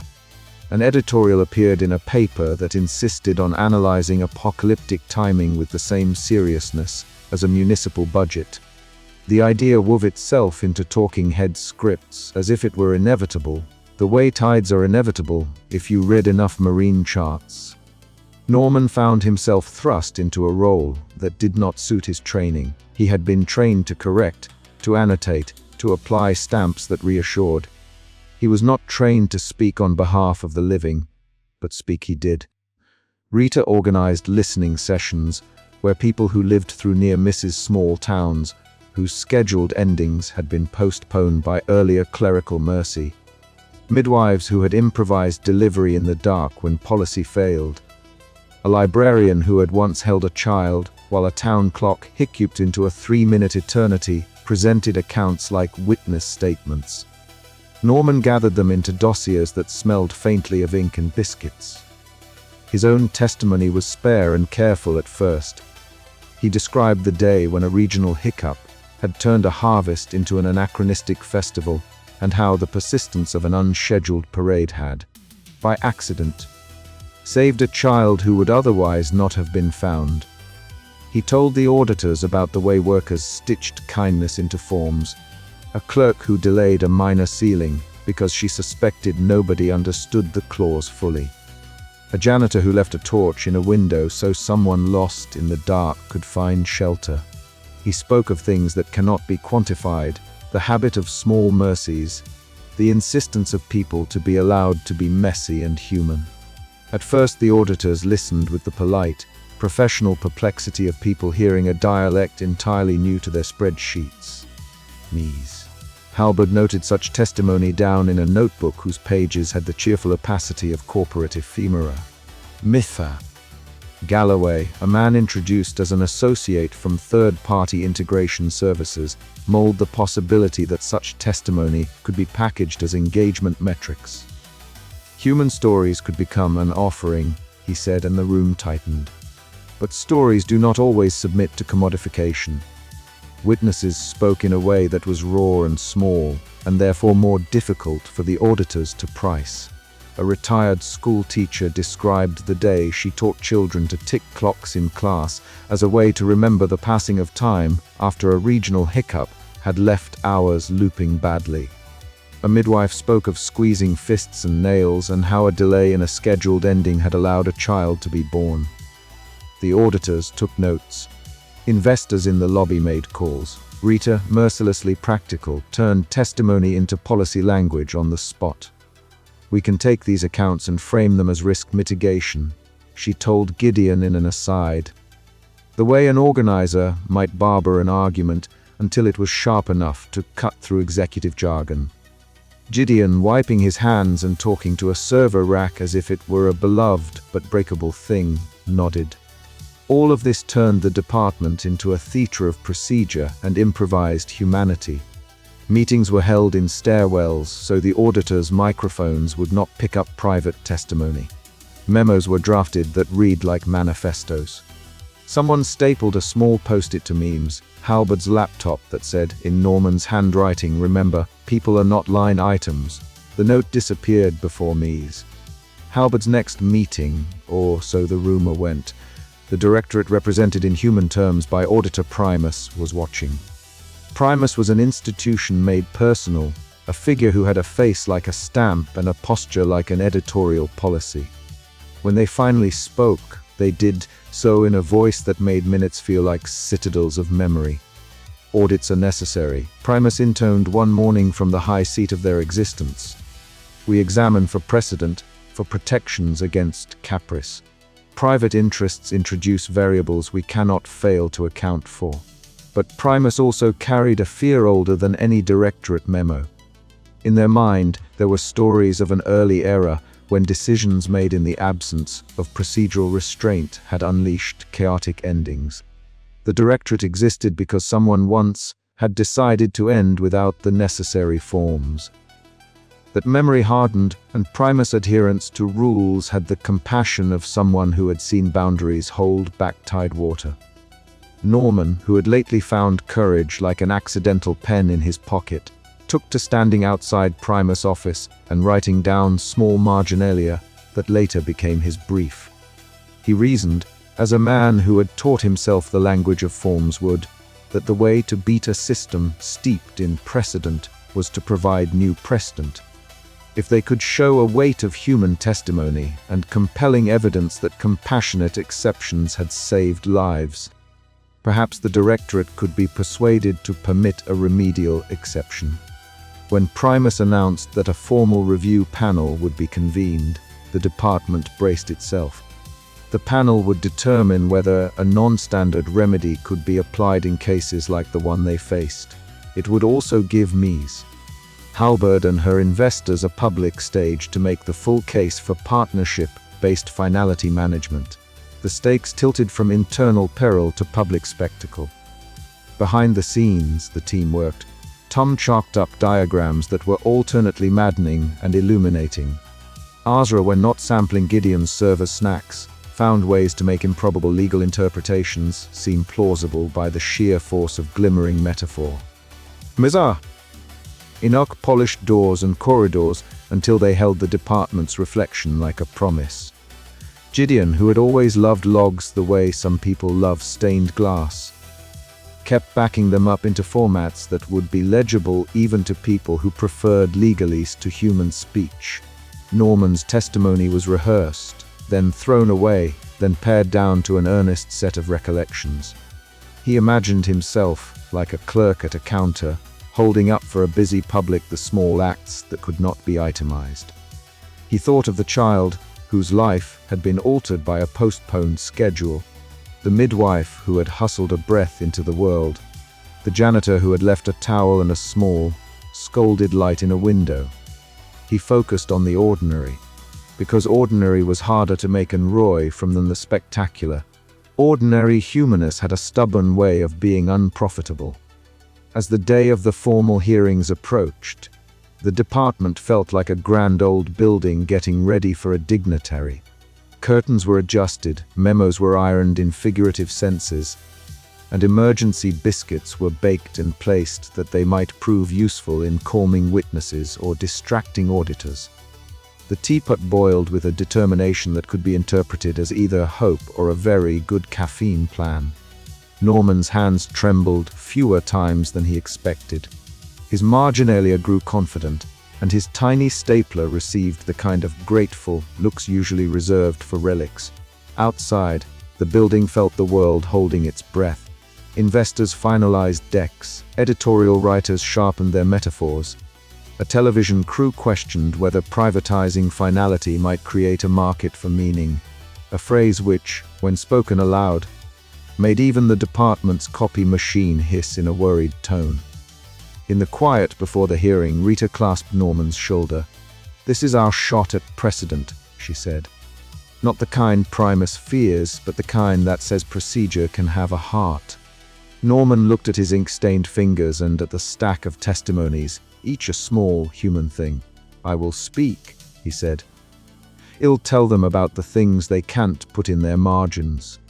And when the hearing opened, with Auditor Primus presiding like a very solemn stamp, the department would discover whether stories could stand where symposiums once did, whether a tepid teapot and a janitor's mop could stand against a suit spreadsheet, whether a collection of messy, human testimonies could tip an institution whose bones were made of precedent.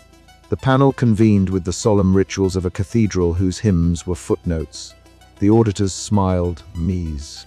Halbert cleaned her glasses with the exactness of someone who believed clear optics meant clear outcomes. Investors adjusted their ties. Norman gripped his testimony like a lifeline. The air smelled faintly of burnt toast and possibility. When Norman spoke, he did not invoke long statutes or footnotes. He talked about a schoolteacher whose improvised lesson on time had taught children to notice their own hours. He spoke of a midwife, digits raw from a long night, who muttered a prayer that may or may not have been a lost procedural manual. He spoke of how an office that devoted itself to endings had, through small humane acts, kept beginnings alive. Against the hum of the room's administrative rituals, his words landed like very small, deliberate stamps. The room listened. Even Primus, whose face was a stamp and whose instincts were to stamp, seemed to press back for a moment and consider the margins. The panel would not decide that day. It was too early for such firm pronouncements. But Primus did something they had not done in many manned meetings. They announced a public review and, for the first time, invited testimony to be considered as part of the standard of reason that governed remedial exceptions. It was not a victory, it was, however, a door. A narrow, bureaucratically defensible door with a brass handle that would need some convincing to open wider, but a door nonetheless. As the auditors filed out, their graphs and their big, capital plans folded back into their briefcases, the department breathed as if recovering from a short but emphatic gale. Norman felt light-headed in the way someone feels after climbing a ladder and looking down dizzy with the sudden height of possibility. The memo that started the storm lay on Aria's desk, face down like a sleeping animal. And in the margins, where Norman's handwriting lived, the future added another marginalia of its own, the beginning of a precedent. It would require work forms, filings, and more human testimony than anyone could imagine, but it had been set. In an institution built to schedule ends, an opening had been found, and it smelled faintly of biscuits. The audit loomed, so did hope. The hearing had set the clock. The directorate had opened the book, and the department now had to write its defense in a hand the auditors could not simply relegate to appendices. Norman returned to his desk with a new marginalia habit, a small scrap of paper that read, in his careful script, "People before precedent." He tucked it where his tiny stapler could see it, and the stapler, for reasons Norman would never fully explain, clicked contentedly. Outside, investors recalibrated their strategies. Inside, the staff prepared, the teapot boiled. The world, which had been hiccuping in small, comedic ways, seemed to draw a breath and wait, as if eager to see whether the people charged with endings could, in the end, save beginnings. And when the panel reconvened, Norman and his colleagues would have to present evidence again. But now, their testimonies had an audience and a legitimacy they lacked before.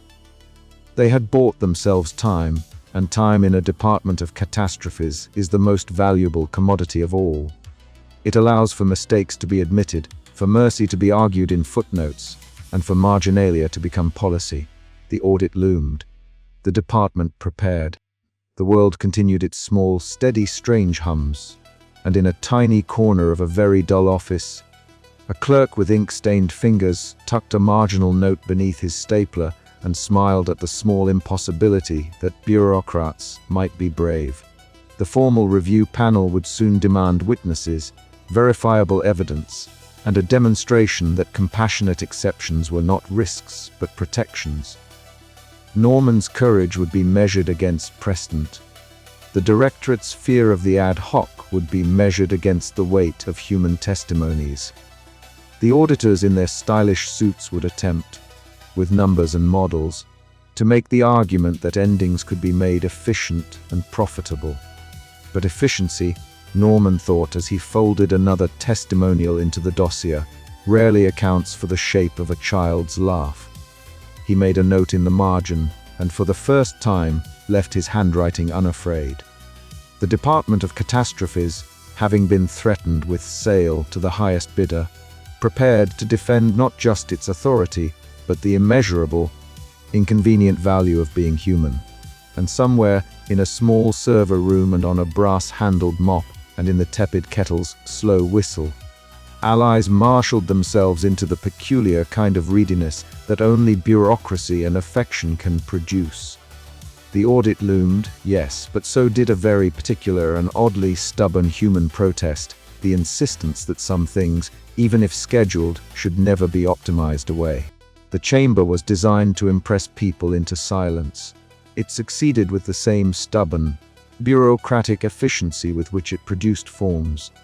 Rows of chairs, upholstered in the same neutral grey as the directorate's seal, faced a raised dais where Auditor Primus and two equally monochrome deputies sat beneath a crest that resembled a stamped consent form and a stern colon.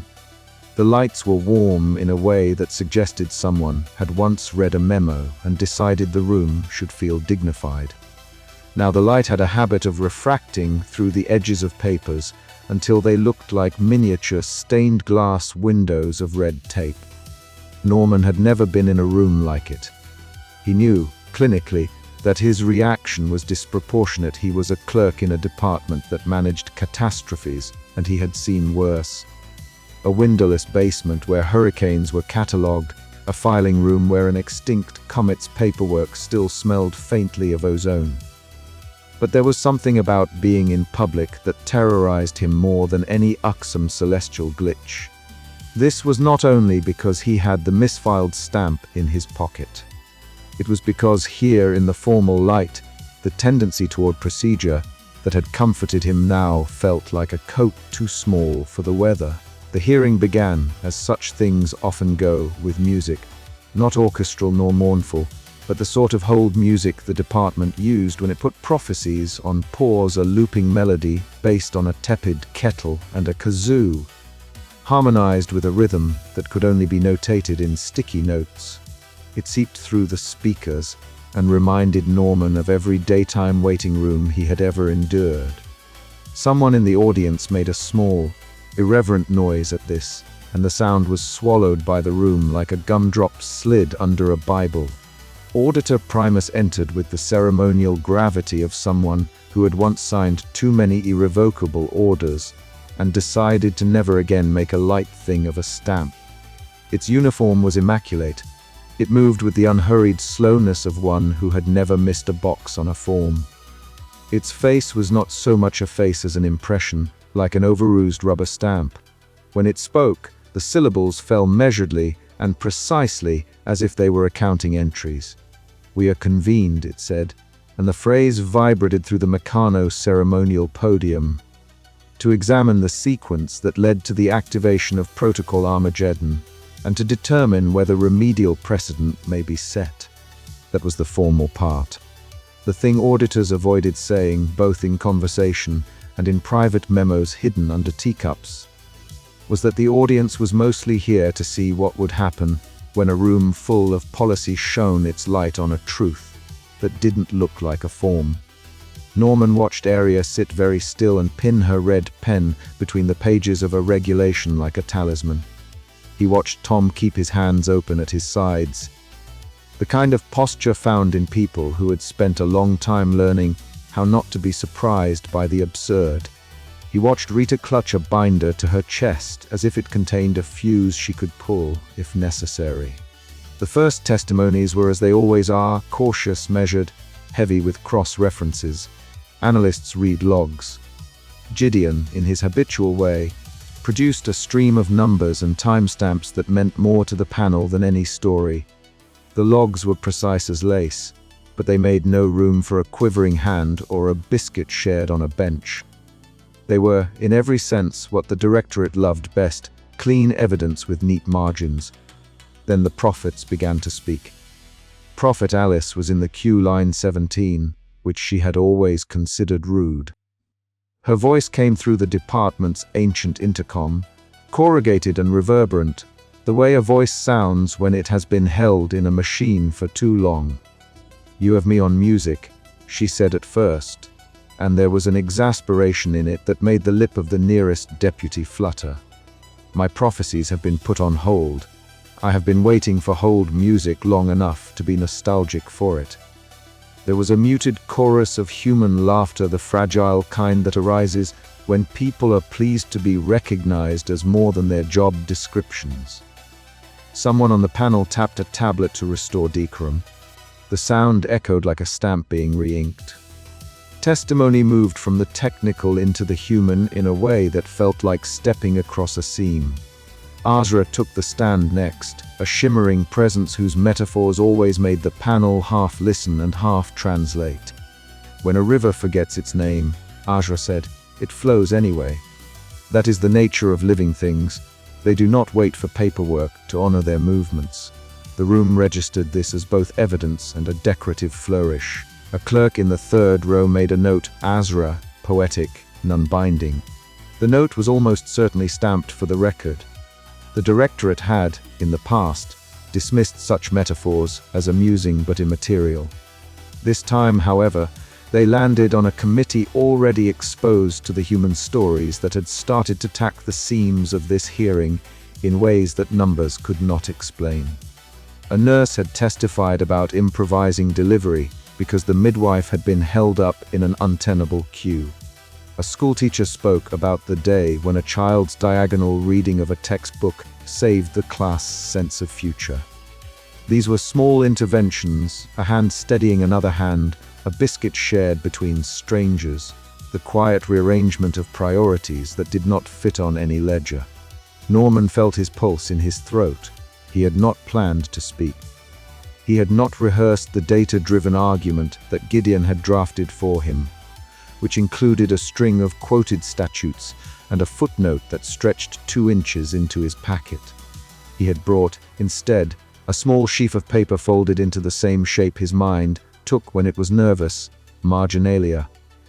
He had notes in the margins of his notes, as one does when they are trying to hold a trembling world accountable to a schedule.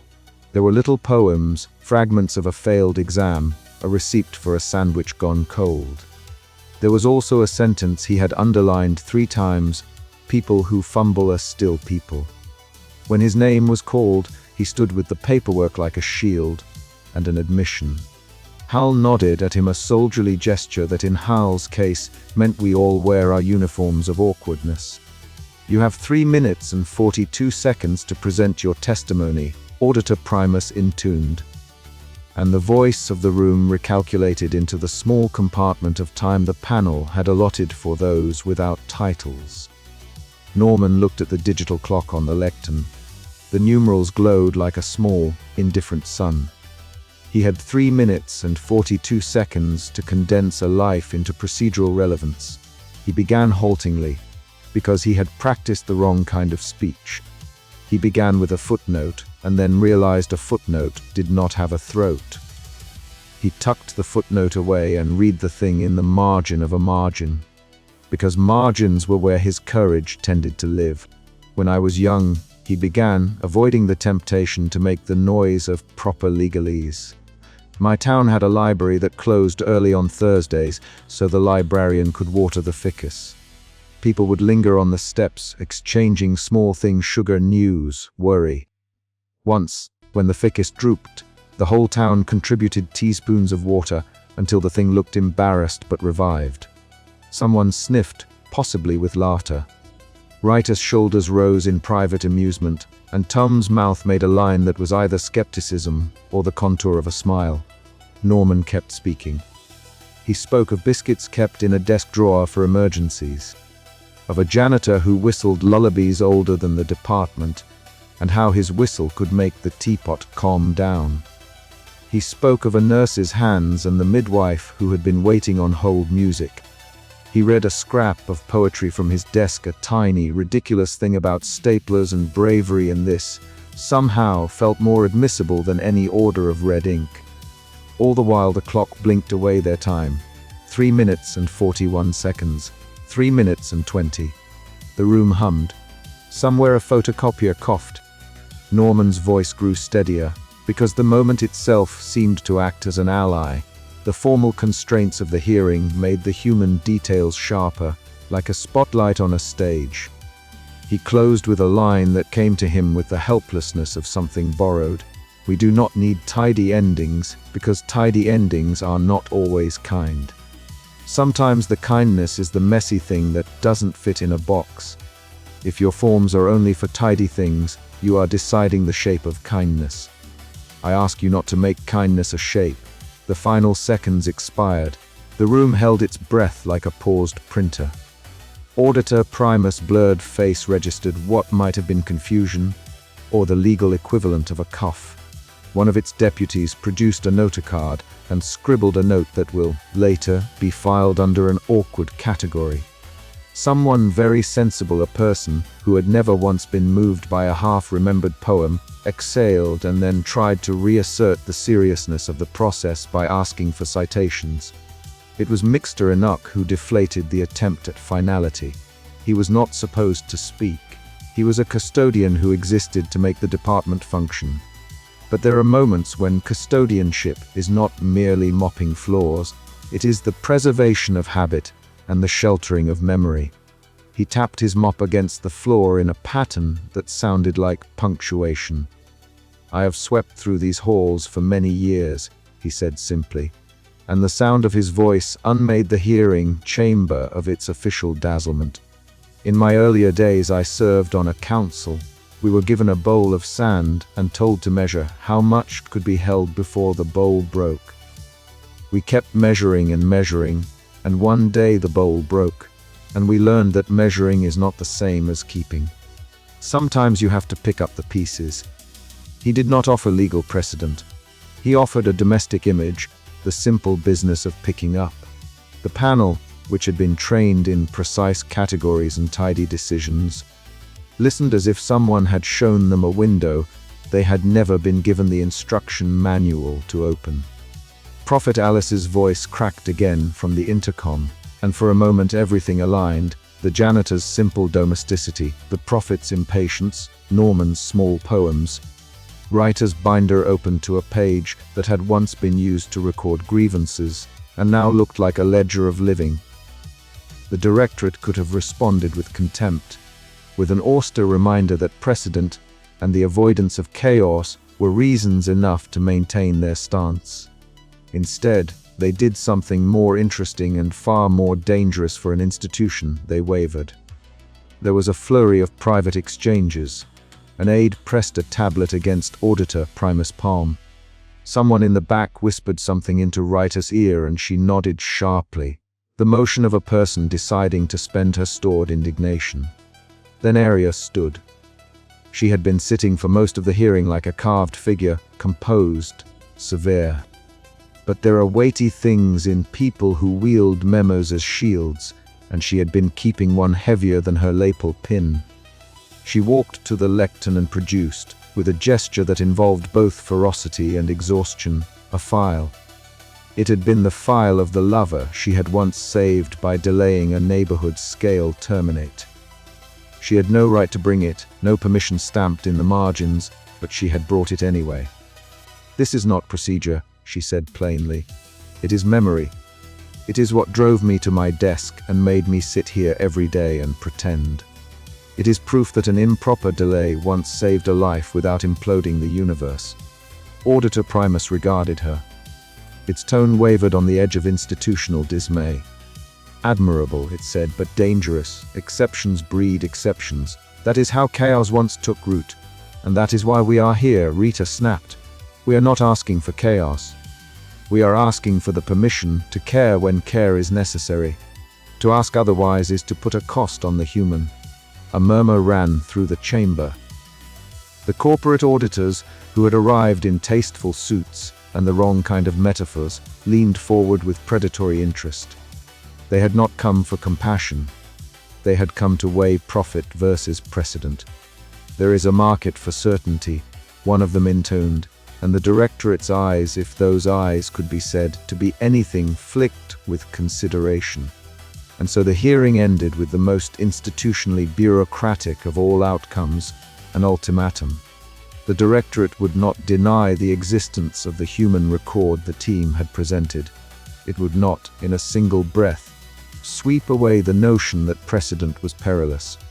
Instead, it issued a condition that felt both reasonable and cruel, provide documentary proof of compassionate, non-standard intervention filed under the department's charter within 72 hours, or the Armageddon Protocol would proceed to the point of no return. The timescale was small enough to make panic useful and big enough to allow procedures to insist on their own primacy.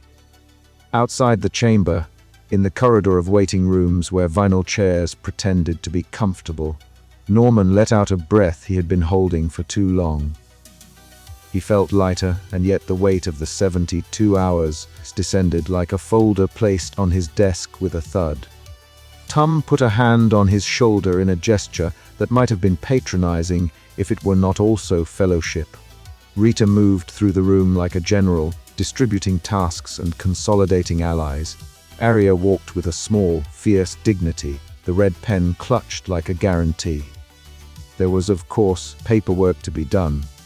Gideon already had a schematic of the logs and their vulnerabilities. Clara offered biscuits and practical cheer. Hor, very nearly smileless, produced a small folded sheet of paper with the precise phrasing for a legal hold. Mayor, Enoch, mop at rest, walked past with a heedful glance that suggested he had more to sweep up than dirt. And somewhere, as the department reorganized itself like a desk after a clumsy reorganization, the prophets muttered among themselves, and the world hiccuped in little ways that suggested a distant throat clearing. The ultimatum had not solved anything. It had, however, converted the problem into a deadline, which is to bureaucracy what thunder is to weather, a formal sound that suggests imminent consequence. Norman walked back to his desk with his marginalia tucked like contraband in his pocket. He had, in 3 minutes and 42 seconds, done something he had never expected of himself. He had spoken not as a clerk but as a witness to the small, messy acts that make a life worth saving. He had been precise in the only way he knew how, by attending to detail, by listing biscuits and lullabies, and the day the ficus nearly died. The 72 hours stretched ahead like a long, unfiled day. It would be filled with all the things a department could do: petitions, marshaled testimonies, back channels, and perhaps some amount of bribery in the form of a rare gold paper clip, and a promise of continued access to the better biscuits. There would be pockets of tenderness, a teacher who had kept a child's doodle as evidence of future imagination, a nurse who would testify about a birth born on improvisation, and there would be procedural snares, and the corporate auditors who smelled profit like rain. Norman sat at his desk and opened his tiny stapler. He made the habit of stapling things when he needed courage. It was small, ridiculous, and very human. He stapled the margins of his notes together and then, on a separate sheet, wrote the simplest of things: "We fumbled and were still human." He slid the paper into his coat and told himself he would be back in the hearing room in less than 3 days with testimony that could be filed and countersigned and notarized and blessed by someone very important. For a moment he allowed himself a small, private hope. In the lit corridor, a filing clerk dropped a stack of envelopes and mumbled an apology. The noise sounded unexpectedly like applause. Then the phone on his desk chimed. It was a calendar reminder: deadline, file, compassionate precedence. Norman rubbed his ink-stained fingers together, as if he could rub a plan into being. He looked up at the ceiling, and for no reason he could articulate, imagined the teapot in the break room, steaming and patient as ever, as if it would wait for him to return with the paperwork. He had 72 hours, he had allies, and he had a habit of finding small things in margins. He stood up and, as he did, he felt the peculiar, incredulous truth. The department that had catalog endings like receipts could not entirely ignore the messy thing that was living. Whether it would bend, reform, or remain an elaborate shell would be decided in days, in signatures and testimonies, and in the odd, improbable work of convincing an institution that a biscuit could count as evidence. The hook the hearing left in the air was not melodramatic. It was bureaucratic and therefore more terrifying. A deadline, a condition, a requirement. It demanded motion. It demanded that those who preferred forms to feelings now translate the feelings into forms. The world, meanwhile, kept hiccuping along, as if impatient to hear whether a department of clerks could render compassion admissible before the machinery of finality reset itself. Norman tucked his marginalia into the inner pocket of his jacket, feeling for once that his notes might be more than hermetic comforts. He walked toward the break room, where the kettle sat like a kindly, lukewarm oracle. On the way he passed Rita assembling a list of witnesses, Tom counting a stack of dubious prophecies, and Aria, who had broken protocol by bringing a file of memory, pinning a memo to a corkboard with the expression of a woman who had just betrayed her own rules in the name of saving a life. The 72 hours had begun. The Department of Catastrophes, in its peculiar and patient way, was about to try to convert kindness into evidence. Somewhere in the archives, a long file sighed. Somewhere else, Auditor Primus consulted its tablets, calculating precedent like someone weighing currency. The world waited, hiccuping politely, until the forms were either completed or fate decided to interpret its own margins. And in the tiny place where Norman kept his stapler, where his spectacles slid down and his marginalia lived, a small hope flickered in the shape of a sentence he had not dared to write on official paper. Perhaps, he thought, the forms will not be the only things that save us. Perhaps the messy, human stuff in the margins will count for more than we had presumed. The kettle clicked. Someone in the corridor laughed at something that might have been a joke. The clock on the wall continued its patient march. The hearing had ended. The staircase down to the basement smelled as if someone had decided that paper, when aged properly, ought to smell like a promise and a warning combined.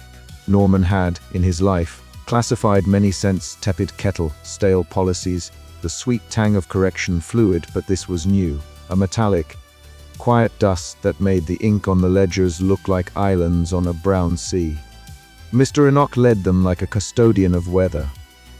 He moved with the slow certainty of someone accustomed to guiding storms through broom handles, and when he pulled open the hatch, the sound that came up was a little like a drawer of long-forgotten utensils that had finally been shown their reflection. Light spilled down in narrow angles across brass bindings and paper that had been patient for centuries. People forget the basement, Mitter, Enoch said, with the tone of one stating a geological fact. They think the important things happen at the top, the memos, the meetings, the stern typefaces. But the basement keeps the echoes. It remembers who bent the rules and why. Norman felt the smallness of his shoes against the stone steps. The department had 1,000 rooms designed to keep things orderly: the hall of appeals, the atrium of adjournment, the waiting room where time forgets to be polite. But the basement was where human hands had been clumsy and honest. He thought of the sentence had once annotated in the margins of an appellate decision: where rules are brittle, people are soft. He had meant it as a note to self about empathy. He had not realized it would be literal. They stepped into the archive proper. The ceiling was a low concern of beams and forgotten lighting fixtures. Rows of ledgers lay like sleeping animals on slatted shelves. A fan turned once in the far corner and then, deciding it had said enough, stopped. Dust lay in handwritten patterns on the covers, and the air tasted of glue and decisions. Gideon, who carried his tablet like a talisman against metaphor, immediately began to inventory. His fingers moved over catalog tags with the precision of someone tracing a broken syntax back to its origin. Even his metaphoric immunity faltered here. He clicked a few times and hummed as though the hum might be a password. "Look for marginals," Mr. Enoch said. "They don't like to be found. They prefer to be discovered." Aria reached for a ledger with one hand and, after the habit of a career, held her red pen ready. Norman hadn't seen her this unarmored before. There was a flicker in her eyes that made her bun look smaller, as if some internal wind had rearranged the hair. She had always presented as a machine forged of memos and decisiveness, but in the dim light, she was as human as the rest of them. which is to say she was terribly mortal and terribly necessary. The book they found was a volume that had expected fewer interruptions.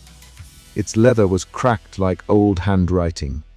When Norman opened it, a small cloud of dust portended the kind of revelation you only get with the accompaniment of a cough. "Found it," Gideon said, which is how he usually spoke of discoveries, as a creature of mild surprise rather than triumph. His projected tablet made the page larger, projecting faded ink onto the close wall so they could all see the smallness of the words. There, written in a cramped, almost apologetic hand in the margin of the charter, was a clause Norman felt he could recognize in his bones, an exception so nearly whispered that the paper itself seemed to hesitate. "Remedial act permissible upon testamentation of human witnesses and appeal by non-departmental authority," Norman read aloud. His voice felt as though it had been ironed in public, but it didn't matter.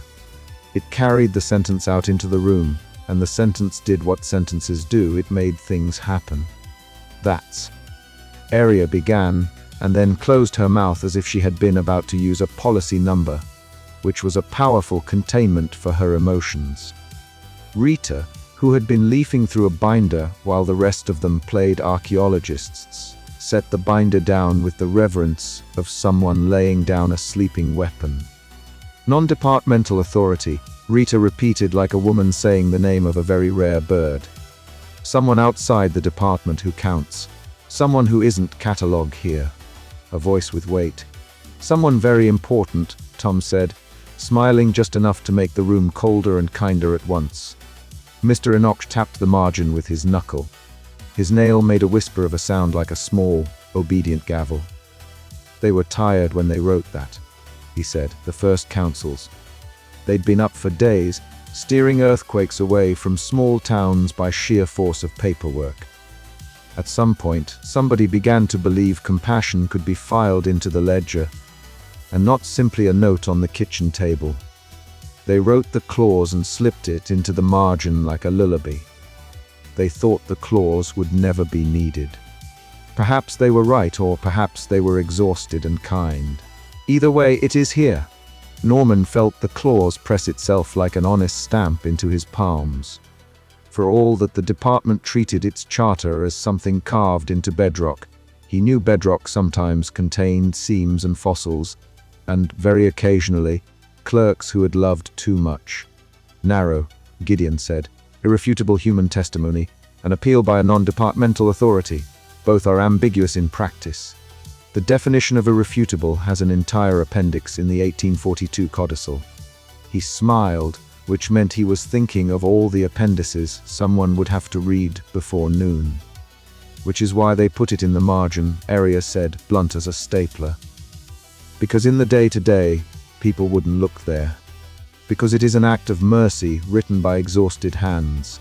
Because..." She stopped, and Norman realized she was saving the rest for when she could name it without sounding as if she had read her own heart aloud. Rita, practical and procedural, closed her eyes for a moment. "If this clause is authentic and usable, it reframes everything. We don't need to find a loophole in the process so much as summon a witness, and someone who speaks with weight beyond our own walls.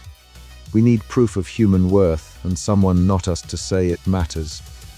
The problem with fitting hope into official forms, Norman thought ruefully, was that the forms had not been designed with hope in mind. They had been designed to keep things tidy, to prevent perverse incentives, to avoid precedent, to prevent the unstoppable proliferation of exceptions. Mercy in their systems was a wildflower in a parking lot. "And the Directorate knows this clause exists?" Norman asked. The question was performed neatly. Norman had been asking neat questions for his entire life. The room listened with the attentive courtesy that forms had taught them. Mr. Notch shook his head slowly. "They know it sits there. They have admitted its existence in footnotes and diplomatic hedges. But to use it is another thing. Rules are like fences. You can point to the gate until your finger cramps, but you still have to open it. Auditor Primus is fond of gates." As if cued by someone with excellent timing and an appetite for drama, A sealed envelope clacked down onto the table like a plot point. It bore the directorate's stamp and a flourish that looked suspiciously like an exclamation point rendered in ink. Auditor Primus' name was Performance in capital letters. Norman slid back, not that anyone had noticed. A letter with an institutional mood had been dispatched to them the way clouds sometimes move to cover the sun, with purpose and a certain disdain for pleasantries. Gideon slit the envelope with a finger that did not trust razors. The paper within was businesslike. The diction was the sort that sits in a courthouse and coughs twice before making an opinion. To the Department of Catastrophes, it began. The Directorate of Finality notes the existence of borderline provisions, marginal clause 30b, listed in the founding charter and its appendices. However, the Directorate reaffirms the principle that exceptions to termination protocols must be sparing and founded on precedent. As such, any invocation of remedial acts requires pre-approval by the Directorate in the form and manner heretofore prescribed. Further delay in enforcement of active protocols is discouraged pending the Directorate's comprehensive review. The letter read like a polite slap. It contained in its measured syllables a declaration. The Directorate would use the Charter to deny exceptions unless someone else, with more ease in the world and less taste for siding with clerks, chose otherwise. They will use the Charter to deny the Charter, Tom said, and his voice had a rueful edge that suggested he'd seen this sort of paradox before. They will cite precedent to prevent a precedent. Aria leaned forward. Her pen tapped, as though she were composing a memorandum to conscience. Primus is not simply reading the clause as a legal constraint, she said. They are weaponizing textual purity. If we invoke margin 13b without the appearance of the proper external voice, it will look like fraud. It will look like a conspiracy. It will make the Directorate's worst fears come true, and will give them license to clamp down permanently. Norman's hands were small islands in the ocean of the ledger. He folded and refolded a loose leaf until his fingers made it resemble something like a plan. The difficulty was not merely in finding the clause had been found, but in making it live. The margin had to be animated with human stories and an external appeal. Somebody outside the department had to be persuaded to say, this human worth is undeniable. Who can do that? Norman asked. Who does the Directorate respect other than itself? Silence answered at first, then a cascade of possible names: elder councils, a reclusive committee, a person who liked biscuits and drew the curtains in the evening. The joking names trailed off into the more serious ones, people whose signatures carried weight, because their life had not been spent filing but rather making. Enoch told them then what the margin and the fan of history had taught him. There is a tea maker, he said, a figure who likes biscuits and insists on proper teapots. They are not venerated in our rolls. They do not like unsolicited paperwork. When the first councils were young and their handwriting was jerky from fatigue, this person, or perhaps the office they keep, was sometimes consulted. They have a quiet way of making decisions stick without having to shout about them. They are a non-departmental authority because they own not a title but an old taste for decency. Norman's brain translated that into a more bureaucratic phrase, somebody very important. He had read memos about such people. He had signed carbon copies that mentioned their names with the same proper distance one used to refer to an earthquake. But he was a clerk.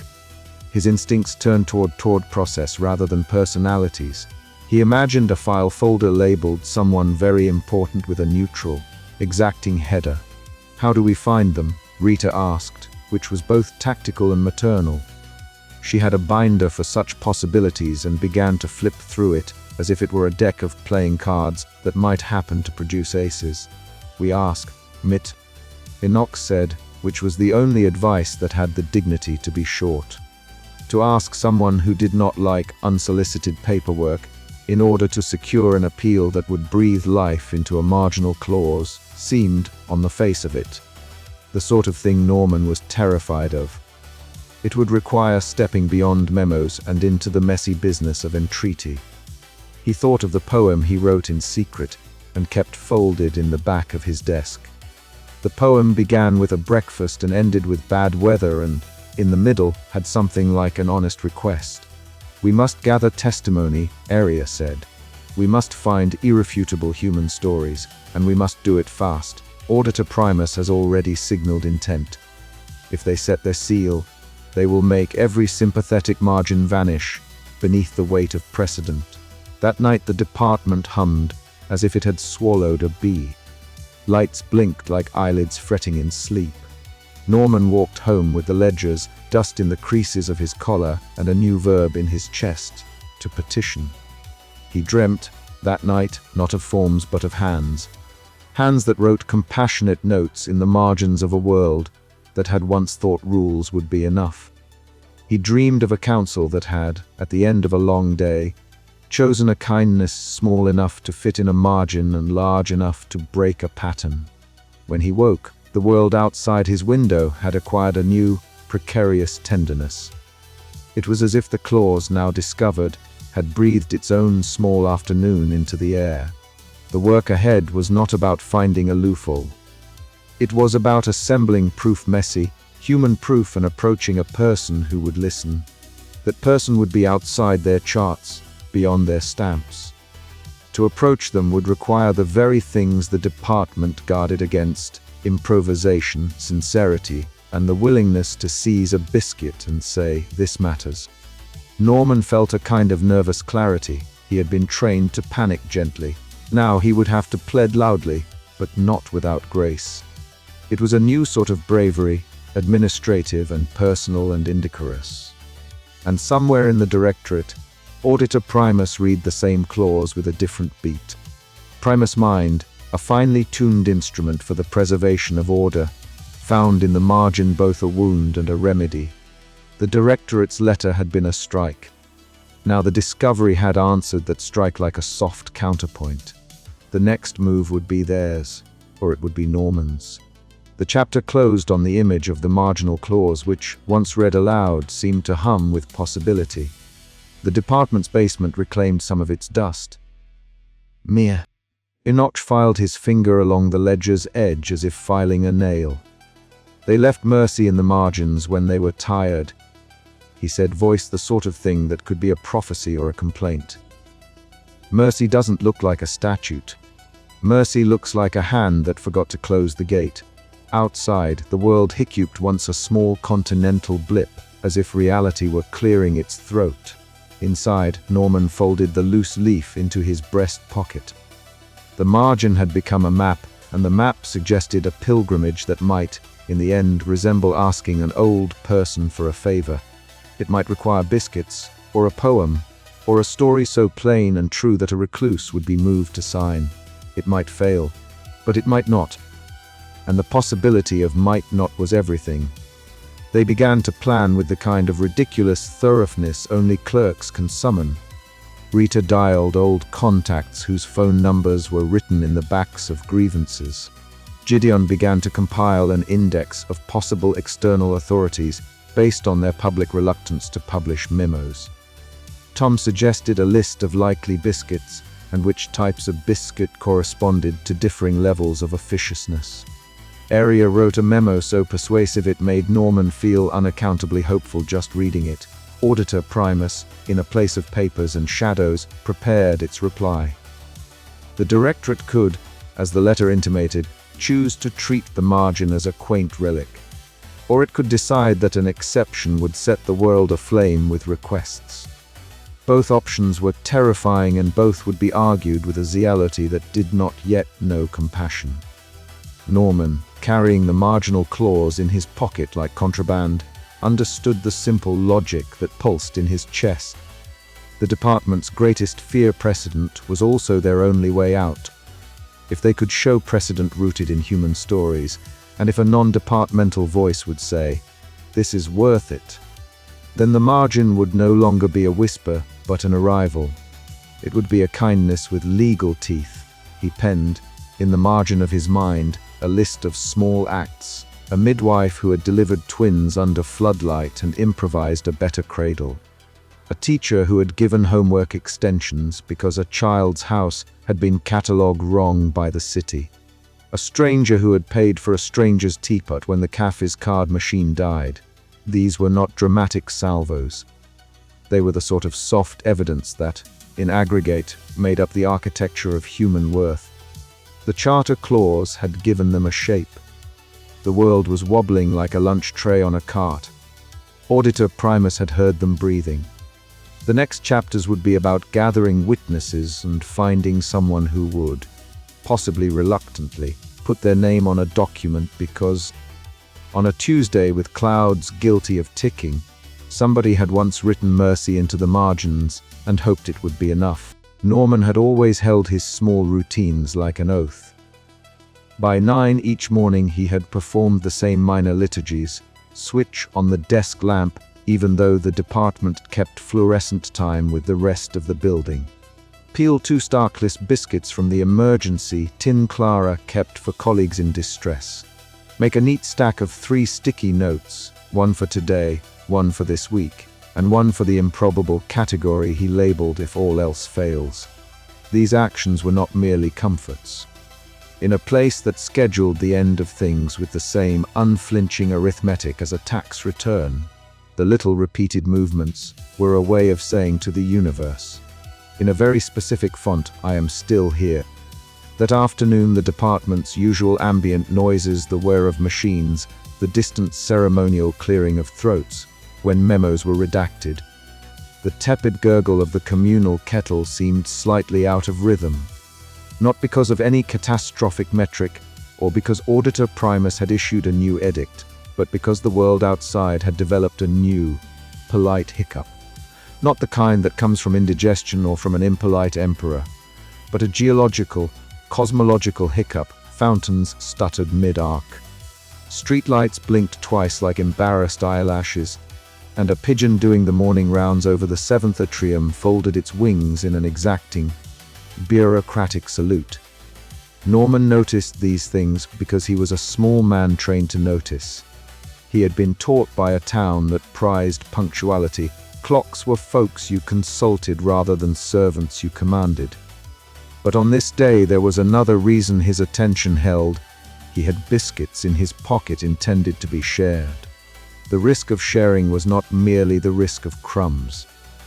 It was the risk of revealing that he enjoyed the scent of someone else's hair, that he listened like a person marked by real longing, that perhaps he might be willing to set aside a procedure if the cost was, for once, humane. Clara sat 3 desks down from him, as she always did, with a pencil tucked behind her ear and a radio tuned to nothing anyone in authority could identify. Her desk was a small archive of human necessities, a calendar printed with a kitten in a blazer, a roll of duct tape labeled "just in case," and her emergency biscuit tin which rattled when she laughed. She had become, over time, the person to whom Norman gave the marginalia that no one else read. She annotated his small miseries with advice you could fold into a pocket and carry through the day. Buy fresh ink, call your sister, stop proofreading other people's griefs. On ordinary days Norman would not have dared to leave his desk for any reason that was not pre-approved by at least 2 policy memos and 1 footnote in the charter. On extraordinary days, the ones that made the neon strip light above his head feel as if it had a heart, he allowed himself one small revolt. That afternoon he stood, tucked the biscuit tin under his arm, and walked to Clara, who was looking at a scheduling error on her screen with the serene expression of someone who had once been adopted by a ledger and loved it. "Do you have a minute?" he asked, and discovered his voice could be uneven in ways his forms never were. It betrayed him with commas and ellipses. Clara looked up, and for a moment her face composed itself in the precise way that signatures do when trying to be legible. "Norman, you owe me a biscuit for when the world tries to use polite punctuation on us," he offered. She accepted. They sat near the break room window and watched the department thrash about being competent in its particular fashion. A photocopier coughed out a pamphlet titled, "When to Use a Sigh in Policy Statements." Someone in the next cubicle stapled their tie to a requisition form and had no idea. Silence between them was not empty. Norman liked to put things in silence, the way some people put things in drawers. He put his hands on his lap and fiddled with the tiny stapler he carried like a talisman. Clara opened the biscuit tin and offered him the last lemon biscuit. "You look tired," Clara said. Her voice was a thing of functional tenderness. She administered it like a bandage. "I am tired," Norman admitted.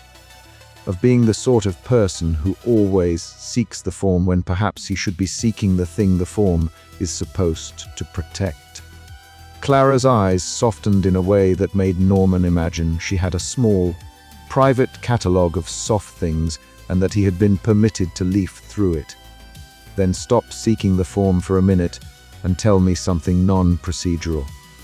He thought of the poem folded in his breast pocket, one of the tiny rebellions he'd kept since he was young, verses he read when the edges of his life felt too sharp. Poetry in the department was an act of illicit kindness, like leaving a chair for someone who had been waiting too long. Norman unfolded the paper with deliberate slowness. "It's nothing special," he said, which was a reliable falsehood because things he cherished were rarely special in the way the department defined the term. "I keep it in case I ever need to remind myself that small things matter." Clara rolled her shoulders the way an adjudicator might clear the docket. "Then read it to me. If it's good, it'll help you file it under persisting delights. If it's terrible, you can file it under private embarrassments and never speak of it again." There was a small, conspiratorial laugh in her voice. Norman found himself obeying.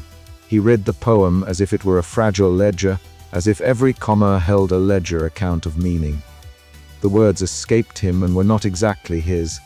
They had belonged to a night 10 years removed, when failure had stacked like unpaid invoices and he had needed a voice to speak back. He read, "There is a room where the clocks doze, where the cups collect the shape of steam. A man folds his hands as if in prayer, though he cannot remember what for. They call him clerk, he calls himself the bridge. He takes what is torn and marks it whole. This is not a divine job, nor heroic. It is the keeping of small things, so they do not fall." He stumbled at the third line and recovered. The words were clumsy when they belonged to his mouth. Clara listened with that precise attention she gave to forms when she was auditing them for human errors. The biscuit tin between them made a polite, ceremonial clink. When he finished, Clara exhaled like a stamp, leaving an impression. "That's lovely," she said simply, and the simplicity made the words heavy with approval. "It's not supposed to be lovely," Norman protested, embarrassed by the sudden heating of his cheeks. "It's supposed to be honest." "Honesty is a rare office supply," Clara observed. "We should ration it more carefully." It was then that Enoch passed by with his mop, whistling a tune that had once been older than rain. He paused, tilted his head, and looked at them like someone who had been present for many beginnings. "Poetry is not a misuse of time," he said. "It is an emergency procedure for the heart. Keep a copy near the kettle." The janitor's approval had the effect of an authorized stamp. Norman felt the world lighten a fraction.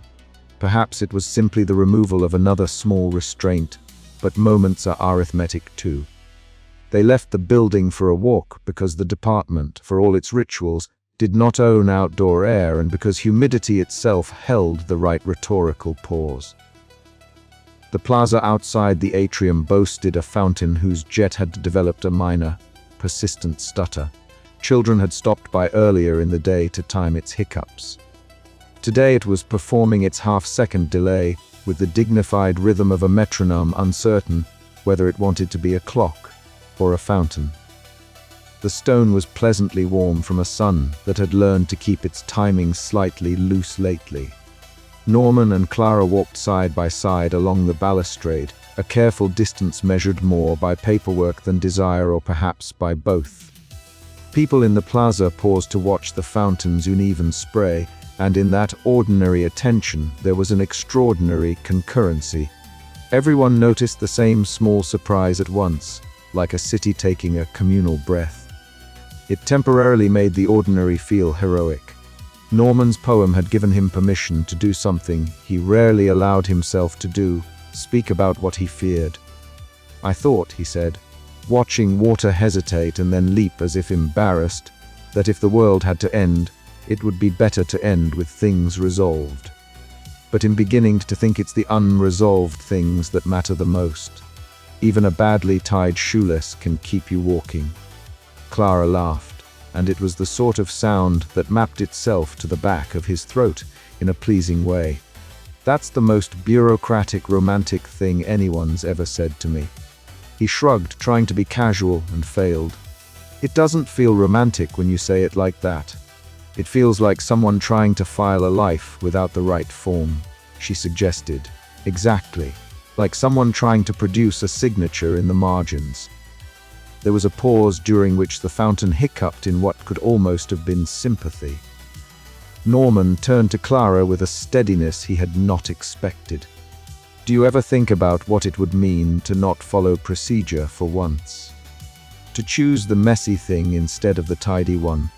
Clara considered him with the careful curiosity she reserved for policy anomalies that promised to be interesting. "I think about it a lot. I also think about staplers that work when you need them to. Both are useful." Their laughter ran together and lightened everything like a diffuser taking the edge off. Then, on an impulse as small and consequential as a page turned during an audit, Norman reached for Clara's hand. She did not pull away. Her fingers were warm and slightly crumbed with lemon sugar. They sat on the fountain's edge. He read another stanza from the folded paper, but the words had become superfluous because language between them had shifted to the kind that does not require punctuation. They shared stories about small wounds that had never healed properly, and about the funny things their parents had done with their time. Norman told her about his exam that had not gone well, the one that rerotted him into the sacred geography of clerical work.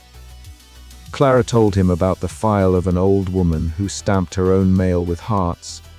The afternoon thickened like the stockhook of a well-made stew. The department felt, for the first time in weeks, like a place that could be invaded by sunlight and survive. Norman felt certain of two things at once: that he loved the small, human present he shared with Clara, and that the clock on the desk in his cubicle had been counting down in invisible numerals. Love and forms existed in an uneasy parity. He had learned to hold both without letting one erase the other. Then he kissed her. It was a modest thing, an almost apologetic press of mouth to mouth that asked for permission and offered it in equal measure. It was fumbling and earnest and perfectly inadequate to express the sudden surplus of feelings.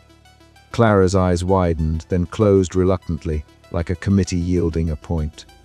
The world around them, including the fountain and three pedestrians, seemed to lean in a fraction of an inch. They had only the briefest of interludes before a memo slid under the department door like a flat, officious animal. Its arrival registered with the same gravity as a bell at a tribunal.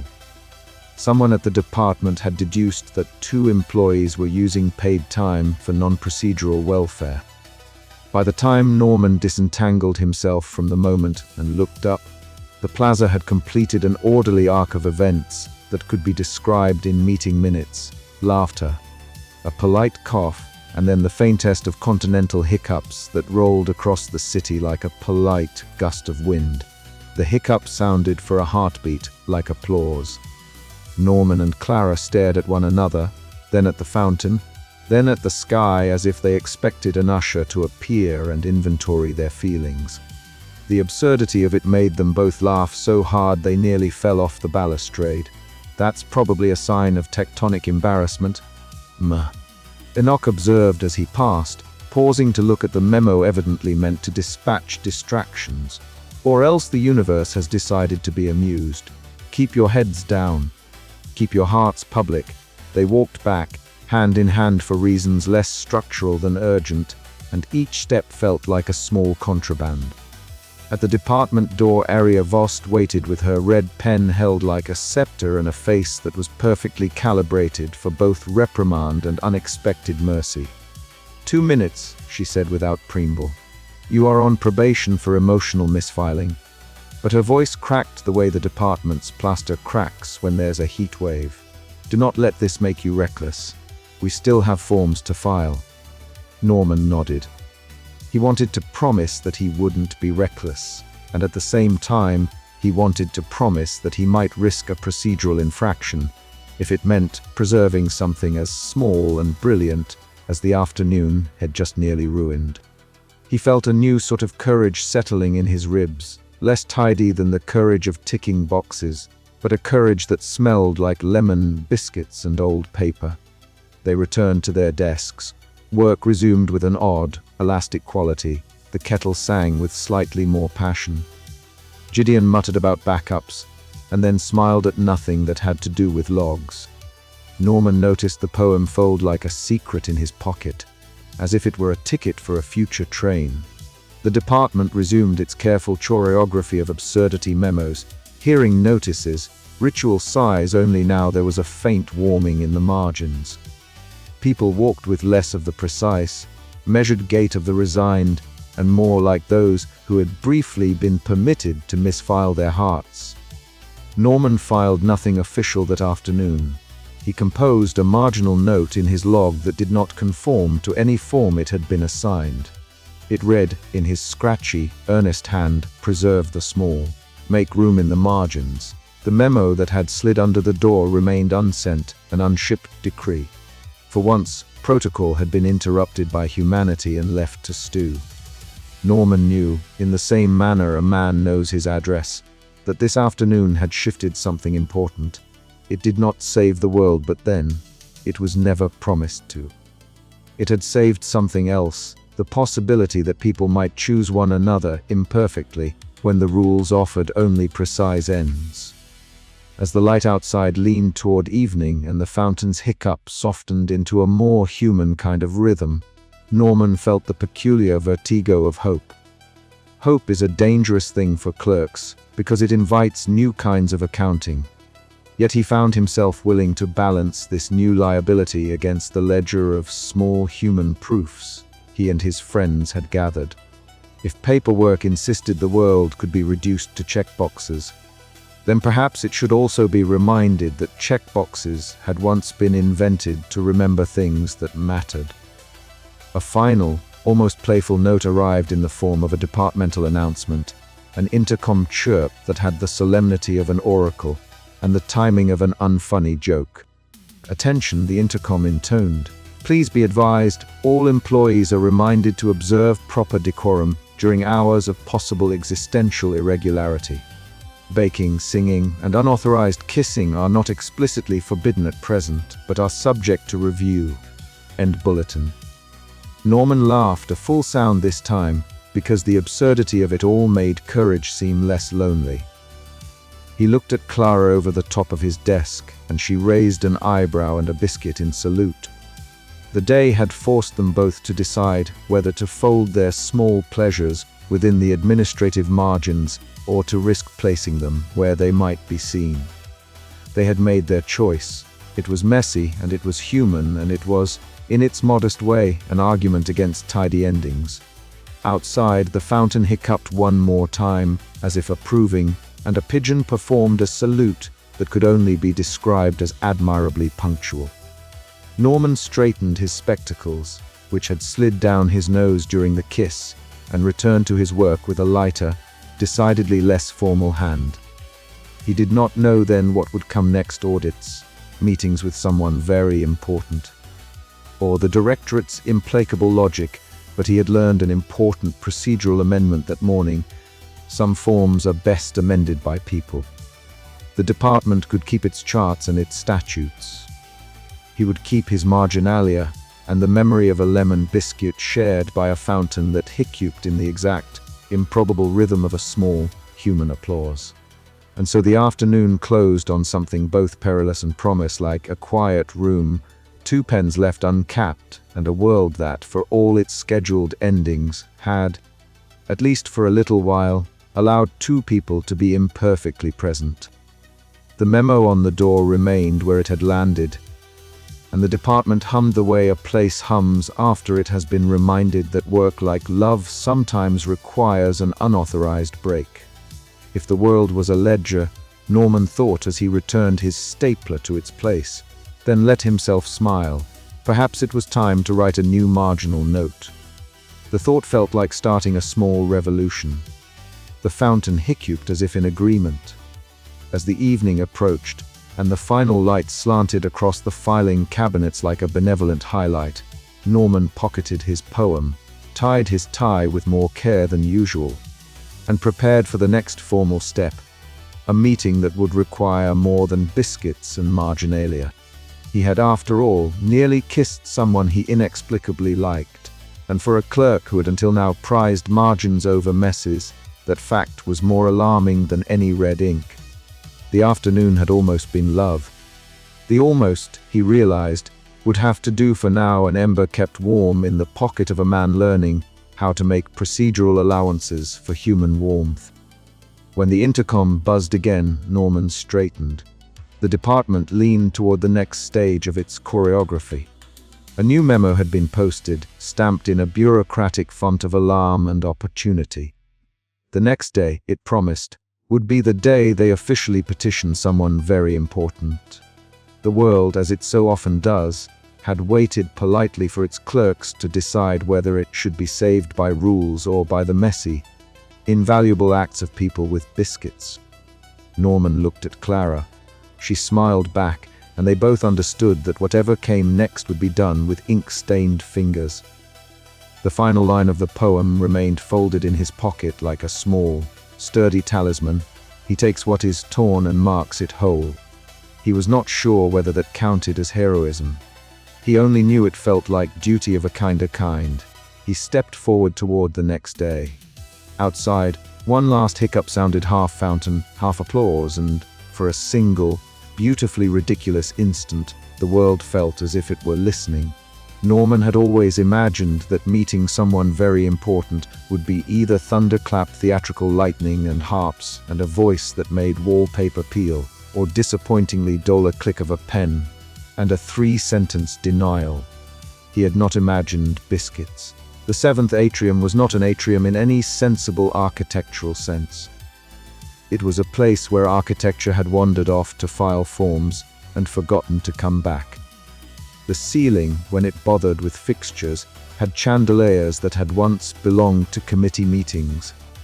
The marble floor was stamped with institutional seals worn, as if by decades of decisive footfalls, and the plants were potted with the same solemnity as a public holiday.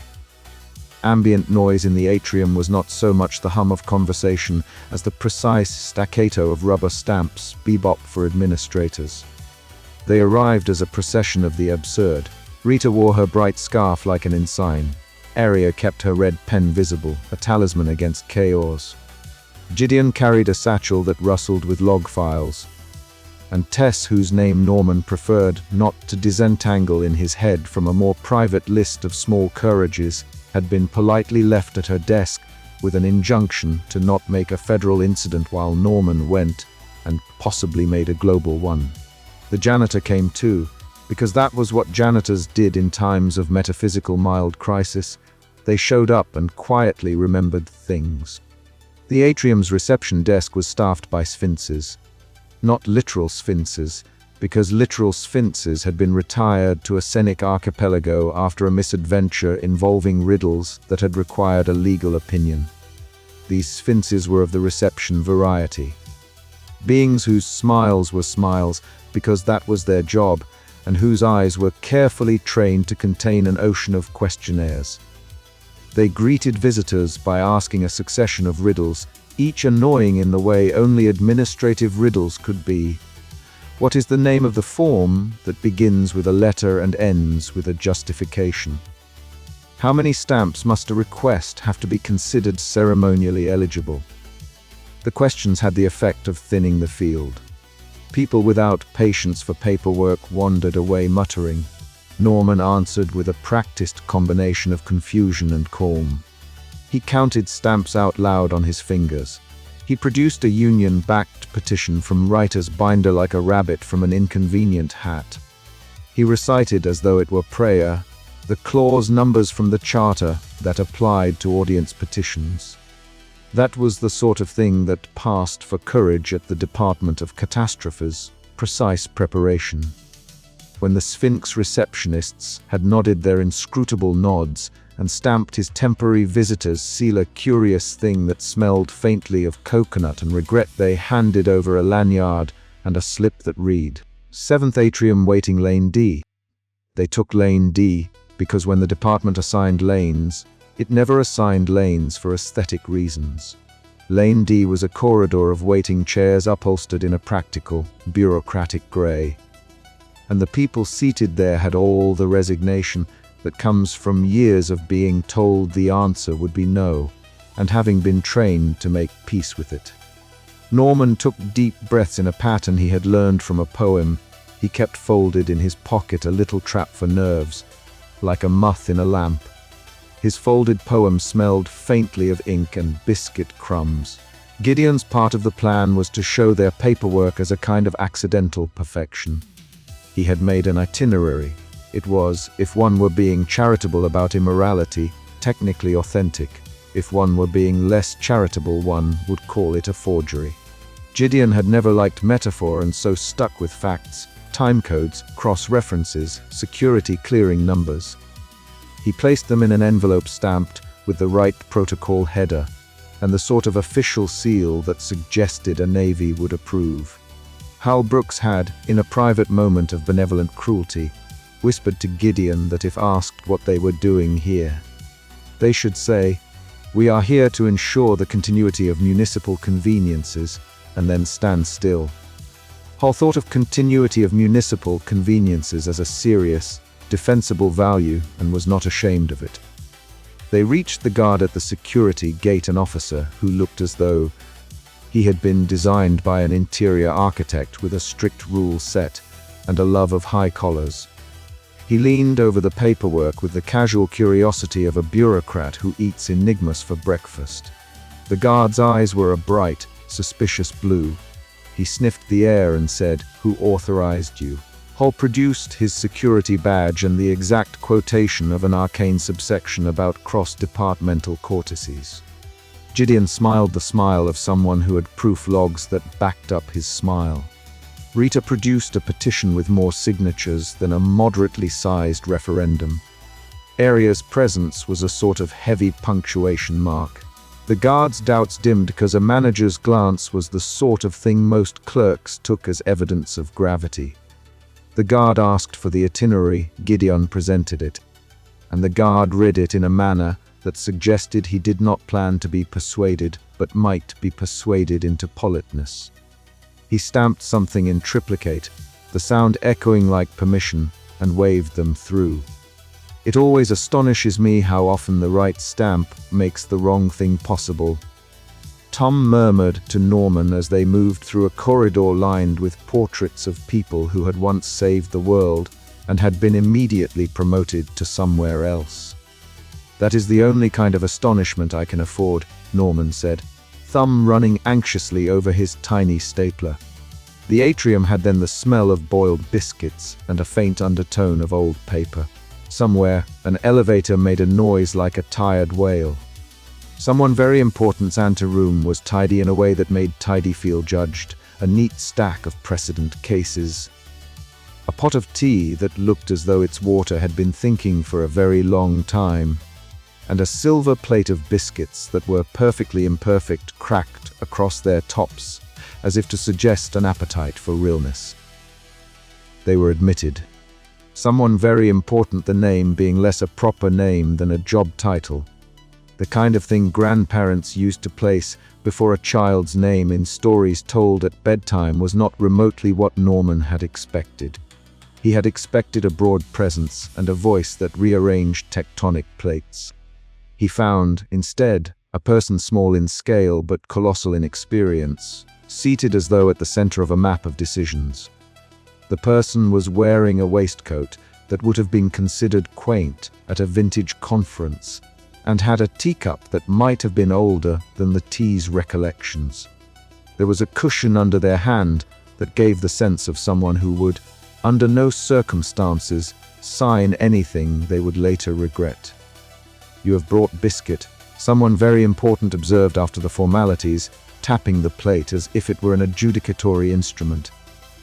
"I like biscuit." Biscuits make people explain things more honestly.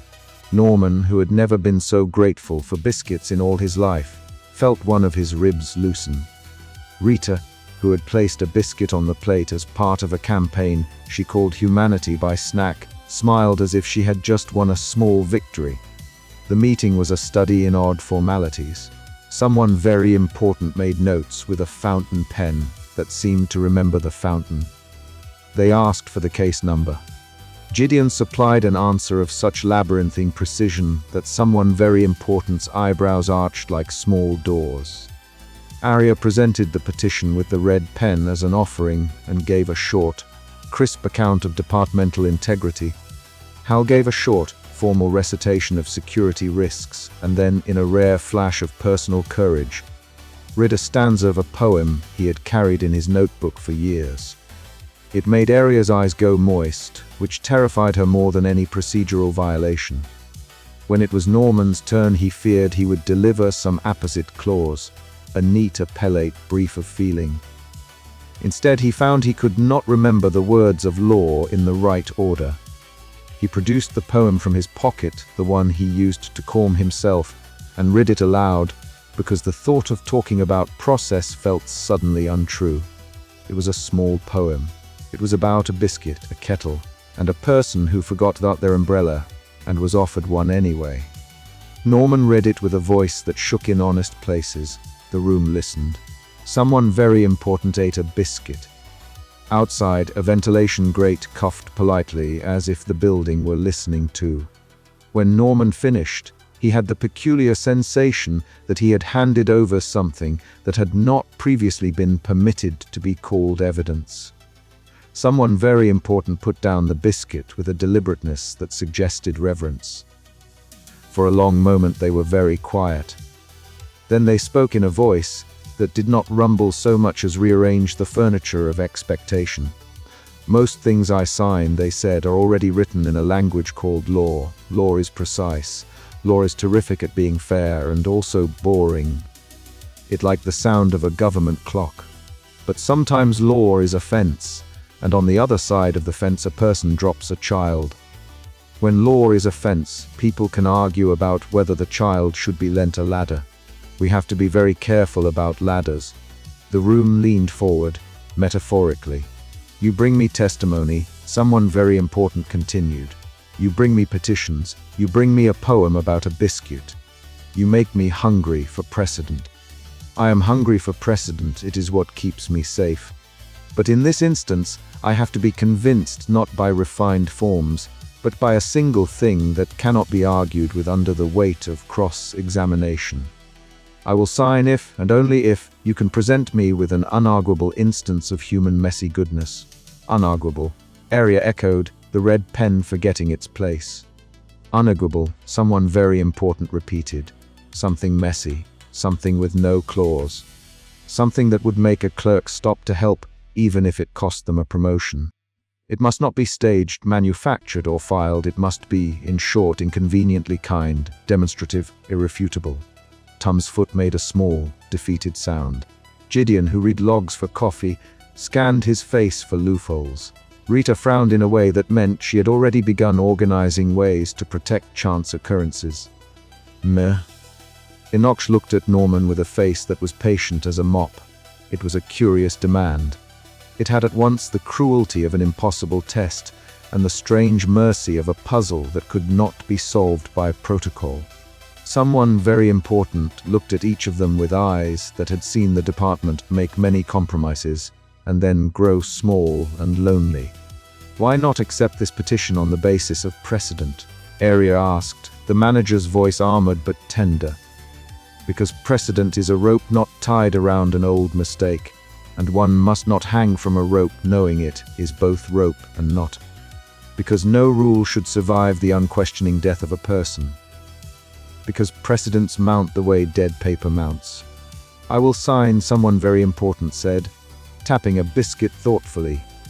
"If you prove there is a thing people can do that does not fit into the clean architecture of rules, but nevertheless changes the world in a way the rules only pretend to measure. Bring me that demonstration. I will not sign because you ask me to sign. I will sign because your evidence convinces me that not signing is the wrong kind of prudence." Norman sat down suddenly. It felt as though the room had become smaller in order to make room for the size of the question. How he began and then stopped. How indeed. Someone very important tapped the desk and said, "It must be unarguable. It must contain the noise of human failure. It must be witnessed by someone not connected to your department, and preferably by someone who has nothing to gain by your being saved. Bring me such a thing, and I will do what is necessary.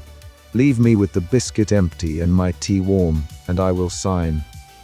Bring me a clean, manufactured miracle that would look good on a press release, and I will return the petition stamped with a polite refusal." The team left the room with the biscuit crumbs of hope still in their teeth. The seventh atrium felt different on the way out. The light had shifted and the Sphinx receptionists had that look that suggested they had been taking notes. On the way home, between the guards' stamped acquiescence and the atrium's chandelier hiss, they began to talk strategy, as if strategy were a thing you could assemble from a stationery kit. Rita wanted to petition neighborhoods to perform spontaneous acts of kindness. Gideon wanted to run a simulation to see how many unarguable events might plausibly arise. Tom wanted to stand in a square at noon with a sign that read "Free Kindness" and see what happened. Aria wanted to create carefully controlled improvisations with disclaimers.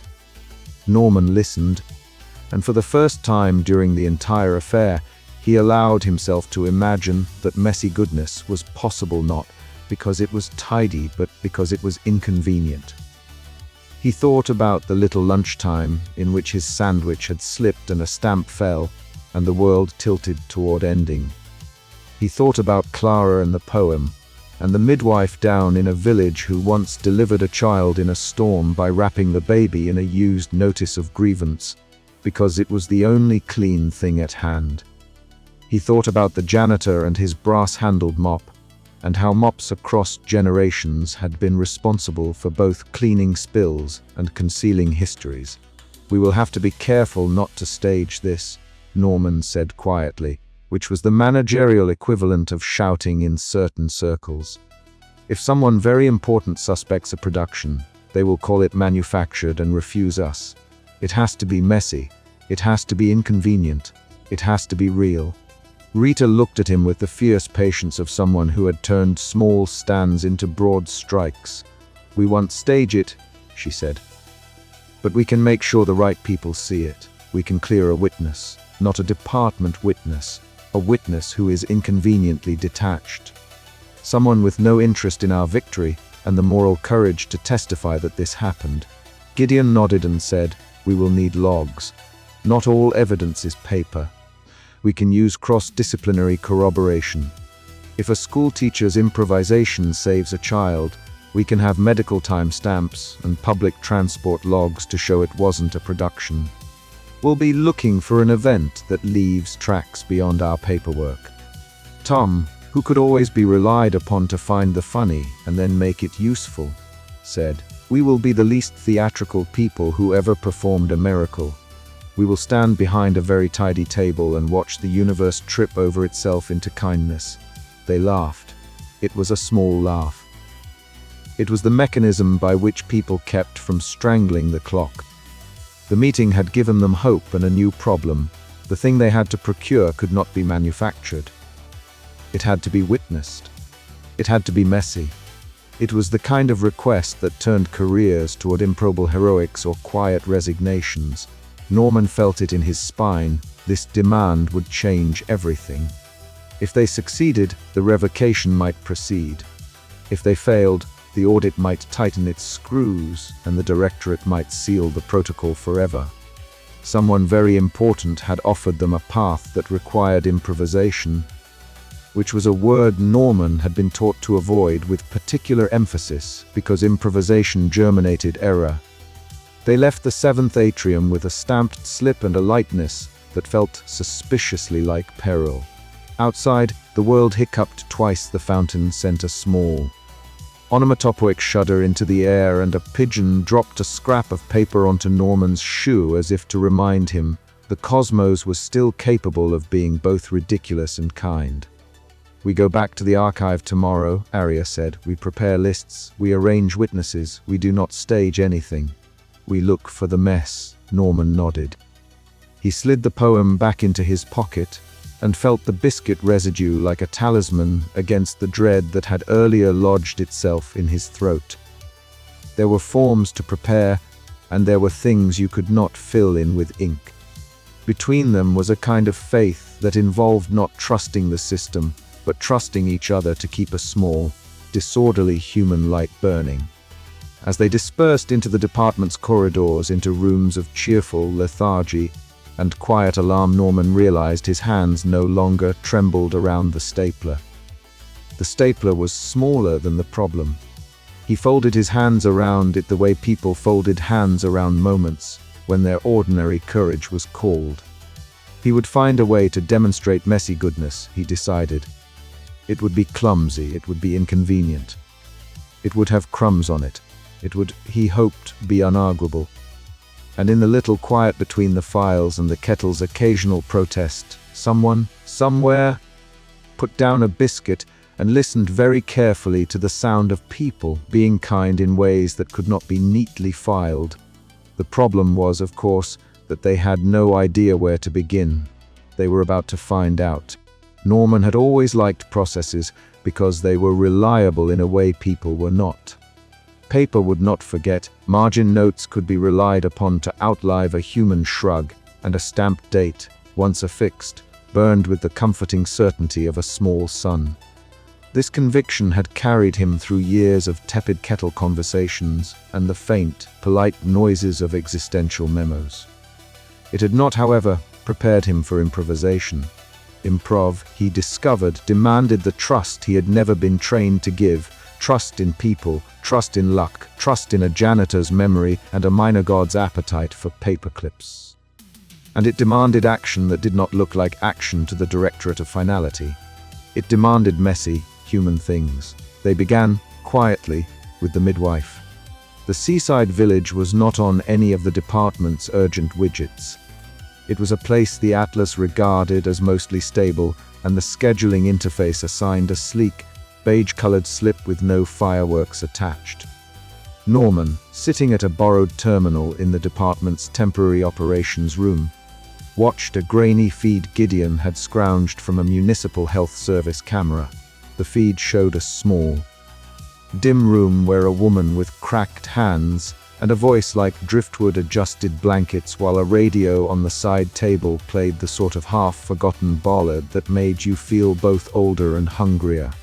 "She's late, but nothing's flagged," Gideon said, jabbing at his keyboard in a manner that suggested he believed code could be soothed if you tapped it politely enough. "The scheduling tick isn't set to trigger an emergency response. Probably a bureaucratic oversight. Also probably a midwife who knows her own business. Which is why we go in as her business partners," said Rita, folding her hands over a binder that had seen more fight than the department's suggestion box. "We make it look like a regular audit checklists, forms, biscuits, nothing theatrical. The Directorate dislikes theater." Tom snorted in a manner that could be heard as admiration. "Theater's fine if it's not obvious, writer. Think of it like rearranging stage props while the curtain's down." Azra, leaning with impossible nonchalance against a wall where the paint shimmered like a raincoat under a street lamp, smiled as though the world had told her a particularly lively secret. Human beings arrive in messy ways and declare themselves important. They always do. Well, just encourage the mess to look like precedent. Norman felt more akin to a sheepdog than a stage manager. He held a small stapler between his fingers as though it were a talisman. The stapler had seen 3 apocalypses in miniature, a misfired ink cartridge, an interdepartmental scandal about mislabeled memos, and once, a stapled note that saved a clerk's job. It felt like something worth bringing along. Gideon, with a flourish that involved a spool of parody lines and a cautious mutter about temporary token masks, created a gap in the scheduling fog. For 5 minutes, the reality scheduling daemon would register the village as protected for non-standard health occurrence human variants allowed. It was a lie, technically, though it looked very much like bureaucracy doing what it had always promised, bending to human need when necessary. The lie, everyone agreed, had to be indistinguishable from an honest precedent. The room they entered smelled faintly of sea salt and antiseptic. The midwife Marta, the camera caption said, greeted them as if she enjoyed odd visitors. Audit team. She said, reading their faces like a book she had begun and lost and picked up again. Make it quick. I'm busy delivering a perfectly unscheduled miracle. Norman's knees made an involuntary sound. We're not here to approve protocols. We're here to offer a blanket, legal sounding, for paperwork. Marta laughed, the sound like a sieve. You don't have to convince me, you have to convince them. She nodded toward the radio, where the bollard had softened into a lullaby. The delivery was itself a small political act. Marta had no time for a clipboard. She had midwifery in her hands and song in her jaw. She called for a towel that wasn't on the table. Aria, newly off the wagon of officiousness and remarkably adept at improvisation when the stakes were human, produced a towel from her bag with the same economy she applied to memos. Rita handed over biscuits without comment. Tom hummed a tune he did not know he knew. When the baby came, it was less of a birth and more of a declaration. The room paused, as rooms do when something unexpectedly right happens. Norman felt his old clerkish certainty warp into something unfamiliar and blindingly, stubbornly real. This mattered. It might have been the clean scream, the way the midwife's hands steadied like 2 pillars, or perhaps the radio's bollard spilling out something softer than it had any right to. Gideon, behind a folding screen, recorded testimony on a battered recorder they had labeled Exhibit Human Goodness Non-Standard. Outside the 5-minute reprieve, a streetlight in a neighboring town hiccuped and resumed its strict regularity. Inside the reprieve, Marta folded the new life in a towel like a secret and handed it to its parent, who smelled of salt and old jokes. Norman, who had never in his life held a baby without a form attached, found his hands trembling. The improvised was incontrovertible. Admissible, Rita asked quietly. Gideon blinked, as though still basking in the success of his hack. Technically, yes. The log shows human intervention in a plausible pattern. Narrative arc is intact. It will survive cross-examination if it's not presented as a performance. Then we don't present it as a performance, Aria said, and Norman noticed the red pen in her hand had acquired a softer tilt. They moved on like people who had finally found their reason for running. The teacher in a rainy classroom had no idea she was an exhibit. She was merely a woman named Lorna who had kept her umbrellas in neat rows and her scolding soft, because children cried and teachers bled through kindness as a matter of professional hazard. The classroom smelled of wet coats and chalk. A child with knees scabbed from too many real games of grabbing joy paced the edge of a lesson on the layers of the earth which, given a child in the front row who had once watched his father leave and never return, seemed suddenly irrelevant. Lorna extended 15 seconds, too many for a child who couldn't quite answer a math question. Those 15 seconds were small currency. They let a hand unclench, a breath slow, an attention that might have been lost be found for a heartbeat. Gideon promised another 5-minute scheduling reprieve and gave it a soft, almost apologetic shift in a terminal hum that made a server cough like a polite elder. Norman sat with a notebook, pretending to check boxes while his eyes took in the child's small, exacting face. The child's answer came, wrong but held up like a lantern. Lorna smiled the way only teachers who had failed, and then tried again smile, as if the world might one day remember the kindness. "That's admissible as an unplanned act of compassion," Tom muttered. "It smells faintly of script, but the sincerity is sharp enough to cut." "Don't say that out loud," Arya said, and the way she said it made Dunt sound like a small prayer. Back at the department, Prophet Alice's voicemail queue was a thing of architectural cruelty folded menace, infinite hold music in a key designed to flatten resistance. Recorded operators that said, "Your call is important to us," with a tone that assumed the opposite. Norman sat with the phone, listening to a loop that had convinced multiple oracles that silence was a policy. He pressed a key Gideon had assigned to a phantom administrator permissions set, and the line popped free like a cork from a too-tight bottle. "Finally," Alice said, and it felt as though a window had been opened in a room that had been full of boxes. "We need a brief reading," Norman said, "because that is what bureaucrats say when they are pretending to be poets." Alice read. She read like a woman who had been waiting for an audience and also wondering why the audience was entirely made of people carrying clipboards. Her voice was dry as toast, lovely as an ornate scandal. In under 90 seconds, she managed to say something that was both a prophecy and a footnote. People were, unfailingly, terrible at being tidy. They also, uncannily, performed small acts of repair when given the chance.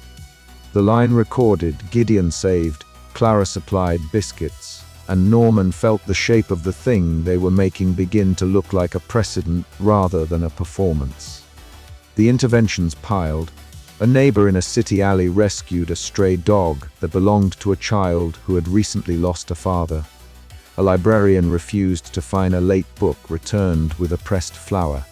A mid-level hospital technician rigged a ventilator's alarm until the right specialist arrived. Each required a bit of finesse and a certain cowardly grace.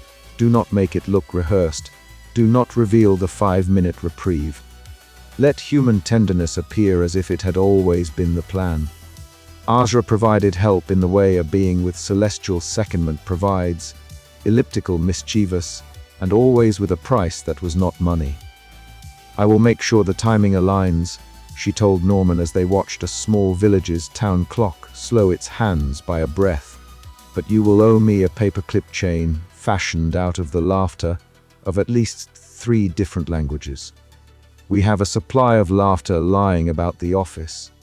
Norman asked, which was the sort of question only someone who had never tried to barter for celestial favors would ask. "It's in Clara's biscuit tin," Azra said, and then proceeded to explain how laughter could be harvested in a manner that involved 3 office jokes, a rhymed apology, and a copy of an old, terribly tedious hymn. The team operated in a rhythm that did not resemble the department's usual meter of memo and stamp. It was improvisatory and ragged. Rita moved through union contacts with the efficiency of someone who had once organized minor deities and now applied the same blunt force to human kindness. Mir, Enoch in his overalls, had a series of keys and small relics he claimed belonged to the early days of phrase that meant he had once cleaned halls that were older than certain continents' fondest myths. He produced a brass mop handle that, when struck, produced a tone that seemed to calm an overexcited filing cabinet. "Works with ordnance," he said simply. Sergeant Hall Brooks, who spent his days being the immovable object to the department's immovable subjects, now acted as a kindly bouncer. He ushered a midwife here, held a gate there, and once, with a whisper of poetry tattooed at his wrist, read 2 stanzas that made a nervous clerk decide not to send a hateful memo. All the while the directorate watched, not with eyes, exactly, but with an architecture of suspicion. Auditor Primus emissaries wandered corridors and coughed at the teapot. They asked polite, killing questions. How can you be sure this was not staged? What guarantees remove the possibility of theatrics? Is precedent being manufactured to suit a narrative of sentimentality? The words were polite as meal invitations but sharp as scalpels. Norman discovered, in a way that ink never taught, that conviction was a contagious thing. The more he saw people respond to actual need without waiting for permission. the more he felt the peculiar bloom of authority that does not come from a stamp, but from action. Aria, once a walking policy memo with a hairnet for a brain, found herself writing margin notes that said things like, "Allow this on compassionate grounds in a script Dawsonsk bureaucrats would have once considered treasonous." "If the directorate calls this staged," Tom said one evening, watching Gideon print out a list of signatures like a small, sanctified jury, "we'll be accused of theatricality. And they'll be right, we'll have staged it. The question is whether authenticity can tolerate a stage manager. People will say anything in court," Rita said. "They say worse all the time.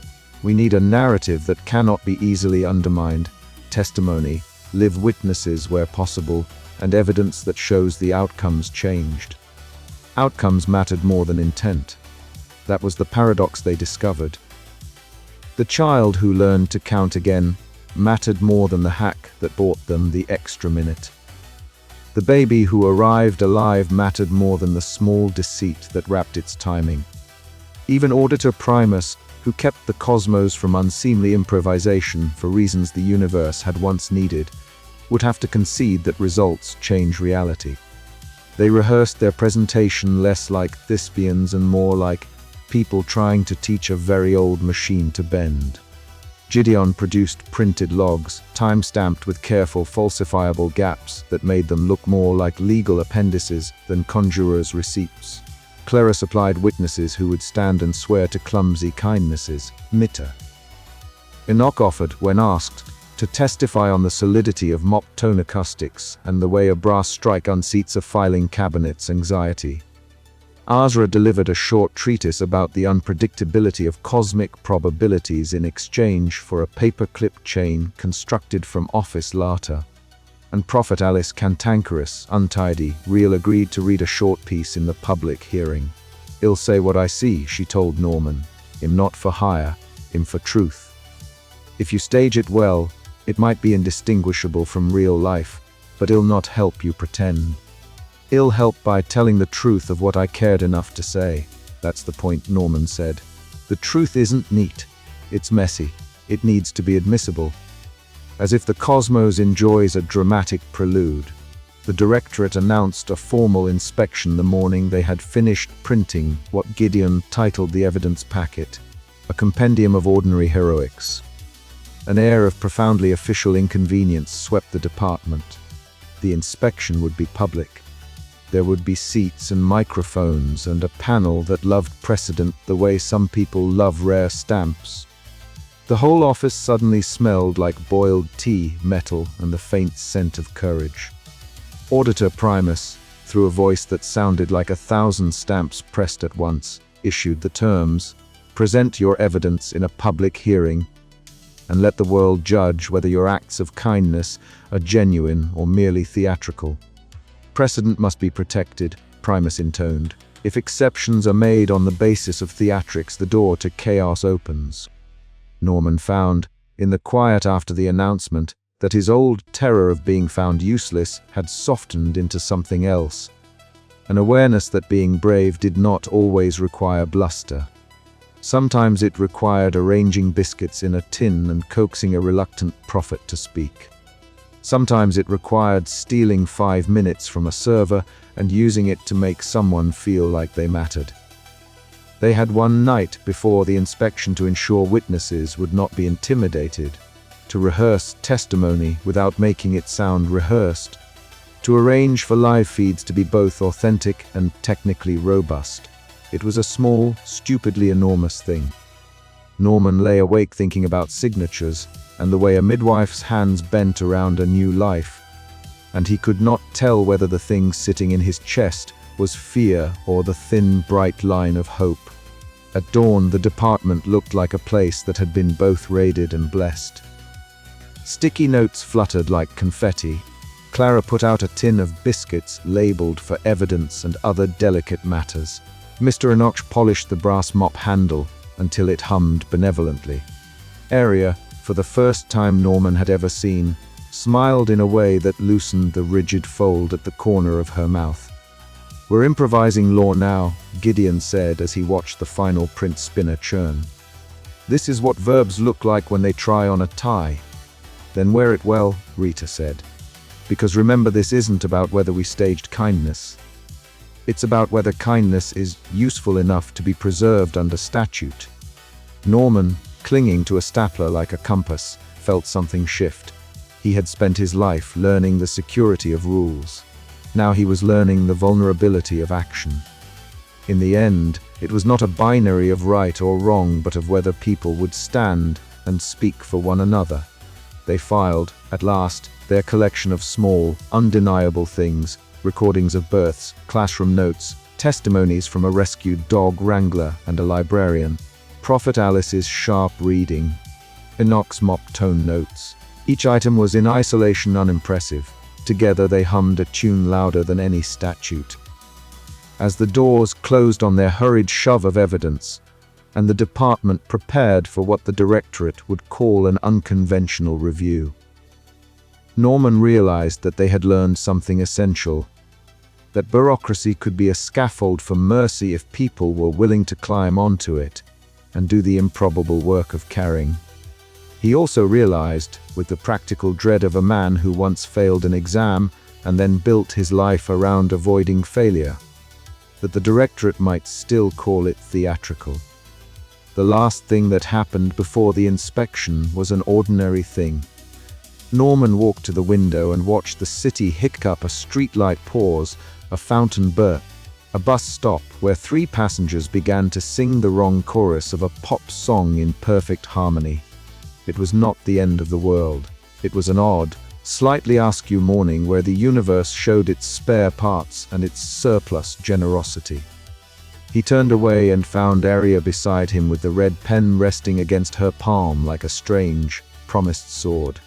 "If we lose," she said, "do you know what we'll have done at least? We'll have tried to make the system care." Norman thought of the baby wrapped in Marta's towel, of Lorna smiling at a child, of Prophet Alice's thin, loud truth, and the brass mop handle.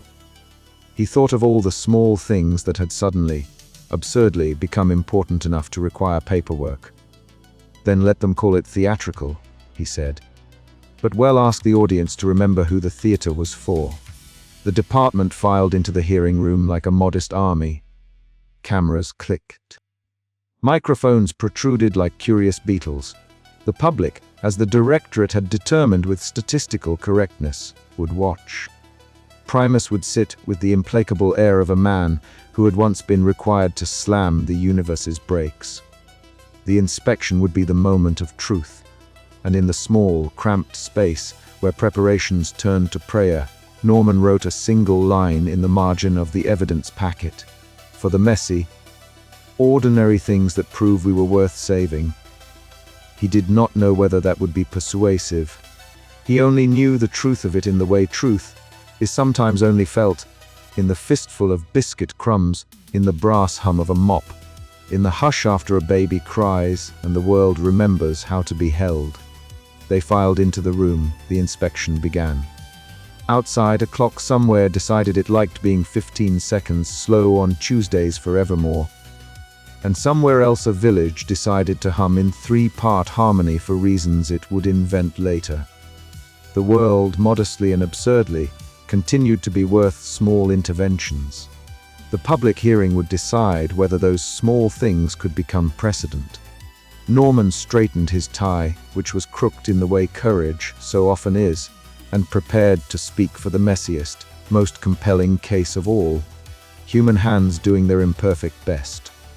And the directorate, who had once argued against improvisation like a doctrine, prepared to listen with the suspicious, reluctant interest of an institution learning it might still be useful to the living. It was, in a phrase Norman had always considered deeply unromantic, time to file. The inspector's gavel had not yet fallen when someone in the back of the room sneezed at an inopportune volume. Norman counted it as a good omen. The news that a person might be more than the sum of his file numbers arrived, as most transformative bureaucratic phenomena do, with an inconveniently timed cup of tea and the faint sound of a continent swallowing. It had been an ordinary morning. Norman had arrived, read the memos in order of marginalia, fed the kettle a pinch of bureaucratic optimism, and waited for the communal teapot to produce something barely hot enough to qualify as tea.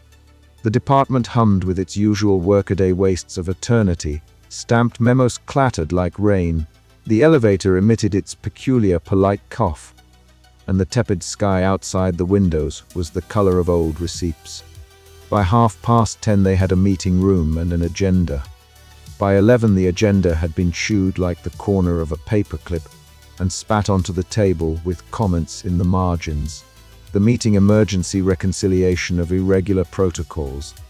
The header declared in capitals that were too adamant to be gentle filled up in the way a conference call picks up passengers. People drifted in, took their seats, and assumed the appropriate posture of somebody waiting for somebody else to make a policy-shaped sacrifice. Tom Chalk arrived late, of course. It was his art to make entrances seem accidental when they were carefully timed gestures. He shrugged out of his coat, revealing a tie with a pattern of little hourglasses that seemed to grin. The little smile he carried was not meant to be comforting. He set his coat down and took out a notebook, so battered its cover had the sentimental dignity of a relic. When he placed it on the table, the room's small noises seemed to hush, as if the notebook had swallowed some of the air. "Right," said Rita, closing her binder with the decisive thwack of someone used to sealing fates with staples. "People. We have to get all the testimony we can. We need human examples. We need people to step up and say what the cost of sticking to rule is." Norman's hands were busy with the tiny stapler he carried as if it were a comfort talisman. They tapped marginalia into existence, small, tidy marks that made the meeting look like it had always been supervised by someone with a neat heart. He felt his throat close, as if a footnote were attempting to lodge itself there. He had been waiting his entire career to be both invisible and absolutely essential. Today the two demands clashed like improperly filed forms. Tom's voice cut through in a way that did not attempt to be polite. "I have something to say." The room turned toward him the way a clock face turns toward noon. Tom's eyes were sudden and raw, like a coin someone had polished and then dropped in the gutter. He opened his notebook and did not start with the kind of abstract prelude that bureaucrats favor. He began with the admission of a particular doing. "When I was 22, he said, young, keen, and certain that I could tidy the future, I suppressed a prophecy." The words, simple as they were, had a weight because Tom did not use them for dramatic effect. He said the sentence as an auditor would say an irregularity, plainly, and then with the careful addition of numbers, dates, signatures. He told them about a small prophecy, nothing cosmic in scale, according to any reasonably applied definition, about a farmer who would find a way to save a crop with a ridiculous mixture of willow bark and an unlikely lullaby. The prophecy was not world-ending, it was life-making. Tom, convinced that alterations in the public ledger should be neat, untroubled, and predictably repeatable, had redacted the prophecy from the public index and tucked it into a private drawer in his heart where it remained unreadable, tidy, and shameful. "It was an error in judgment," Tom said. "I thought I was protecting the system. I did not see that the system needed protecting from me." He looked at Norman.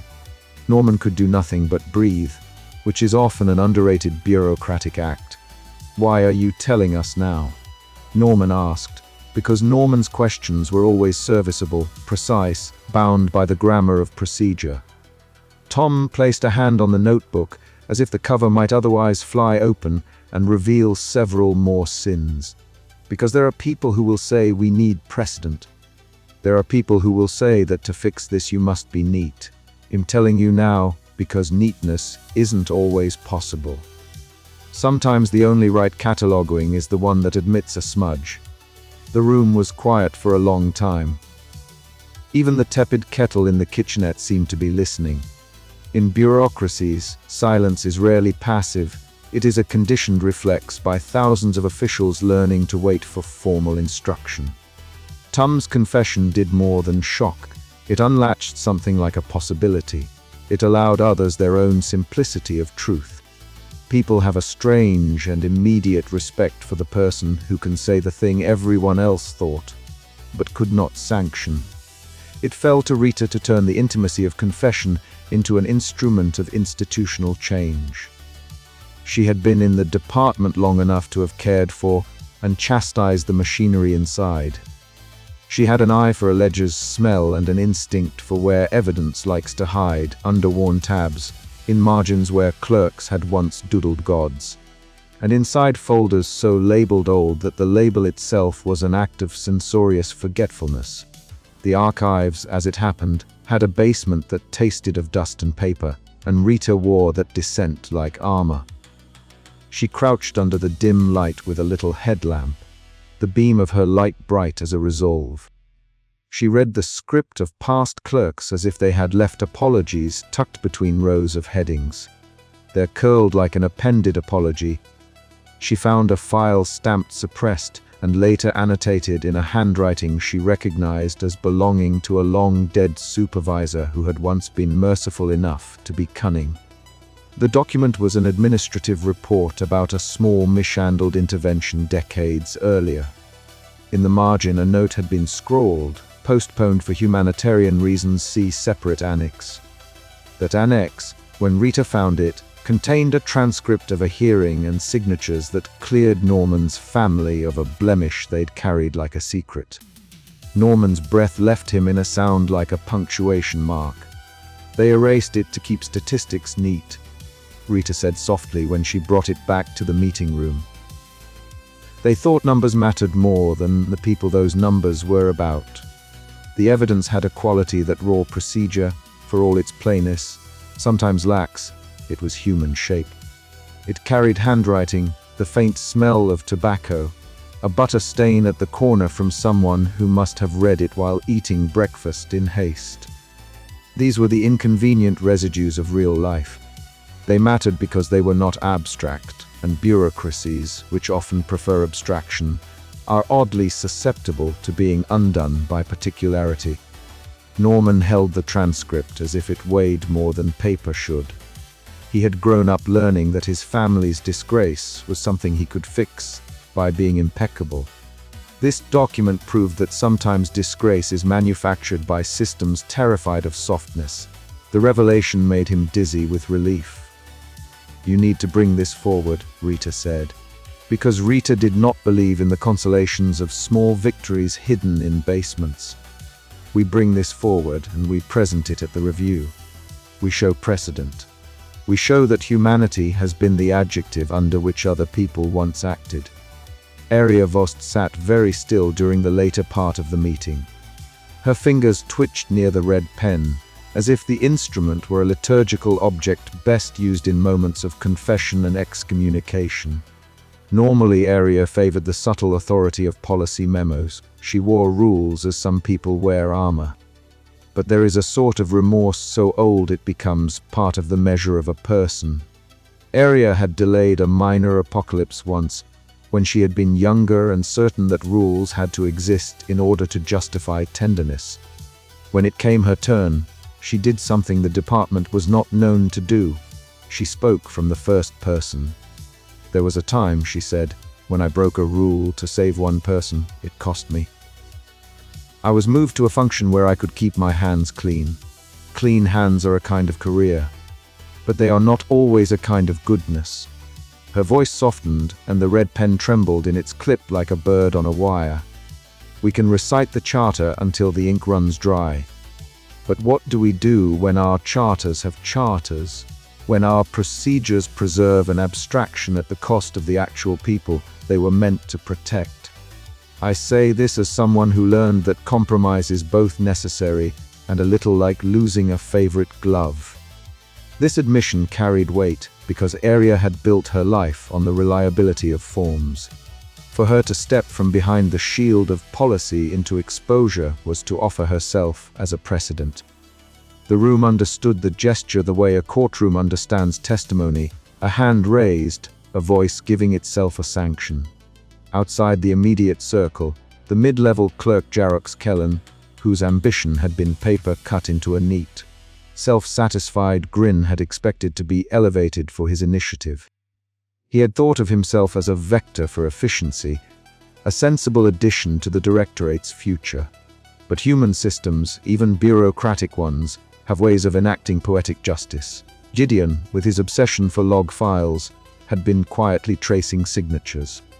He reflected the forgeries under a projector so that they appeared big and absurd on the wall like watermarks, enlarged to grotesque size. You tried to escalate the protocol illegally. Gideon said, with the clinical delight of someone reading the log file from inside the machine that had recorded how it was broken. You forged endorsements, miswritten memos, and attempted to lock the revocation queue. You acted as if the department were a ladder, and you had a right to climb it by stepping on other people's toes. Jarrock's face contracted when the projector hummed his signatures into light. I did what I thought best. I thought it'd be rewarded. The department's machinery is not entirely unkind. It has procedures for punishment, but it also has statutes for rehabilitation, a mixture of censure, reassignment, and required service hours in the compassion unit. The punishment meted out to Jarrock was equal parts procedural and human. He was demoted, yes, but he was also assigned to work under Rita for a period of restorative labor, filing claims, listening to grievances, and being forced to meet the people his ambition had used as means. When Jarrock left the room, he was quieter than the moment before, and there was a kind of humility in the way he folded his hands. The room exhaled. A department is essentially a machine for turning private ambition into public order. Sometimes it corrodes ambition, sometimes it redirects it. The team's reckonings were not only about justice, they formed a narrative thread. Each admission, each discovery, added a color to the tapestry they'd been drafting in haste. Tom's confession proved that even those who once thought themselves guardians of the ledger could err. Writer's uncovered file proved that the department had, at times, preferred tidy numbers over messy humans. Aria's public appeal proved that even rule keepers sometimes risk their careers for a person. Gideon's forensic patriotism made the mid-level clerk's betrayal visible and therefore manageable. Norman, who had always believed that his value was found in meticulous annotation, discovered that his courage could be an action rather than a marginalia. These shifts did something crucial. They imbued the evidence the team needed with moral texture. Auditor Primus, being the embodiment of the directorate, was not someone who could be reasoned with by anecdote alone. It took precedent, signed affidavits, and the kind of human testimony that could not be easily caricatured as obstructionist sentimentality. The testimony, rendered plaintive by the presence of butter-stained annexes and a former supervisor's apology, was now forming a document that could alter the trajectory of the upcoming review. It is a notable fact about institutions that they sometimes change when they are less convinced by logic than by the spectacle of people being plainly human. Auditor Primus arranged the formal challenge as the outline of the finale demanded. It was a tribal thing, a ceremony to be performed with putty-like solemnity, the tribunal of precedent. There would be evidence, witnesses, and a decision made in a room where policy memos were the new altarpieces and the rustle of paper was the ancient liturgy. At the end of the day, the office was quieter. The teapot had been drained of its optimism. Norman sat at his desk and looked at the little stapler as if it now had the face of a small, expectant animal. He wrote the day's minutes with a steady hand and, for once, a steadiness that did not feel like denial. The revelations had not solved anything, precisely. They had made available the possibility of a solution that was not purely abstract. They had shown that mistakes, once admitted, could be remedied in ways that honored the people harmed. Mr. Enoch, who spent most of his day making the literal and metaphysical flaws less alarming to walk upon, rubbed his thumb along the brass handle of his mop in a motion so habitual it might have been prayer. He leaned on the mop and spoke to Norman in a voice that had the timbre of old lullabies. "Sometimes the floor needs scouring," he said. "Sometimes you sweep up what you can't see and find lost names. Norman wanted to ask 1,000 questions about how the mop knew things, about why Mita. Enoch always had the right tool for the metaphorical emergency. Instead, he simply nodded. It is a small, underrated thing to be understood without being explained. Outside, in the world that had been hiccuping in polite fits, one town went on humming in three-part harmony, and a city found its clocks running slightly slow on Tuesdays. Small anomalies remained, the aftertaste of a near ending. But in the clean, fluorescent light of the department, something else had happened. The people who kept the machine had shown the machine that they, too, were complicated and fallible, and that those very human qualities were part of the evidence that would be presented against the cold assertion that the world should be allowed to end because a form had been completed incorrectly. The room settled into a different kind of resolve. There would be hearings, there would be testimony, and, perhaps, a theatrical stubbornness from Auditor Primus. But there was also a change in what they could offer, not only legal argument, but the very messy, unseemly particulars of lives. Those particulars might not defeat procedure on their own. They might not, in fact, course a perfectly objecting directorate into tenderness. But they could tilt the scales. Norman locked his drawer with the small key he kept for superstition.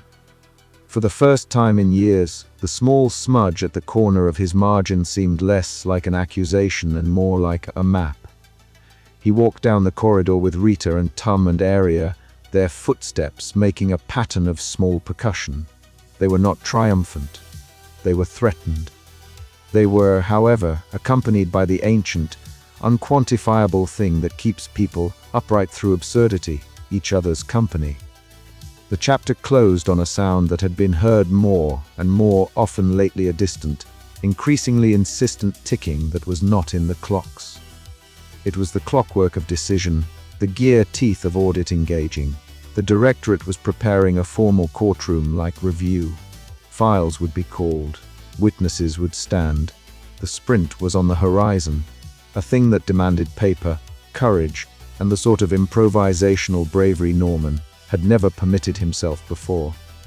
And as the lights in the department dimmed to a polite low, Norman found that his hands trembled, not with fear but with a kind of nervous, hopeful readiness. Something like a new kind of marginalia had been written across the day: confession, discovery, advocacy, and accountability. He had, through small errors and greater truths, become part of the evidence that might save the world. They would need to run. They would need to print, to notarize, to file, and to do all the things a life or death bureaucracy requires when it is suddenly faced with less simple math and more human beings.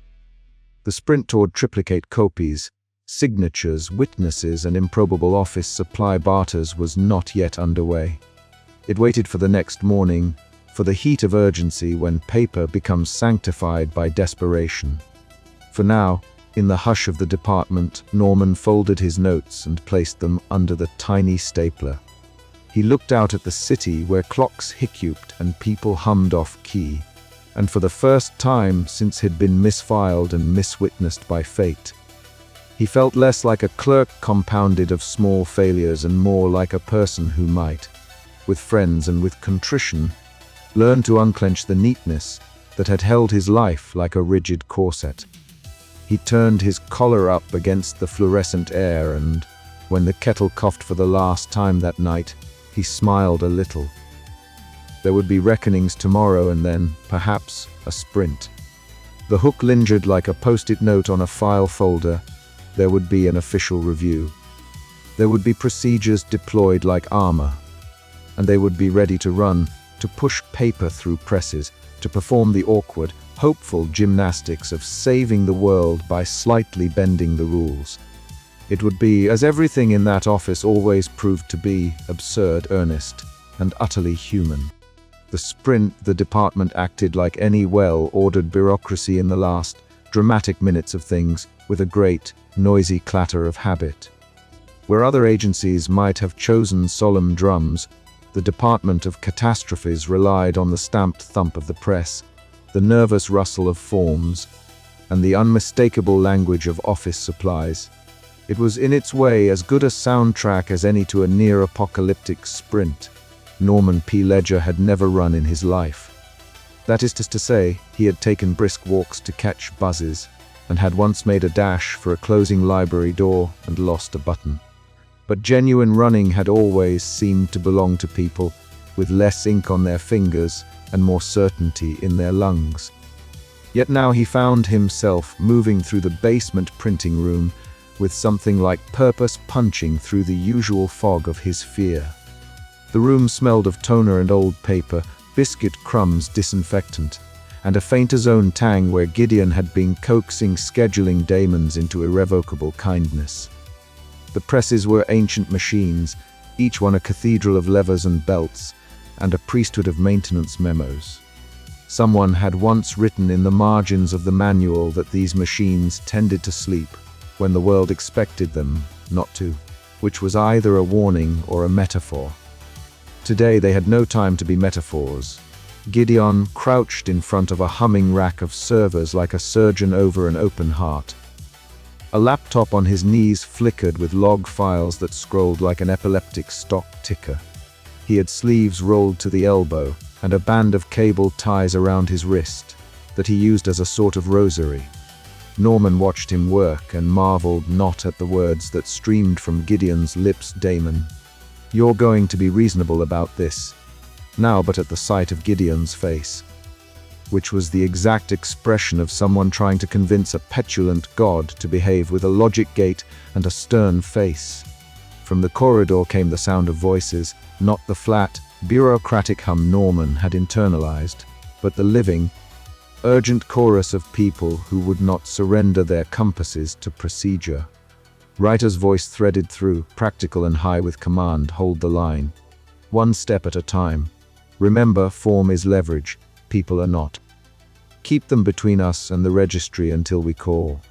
The print operator, a woman Norman knew only as the operator and who had a bowl haircut and an opinion about all office machines, slammed a tray into the press.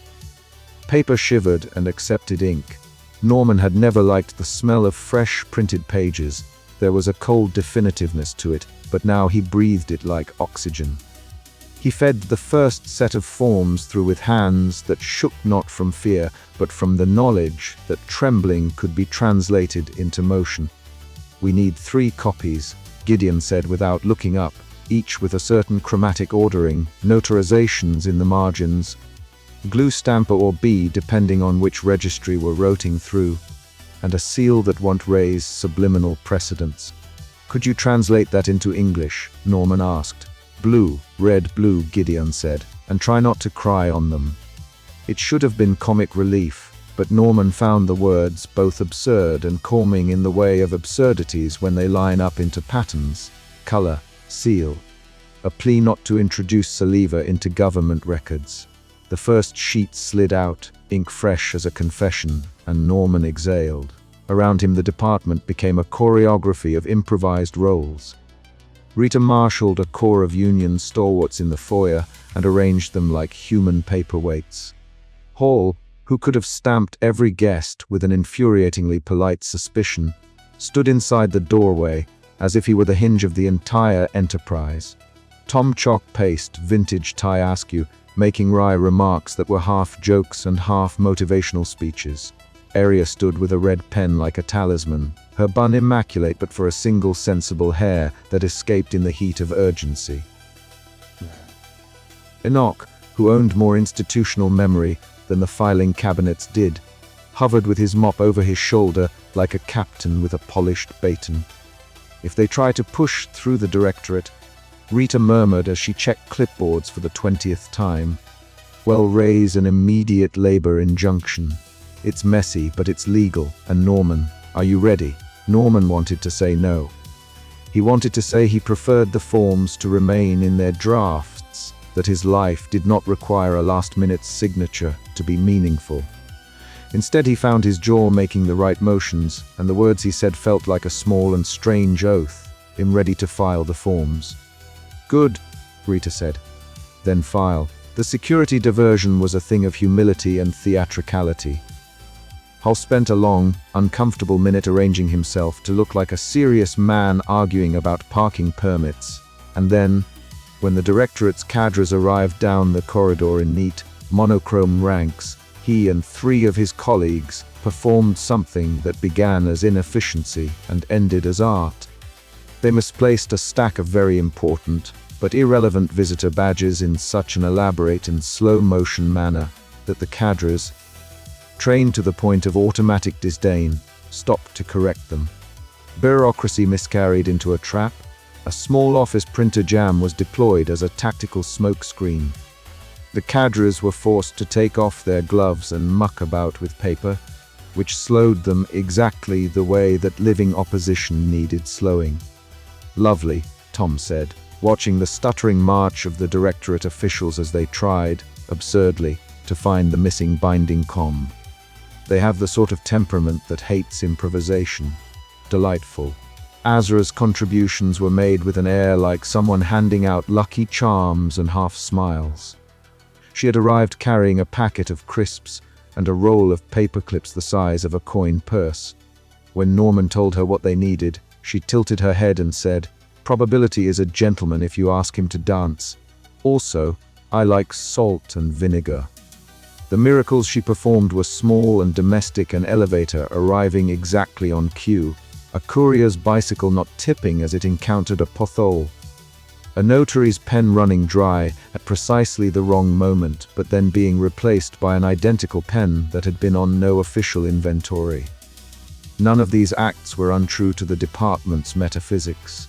They were merely mischievous, the universe granting micro-reprieves as if winking through a keyhole. Norman found the resulting relief to taste exactly like salt and vinegar. "We can't rely on magic," Arya said, voice clipped but not unkind. "We rely on evidence." "Magic," she gestured as if erasing the word unreliable with her red pen.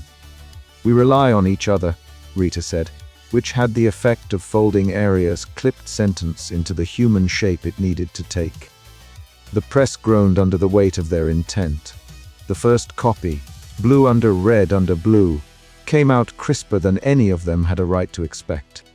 Gideon signed off a digital timestamp that read as metaphor and code, extra minutes granted, clocks permitted to breathe. Norman watched each sheet like a parent watching a child take a step. He wrote his marginalia not as a clerk, but as a human being, small apologies and half phrases tucked into the margins, for the inconvenience, for the mistake, for everything that proper procedure could not encompass. It was at the second press, while Norman fed the next stack, that the directorate made a more direct move. A man in the directorate's uniform, whose face seemed deliberately blurred, as if someone had used a stamp to erase his features, loomed at the doorway and spoke in the particular voice of people who issue moral certainties like weather forecasts. By Statute 413, BI, the man intoned, "No revocation may be processed after the final clause is engaged without the express, physical intervention of auditor primus." There was no arrogance in the statement. There was only the flatness of rule.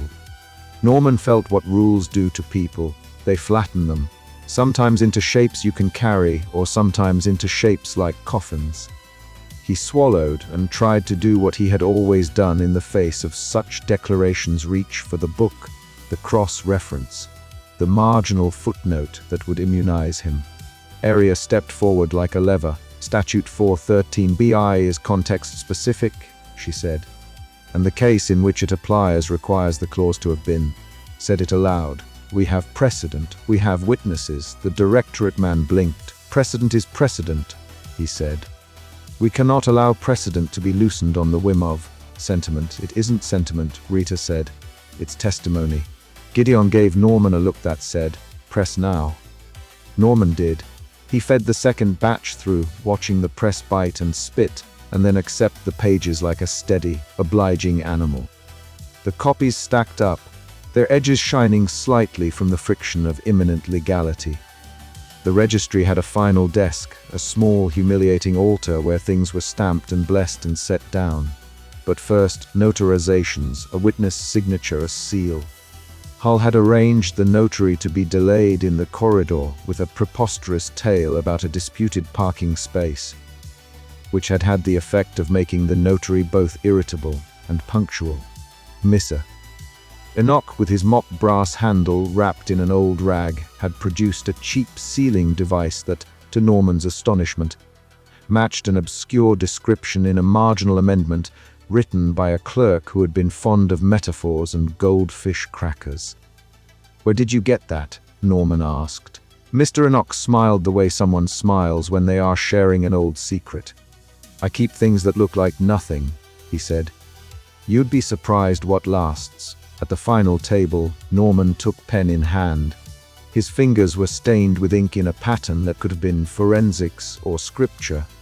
He had 3 sheets before him and 3 spaces to fill. Each signature would be a small ritual: identity, responsibility, apology. "Remember," Tom said softly, "you don't need to be perfect. You just need to be honest." Norman's pen touched the page. The first signature had the slightly shaky neatness of someone who had practiced steadiness in private for decades, and now allowed it out in public.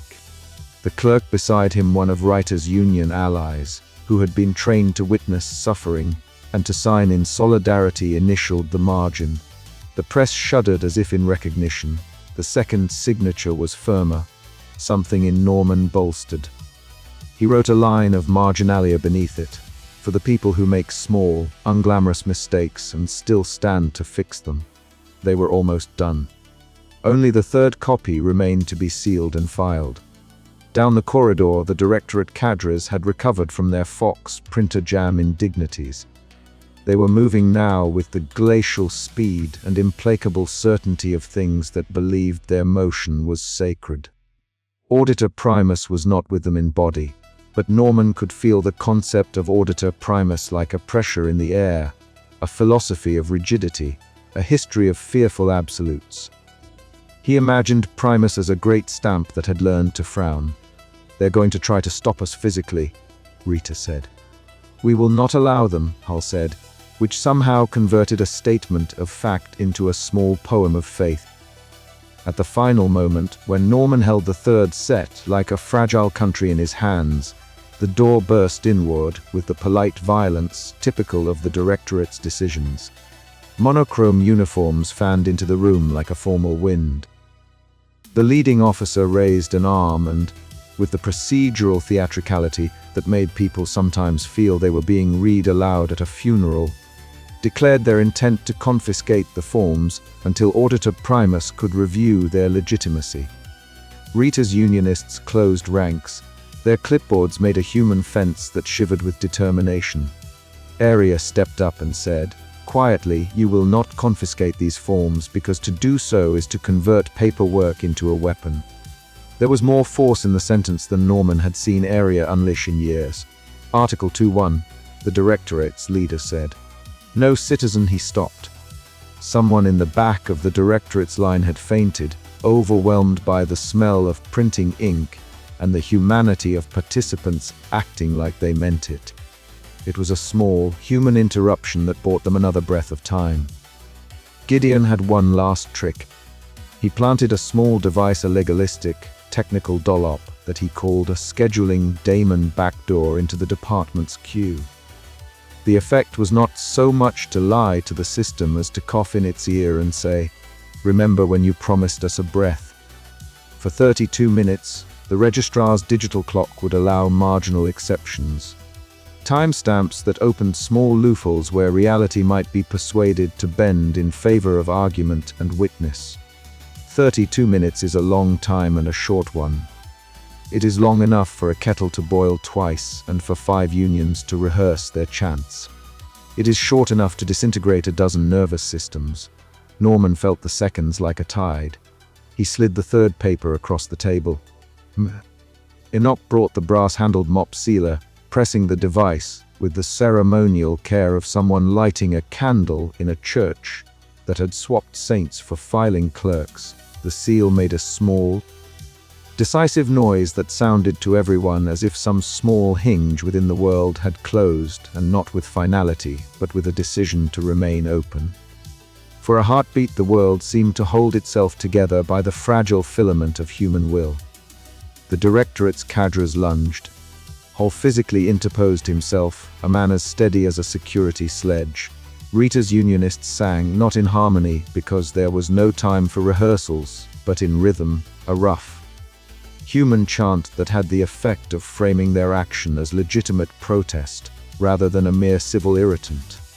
The press operator grabbed the stamped documents and ran, as a clerk who had never run before, through corridors she had known as a steady map of coffee, stains and lost receipts.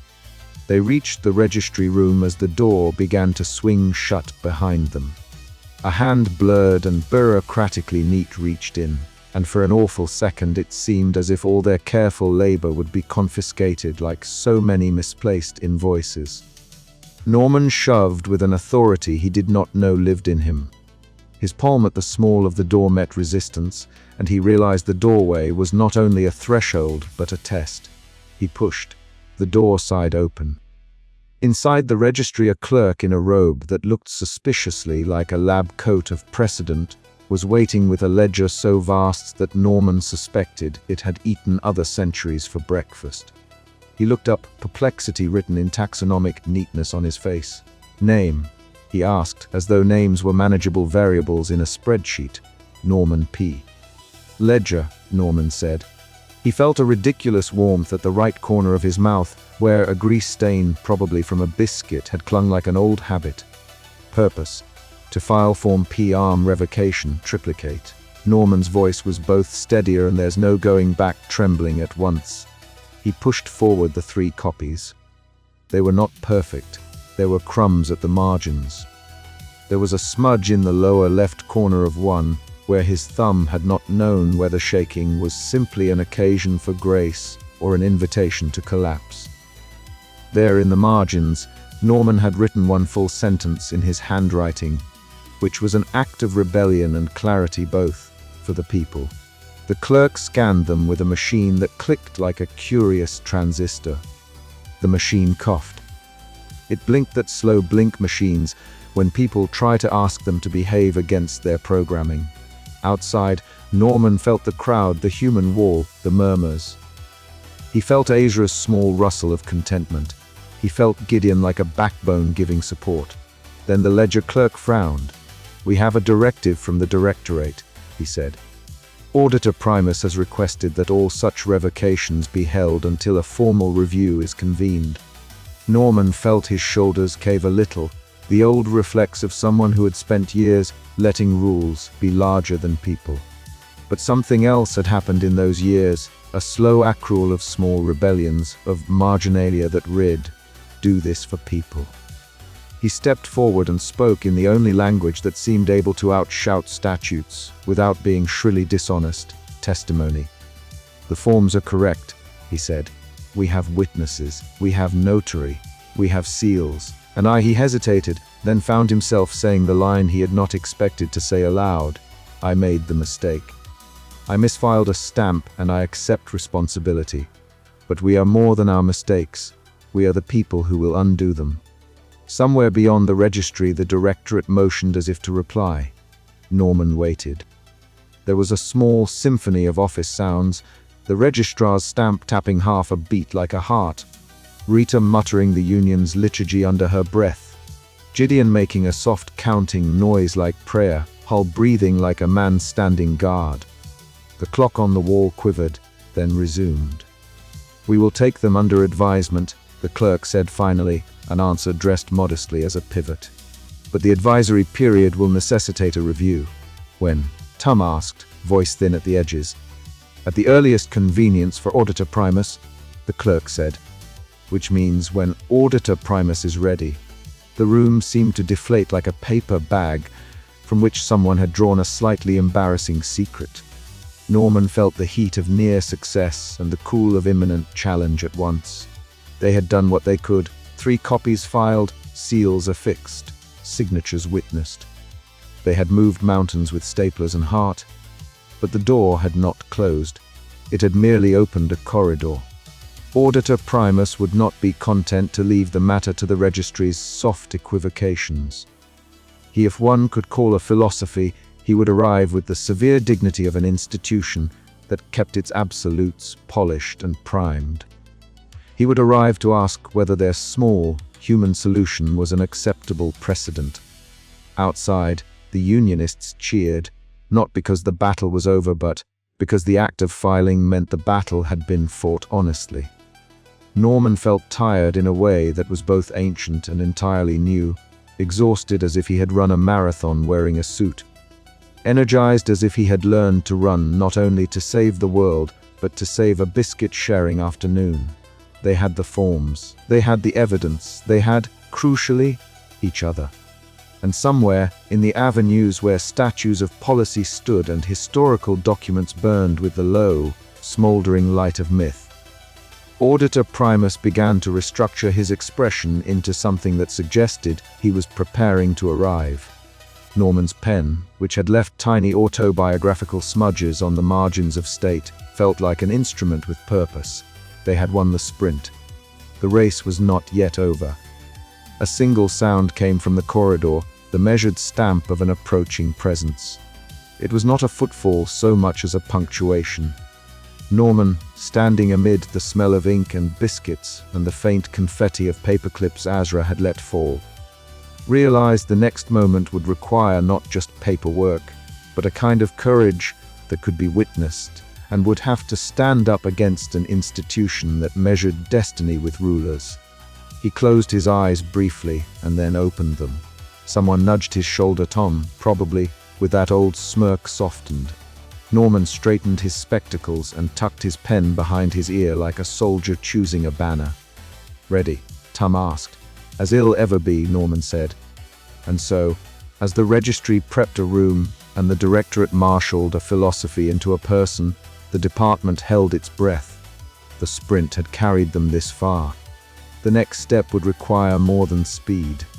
It would require argument, imagination, and the stubborn insistence that forms belong to people as much as the other way around. Outside the door, a shadow detached itself from the monochrome line and advanced with the deliberation of a stamp about to be pressed. Auditor Primus was coming. Inside the room, someone turned up the tepid kettle in a small, ridiculous show of faith.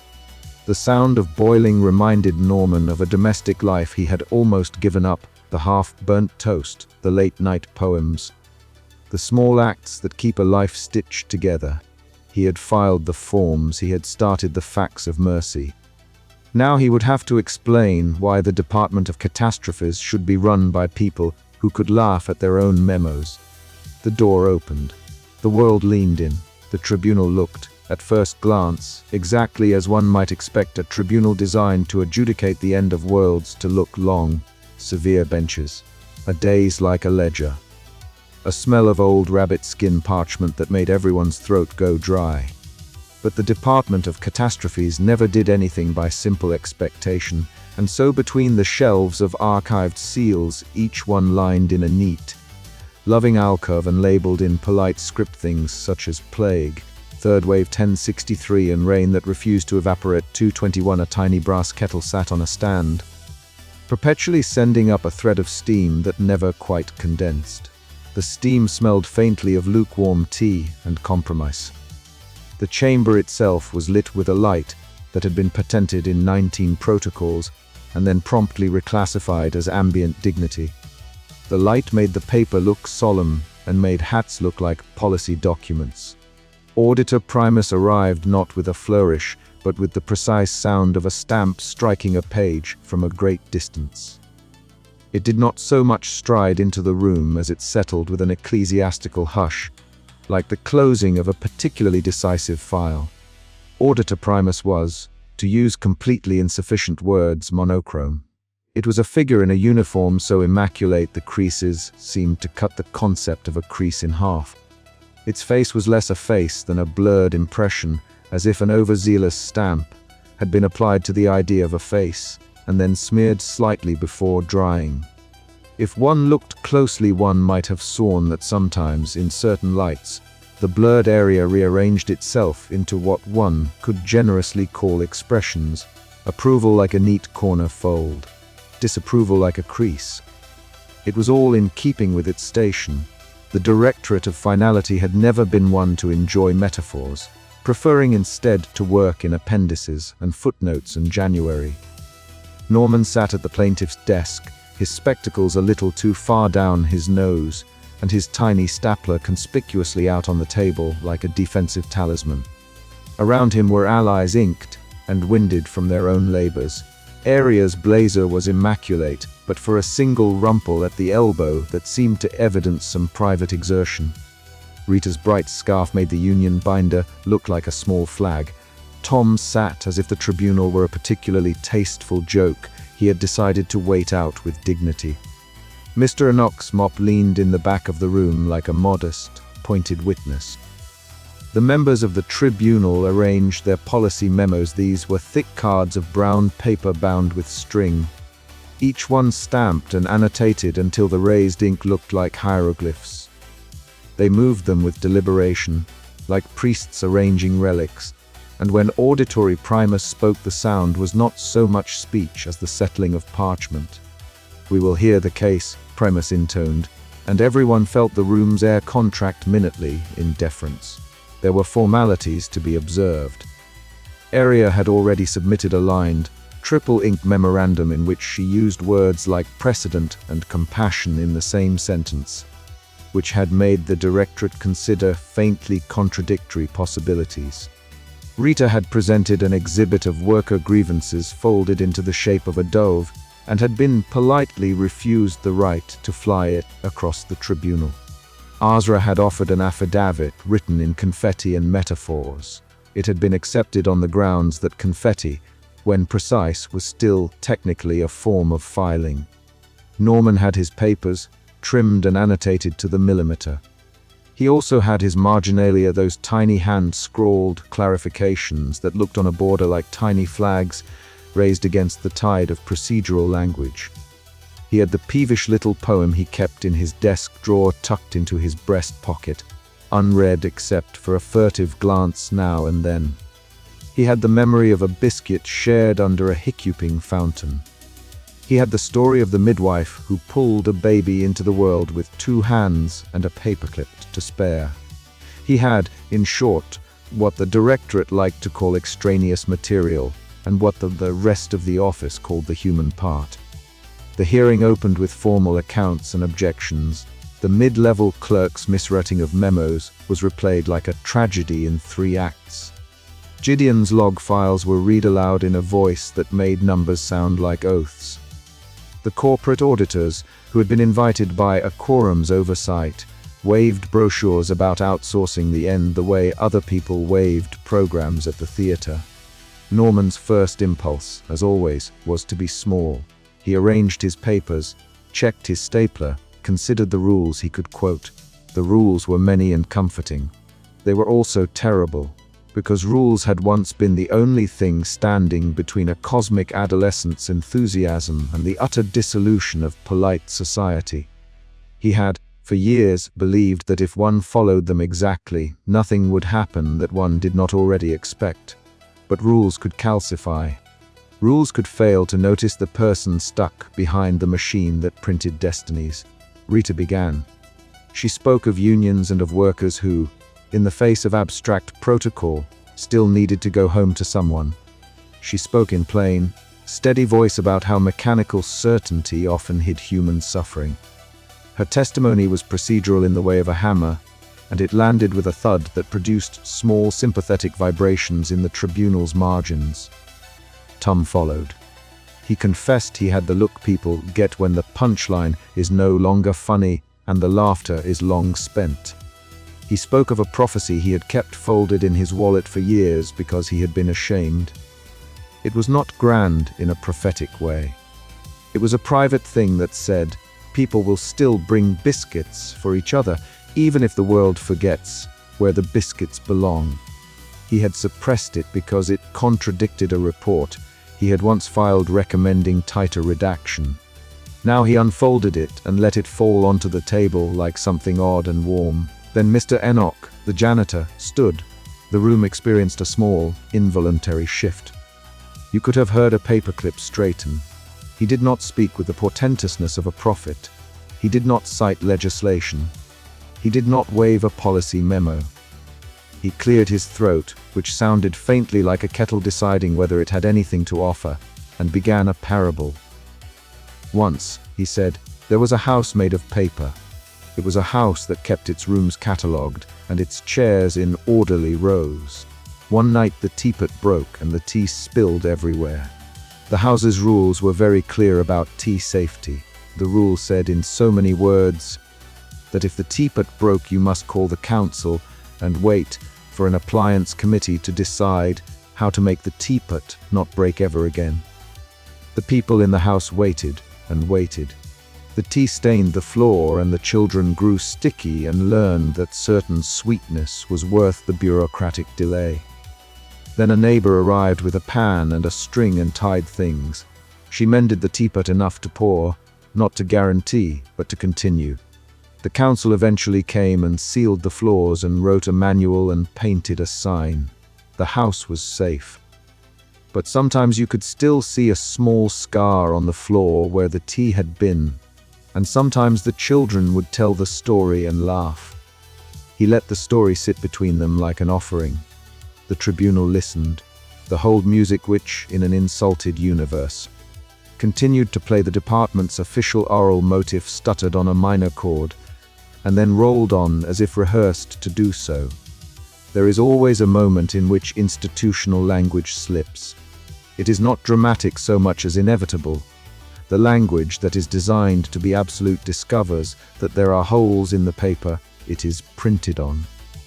Auditor Primus did the ritual cough that meant it had catalogued this parable under emotional extraneous evidence, and would therefore have to decide whether to file it or not.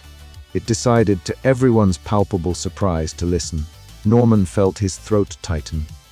He had not planned to be the one to speak from the heart, because Norman's heart was an archive, and an archive's heart is usually written in passive voice. But hearing Mr. Enoch's parable made the right words feel like a small thing waiting to be laced into form. He stood and read, not law but story. The midwife who had used a paperclip to tie off an umbilical cord when the field kit had been delayed by a hiccuping boarder. The teacher who had stayed to help a frightened child file their name when registration servers froze. The man who had given his only biscuit to a colleague on the afternoon city clocks stopped agreeing about the hour, and it had been, for a while, enough. He did not deliver these as exceptions in a legal treatise. He delivered them as if they were evidence but not evidence that fit into neat boxes. He unfolded his marginalia, the little notes he had made in the margins of ancient charters, and read the literal marginalia of an ancient, long-dead clerk who had once annotated, "Remember, policy is for people, not the other way around."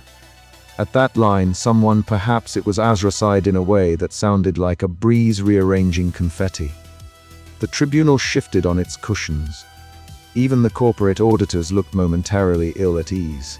Auditor Primus did not display faces in the human sense, but the impression of its features moved.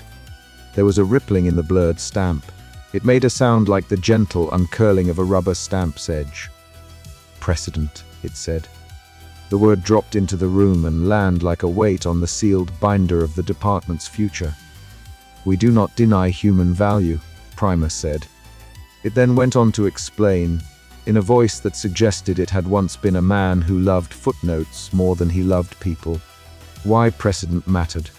History has shown, it intoned, that ad hoc interventions lead to variable outcomes. Without rigid adherence to procedure, smaller errors beget amplified consequences across temporal topologies. We exist to prevent the early improvisational mistakes of nascent reality. We are the dam against entropy's less subtle enthusiasms. Norman listened. He could see the contours of fear in its wording, the fossil of a catastrophe embedded like a shard. He had read about the early days in the protocol archive in footnotes that were written in a hand that trembled with terror. There had been, once, a well-meaning committee whose improvisation had unleashed a season of storms that rearranged several schedules irrevocably and had caused a cataclysm of birthdays to occur on single. crowded afternoons. The directorate had been born from that fear. Tom, who had until now been held in reserve by his reluctance to draw attention to his own errors, leaned forward and spoke in a voice that was both rueful and pure. "We are not asking for lawlessness," he said. "We're asking for room to be human in law. Not every pause is a prelude to ruin.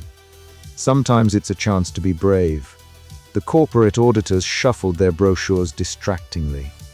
Arya, whose red pen had lodged itself temporarily into her hand like a knife of clerical resolve, rose and told the tribunal of a time she had broken protocol subtly, with a memo that saved someone she loved. She did not say the whole story. There are things supervisors protect in the margins. But she gave the tribunal enough to know sympathy was not an abstraction in this office. And then there was a silence that had nothing to do with the rules, and everything to do with the fact that those present were, despite everything, people who had once been reached by other people's kindnesses. The silence was a soft, dangerous thing. It implied decision. It implied change. It smelled faintly of a teapot's residual warmth. Auditor Primus considered.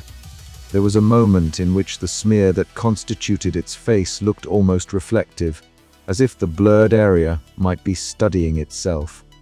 "If we allow exceptions," it said finally, "we open a precedent. That precedent might be used in ways we cannot foresee. You ask us to permit a remedy that is, by definition, creative." Norman wanted to say, "That is the point." But procedural restraint sat like a polite cough in his throat. He remembered the tiny poem in his pocket and thought of the biscuit under the hiccuping fountain. He thought of Mither, Enoch's parable, and Tom's younger self, ashamed and secretive. He felt the weight of a decision become, for the first time, a weight he had the courage to lift rather than catalogue. "We ask not for anarchy," he said, "but for mercy that can be demonstrated. Let us provide the evidence you require. Let us show you with witnesses, with testimony, with the janitor's parable and the midwife's clip and the teacher's patient hand that people are worth the risk of precedent." Auditor Primus made a sound like an agenda being inspected. "You propose then a remedial act on the basis of human testimony and demonstrable instances of improvised aid," it said. "Yes." Norman's voice was steadier now, less the squeak of someone who feared their own shadow, and more like someone who had just realized the shadow was someone's shoulder to lean on. "We present not chaos, but a catalogue of care. We present rational testimonies and human consequences. We will assemble evidence that the Directorate can log, verify, and reproduce if needed. We will ensure that any exception is framed with safeguards to prevent caprice." There was paperwork to be described, forms to be filled, new tags of oversight. It was arguably the Directorate's favorite part. Regulations loved to love others by requiring them to swear loyalty in triplicate. Primus sat very still. The impression of its face shifted in the way of a stamp absorbing an extra drop of ink. "We will accept," Prime said after a time that felt like several minutes but was technically 1 minute and 22 seconds. "A non-standard remedy, if and only if someone very important signs a revised clause acknowledging the remedial act and the attendant precedent." The room made a sound. It was the sound of relief and the sound of a new, small problem being formally introduced into the world. Norman felt his knees go wobbly in a way that had nothing to do with physical stamina and everything to do with the fact that the path ahead required convincing an administratively reclusive being who had a taste for solitary tea. "Then we will go and find that signature," Rita said, smiling in the fierce, organized way union reps smile when there are bunders and a future to be worked toward. "We will gather witnesses and clear the affidavits. We will make sure it's airtight enough for a stamp to rest on."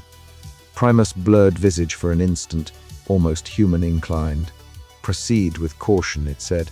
"We will adjudicate not only the present but the precedent. This tribunal remains vigilant." Norman exhaled. Somewhere in the ceiling of filing cabinets like somebody reading the morning's news. The mood in the room, previously a palette of dread and decorum, lightened to something like anxious hope. It was not yet redemption. It was not victory. It was an arrangement that allowed the next step. But the arrangement itself was not without sting. For an instant Norman thought about the alternative the directorate had offered, neat erasure. The thought was seductive in its mercilessness. It would have wiped the slate clean, taken away the messy human parts with a fast, clean motion. There would have been no lingering hiccups, no small villages singing in thirds, no tiny scars on tile floors where tea had spilled. Norman felt the temptation. He felt also something like grief at the thought of losing what made the world worth saving, the biscuit sharing, the improvised help, the failed exam that had pushed him into clerical life and then secretly taught him to read poetry by lamplight. He had chosen, which is to say, he had chosen to let messiness leave a precedent. He had chosen to ask the world to be kept in its untidy, beautiful way. The tribunal would grant him the conditional assent he needed, and now he would have to go get someone very important's signature. Outside the tribunal, files resumed their low, bureaucratic hum. Somewhere down in the department's basement, a forgotten clock decided to show its face 15 seconds slow on Tuesdays and found it liked the habit. Norman steadied himself by closing his fist around his tiny stapler. He realized, never been more terrified in his life. He had never been more ready. Auditor Primus made its final note as the chamber recessed. Prepare your evidence. File it in triplicate. We shall review under the revised clause. There was a murmur of activity, a rustle like leaves in a legalist wind. Norman stood, his marginalia still warm in his pocket like a secret. He glanced at Aria, at Rita, at Tom, at Mr. Enoch and Azra, at Gideon, who had slipped into the back with a stack of sanitized logs. He thought of the midwife, and the teacher, and the biscuit. He thought of precedent as a kind of promise rather than a trap. The hook on the end of the afternoon was small but sharp. In the corridor as they left, a clerk, Norman, did not know, a face smudged with the exhaustion one gets from working late on forms, looked at Norman as if he had just witnessed a minor miracle and then slipped a small, folded scrap of paper into Norman's hand. It read, simply, in handwriting like a tentative policy memo, "They will sign for biscuits. They will not sign for fear." Norman looked down at the scrap, then at his stapler, and then back at the tribunal's doors closing. Somewhere inside the directorate, a drawer had been opened that had not been opened in a very long time. The sound it made was not dramatic. It was precisely like the click of a past being considered for a new form. He pressed his thumb to the paper until he felt the print of the letters. Then he folded it and put it into the margin of his newest packet, where he had an empty place for notes. The office lights hummed on. The kettle, somewhere, breathed politely as if waiting for direction. Norman felt a sudden, improbable courage. He had a job to do. He had stories to collect. He had to find someone very important and find a way to make an argument out of biscuits and parables and marginalia. And as the department resumed the business of keeping the world from making improvised mistakes, Norman walked out into a corridor that smelled faintly of lemon polish and possibility, and the last thing he heard, as the tribunal's door clicked behind him, was the brief, indecisive rasp of Auditor Primus' blurred face making notes. It was not yet a yes, it was not yet a no. It was the sound of a system that had been certain thinking about being surprised. Norman had spent the morning practicing small, benign acts of ritual the way other people practiced piano scales. He adjusted his spectacles until they sat on the exact spot of his nose where he could neither ignore them nor be slowed by them. He blew a decisive breath into his hands and rubbed the ink out of his fingers as if he could make the blotches of recent days evaporate. And he put the tiny stapler on the desk face up as an ornamental sentinel. The stapler had been with him through a dozen memos and 2 family disgraces. It reassured him by being steadfast and small. It was, he calculated with an anxiety that had the shape of a ledger, the kind of thing that might save the world. The department smelled of paper and tepid kettle water and something faintly metallic like the echo of a stamp hitting its pad. Outside, continents hiccuped like the world had swallowed a laugh and couldn't quite spit it out.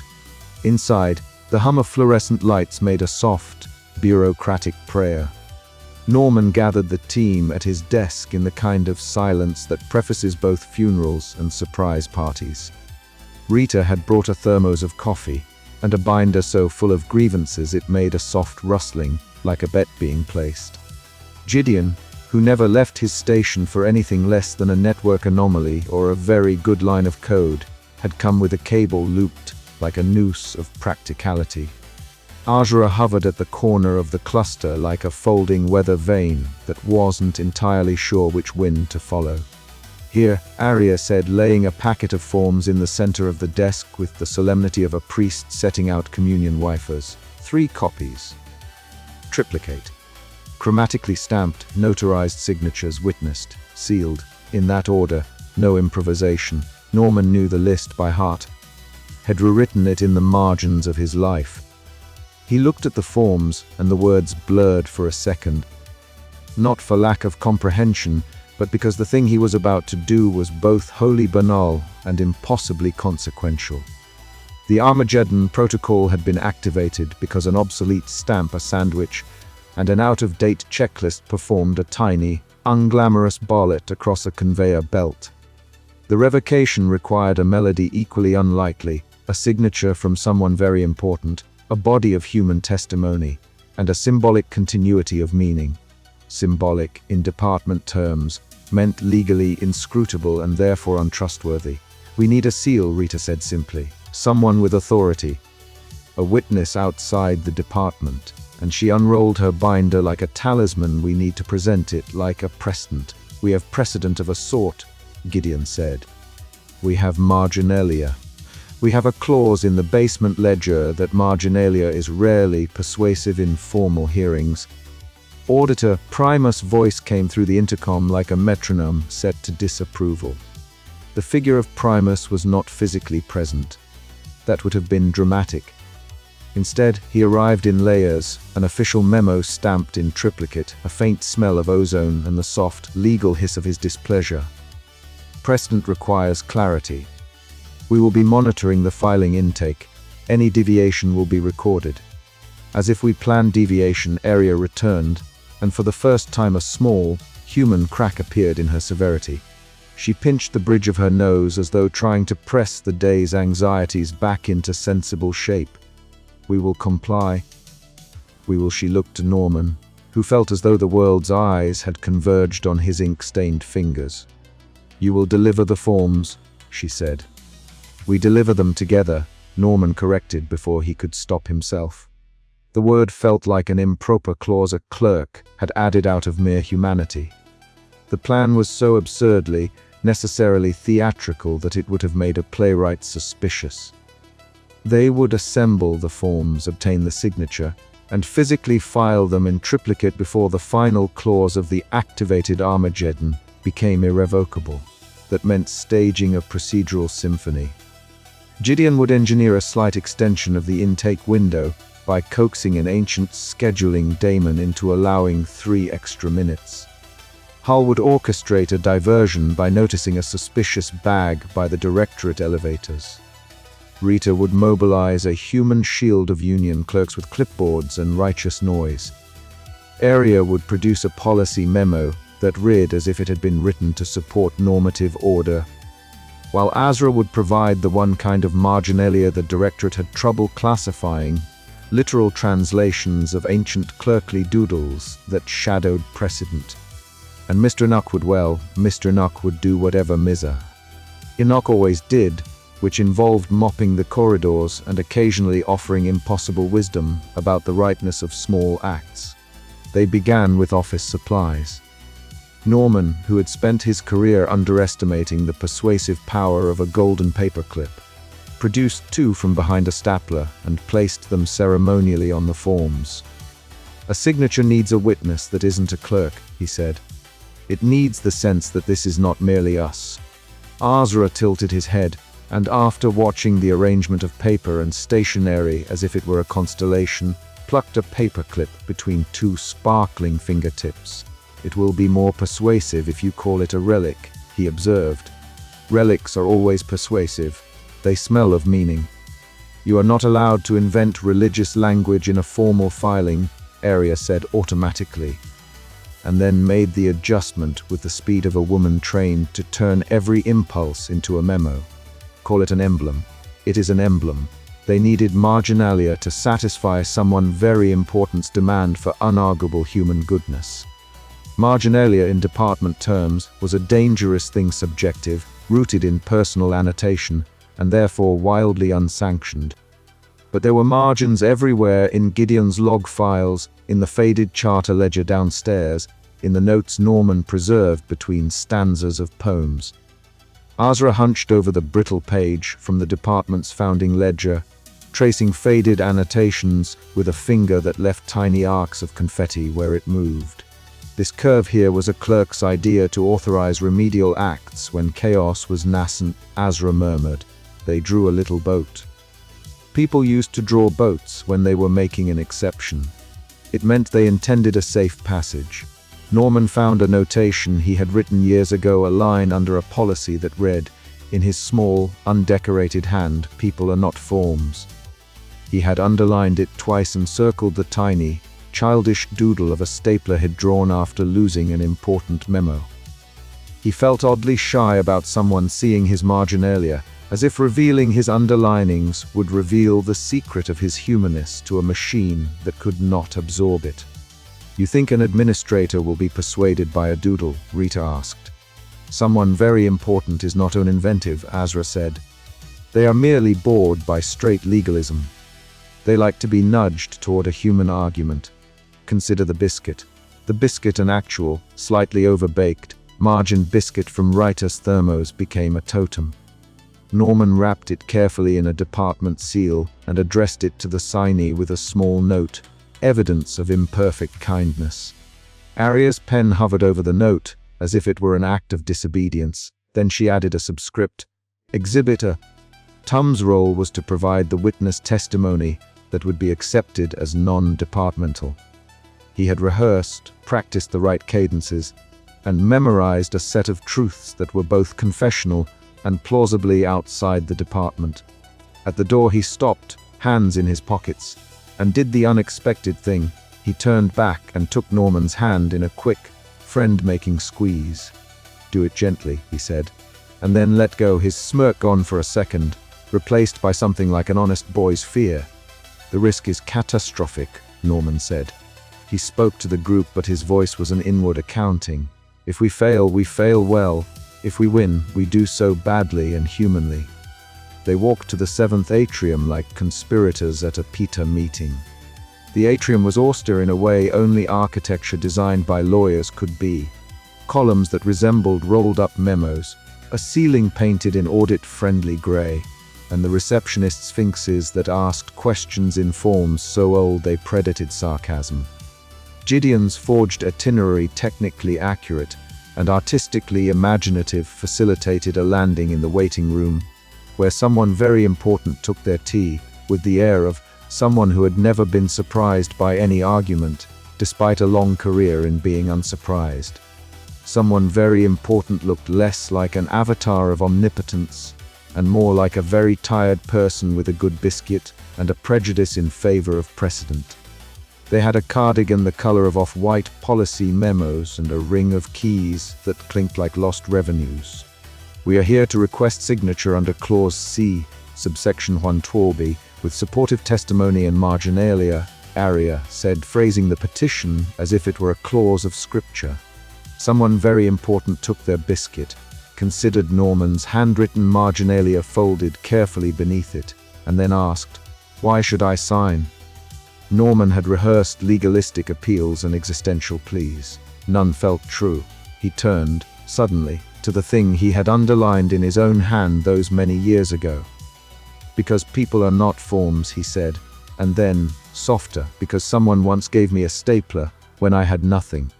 Because my sister kept a file for me even when I forgot to file myself." because yesterday a midwife in a town you have never heard of improvised a delivery with a shoelace and a prayer. And she sang a lullaby afterward that was not on any form, because we are messy and we are brave in our mess. The Siamese eyebrows oddly expressive for someone who had spent a life tamping down expression arched.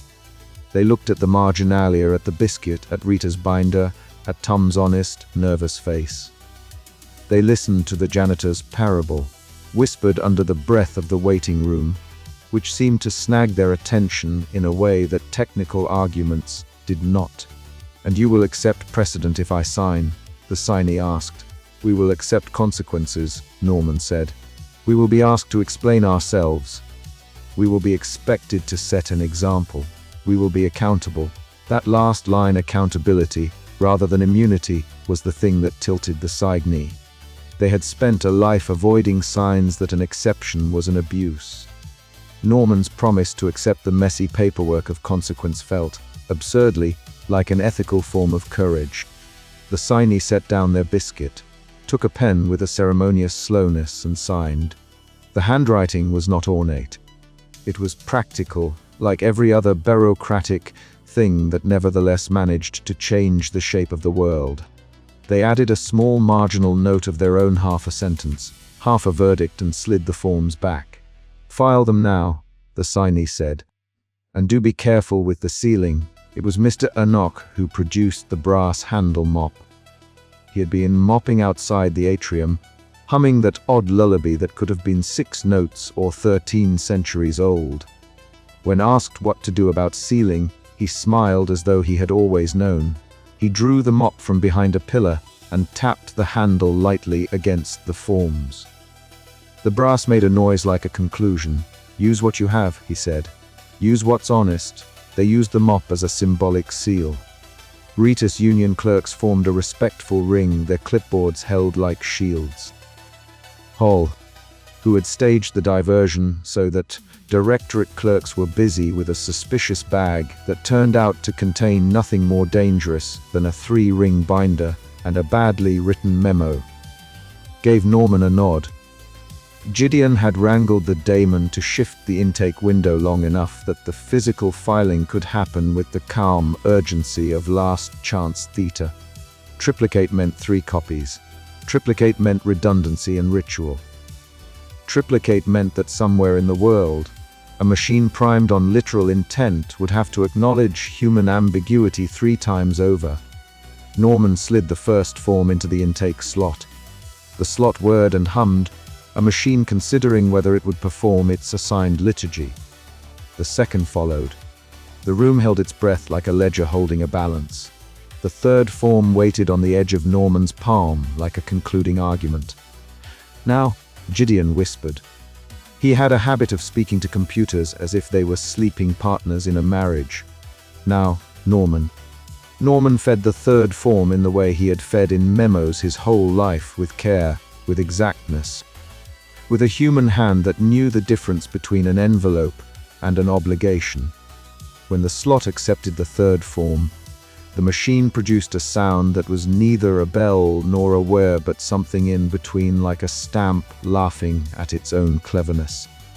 There was a momentary static in the air, like the pause between a joke and its understanding. Then the intake door clicked shut, the seals hummed, and the brass handle of Mr. Enoch's mop lay across the forms like a punctuation mark. For a breath they stood as if waiting for the world to applaud. The world did not applaud. It hiccuped, gently, like a city remembering a forgotten joke. Somewhere a clock ran slow for exactly 15 seconds and then resumed. Another place had the curious effect of 3-part humming for reasons no one bothered to file a complaint about. Small anomalies remained delightful, strange, bureaucratic in their own right. But the sequence of finality that had been winding toward irrevocability snapped its teeth and lost its grip. Auditor Primus disapproval arrived like a memo and then seemed to falter. "We will issue an after-action review," Primus intoned, "and this department will compile evidence and yes," Area said before he could finish. "We will compile. We will explain. We will accept the audit." She looked at Norman, and for the first time in a long while her red pen hovered over an empty form and did not strike. We'll write about the midwife with the shoelace. We'll write about the biscuit. We'll write about the janitor's mop. We'll write frankly. Norman felt something like a ledge gone under his feet in the best possible way. He had expected maudlin gratitude or cold silence. Instead, he was given the responsibility of telling the truth in forms. He would have to learn to make narratives that read like compliance and like care. He would have to become someone who could both file and feel. They walked back to their floor, like a committee returning from a reconciliation. Rita kept her binder hugged to her chest. Tom walked a little straighter. Azra snapped his fingers and small confetti lights fell like thoughtful punctuation. Meh. Enoch returned to his mop and hummed. There were ripple effects. A mid-level clerk who had sought promotion through chaos found himself reassigned to a windowless office and required to take sensitivity classes that included role-play of the janitorial vacation. The directorate prepared an after-action review that read more like a confession than a condemnation. Someone very important circulated a short note praising the telescoping virtues of messy humanity, which was then edited by legal to the consideration of exceptional human factors and then printed in a font that denied mischief. Norman's marginalia was archived as subjective evidence alongside Gideon's log files and writer's binder, and the department added a little handwritten sticky note to the margin of the charter ledger that said, in a ministerially whimsical hand, "Boat, use as needed." Norman returned to his desk in the late afternoon. The teapot was as tepid as ever. The tiny stapler sat where he'd left it, the ink stains looked like small scars, and his spectacles slid down his nose in a comfortable, well-worn way. He sat and compiled the narrative he'd been asked to supply, a plain account with the human bits left in, a ledger that narrated both compliance and conscience. When he paused, he discovered Clara had left a biscuit on his stapler and a note, "Well filed. See you later." There were other small evidence tokens, a new stack of post-it notes from area with the corners rounded, a pen with property of Rita stamped on it, and a mug on Gideon's desk that read log everything. They had won, but the victory was not a tidy erase. The world had been nudged away from an endpoint and toward an open-endedness that required repair and storytelling and better coffee. Auditor Primus would continue to exist, as all such institutions do, an embodiment of carefulness that sometimes tilted toward cruelty. The department would have to learn, slowly, how to incorporate the messy precedents they'd established. "You were very brave," Tom said to Norman later when the office had thinned, and the lights took on the tender glow of after-work lamplight. He said it like an accusation and a gratitude. Norman had the odd sensation of having been both small and large at once. "We were," Norman corrected, and felt, in that correction, the ledger balancing. He would write the narrative tonight, and in the morning he would attend hearings and show up at the tea table and file forms as if each one mattered because, now, each one did. Outside, somewhere a village sang in three-part harmony because the world had preserved an improbable memory. A city set one clock 15 seconds slow for Tuesdays, and people who loved that city made up myths about why. These were small residues, the sort that made for good anecdotes and terrible memos. They were proof that the revocation had not simply been an erasure but a repair, a human bent on paper. In the quiet after the day's work, Norman placed his stapler back in its precise place, smoothed the forms he'd used as drafts, and wrote in the margins of his personal notebook, "We filed triplicate and learned to accept consequence." He closed the cover and, for once, did not feel the ordinary prick of shame at imperfection. The forms were still there, the teapot still lukewarm, and the department hummed on. But when he turned out his light that night he heard, as he often did, Miss Enoch's lullaby floating down the stairwell, and it sounded a little different, like finality had been postponed and possibility had been given a stay. There would be hearings and audits and memos on memos. There would be committees with names that sounded like bureaucratic fruit. But the most important thing was simply this: someone had signed, and the signature was now inside 3 validated pockets of paper, secured with a mop witnessed by biscuits, and filed before the door of the world clicked to closure. And yet, in the far distance of their relief, Norman could not quite shake the sensation that a line had been drawn in invisible ink. He had a strange, anticipatory certainty that the next chapter and aftermath of both administrative reforms and lingering oddities would require, as all good bureaucracies require, as much human inventiveness as it did policy. He smiled a small smile and wondered whether he would ever again be able to see a stapler without remembering the day the world almost filed itself closed. He put his ink-stained hand in his pocket, found the golden paperclip he'd kept as an emblem, and tucked it into his notebook as if hiding a compass. The paperclip was warm. They had filed triplicate. They had sealed the forms. They had set precedent. They had also, improbably and stubbornly, preserved a room where biscuits could still be offered to strangers, and where janitors hummed lullabies that might, if anyone asked, count as evidence. When Norman pushed back his chair, he did it in the peculiar way one pushes back a chair after a small, decisive battle without fanfare, with a little H in the knees, and with the furtive caution of someone who has spent a life hiding the fact that his hands tremble when he reaches for hot things.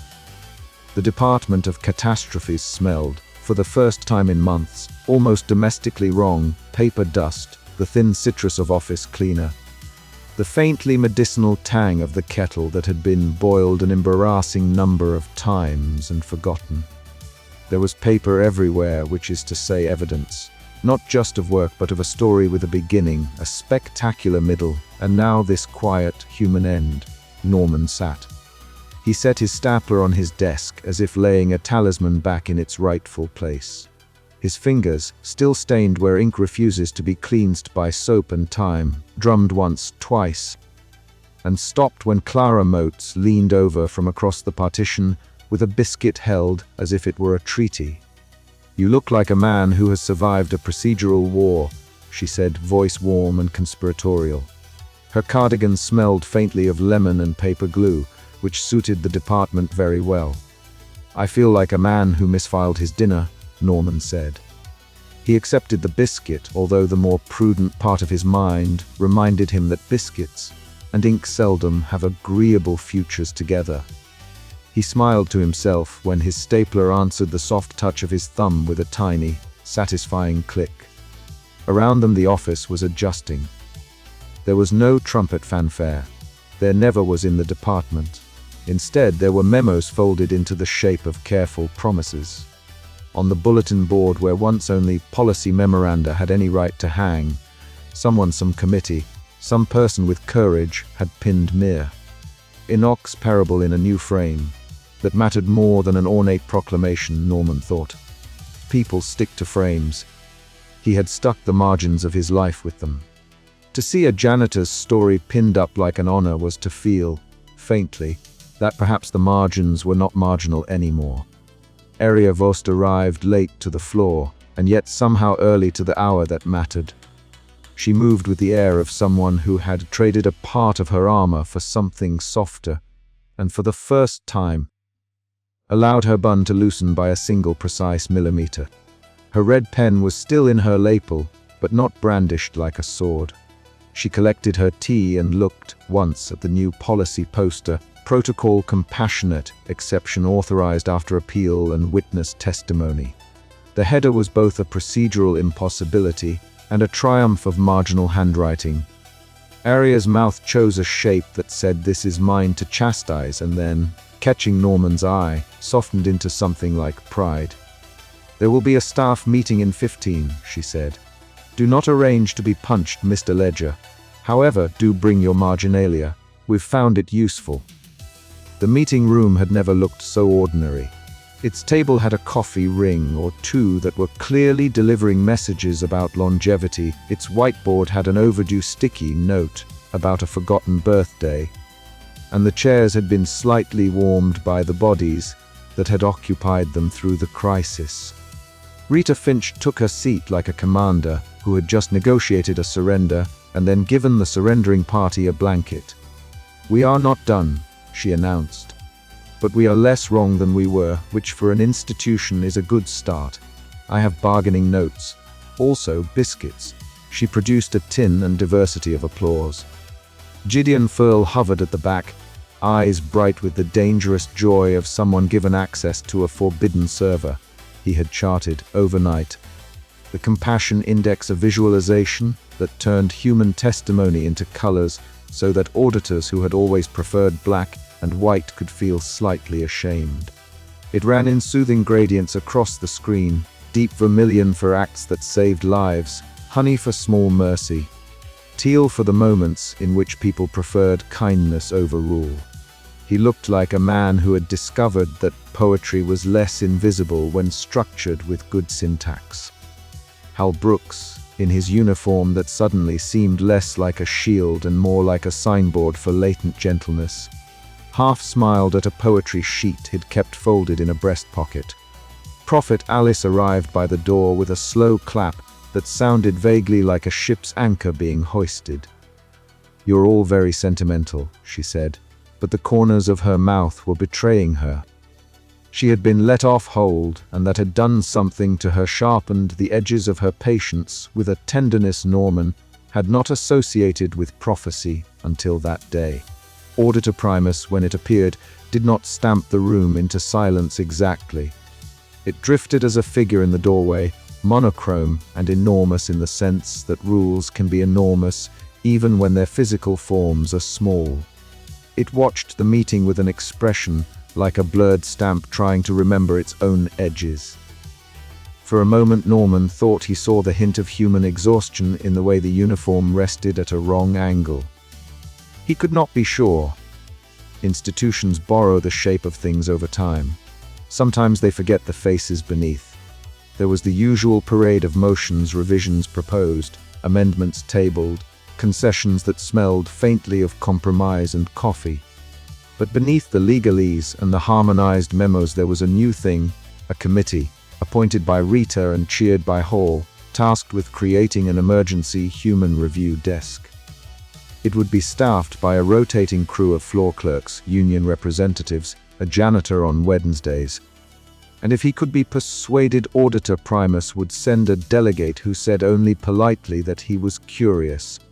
The point, as Norman understood it, was this: create a space where messy human testimony could be converted into institutional precedent on purpose.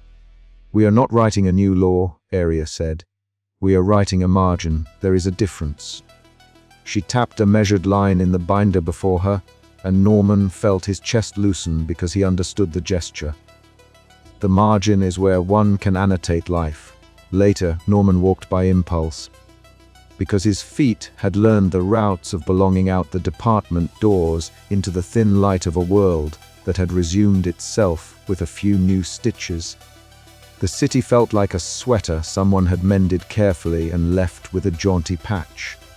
He watched a bus stop where a child was explaining directional prepositions to a pigeon. They both seemed to take the lesson seriously.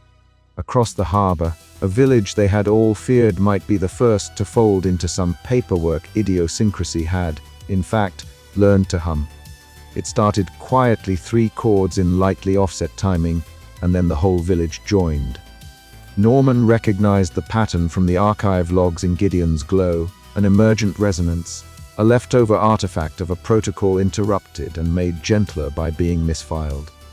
Azra stood on a low wall, coat catching the light in an accidental symposium of raincoat and constellation. The minor deity tilted a head glittering with confetti eyes and offered Norman a handful of paperclips that had been removed from the bureaucracy and gifted a new life as jewelry. "People like a bit of music," Azra observed. "Especially when the music is accidental. It tends to be honest." Tom, who had done his best work in the margins and then nearly undone it with secrecy, came to Norman with an apology that was 2 parts confession and 1 part plan. He had been quieter since the hearings, letting his loud gestures be replaced by the hum of a man cleaning the edge of his conscience. "I will not lie," he said. "It is easier to hide behind a prophecy than to do the small work that makes a different future. I have been learning the difference." They all learned differences in those weeks. Gideon opened parts of the protocol archive to public view. Not everything. Of course, some things are meant to stay specialized and dusty, but enough so that citizens could see how schedules were made and why decisions had to be recorded. Rita negotiated 3 new clauses: equitable appeal protocols, safe reporting for departments, and an employee review board with teeth that were not used for gnawing but for careful pruning. The directorate, chastened by close votes and public embarrassment, allowed Auditor Primus to retreat into a role that included oversight but demanded a yearly attendance at the emergency human review where he would, by rule, be required to listen to a janitor read a story. The department changed, not in an instant, but in ways that mattered. They replaced certain obsolete stamps with stickers that read "check with human" and put them deliberately near every slot where decisive action might be taken.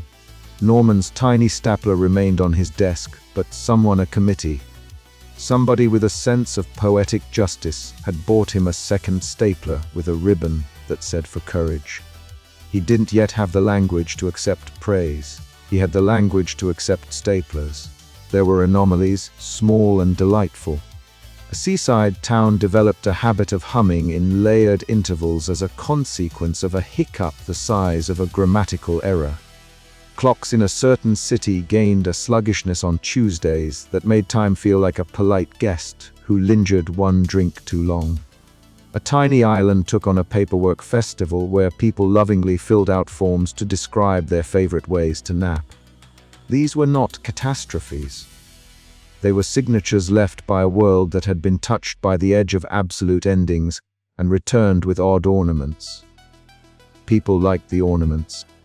They found them charming in the way some people find rain charming, inconvenient perhaps, but undeniably the kind of story one would tell at future dinner parties.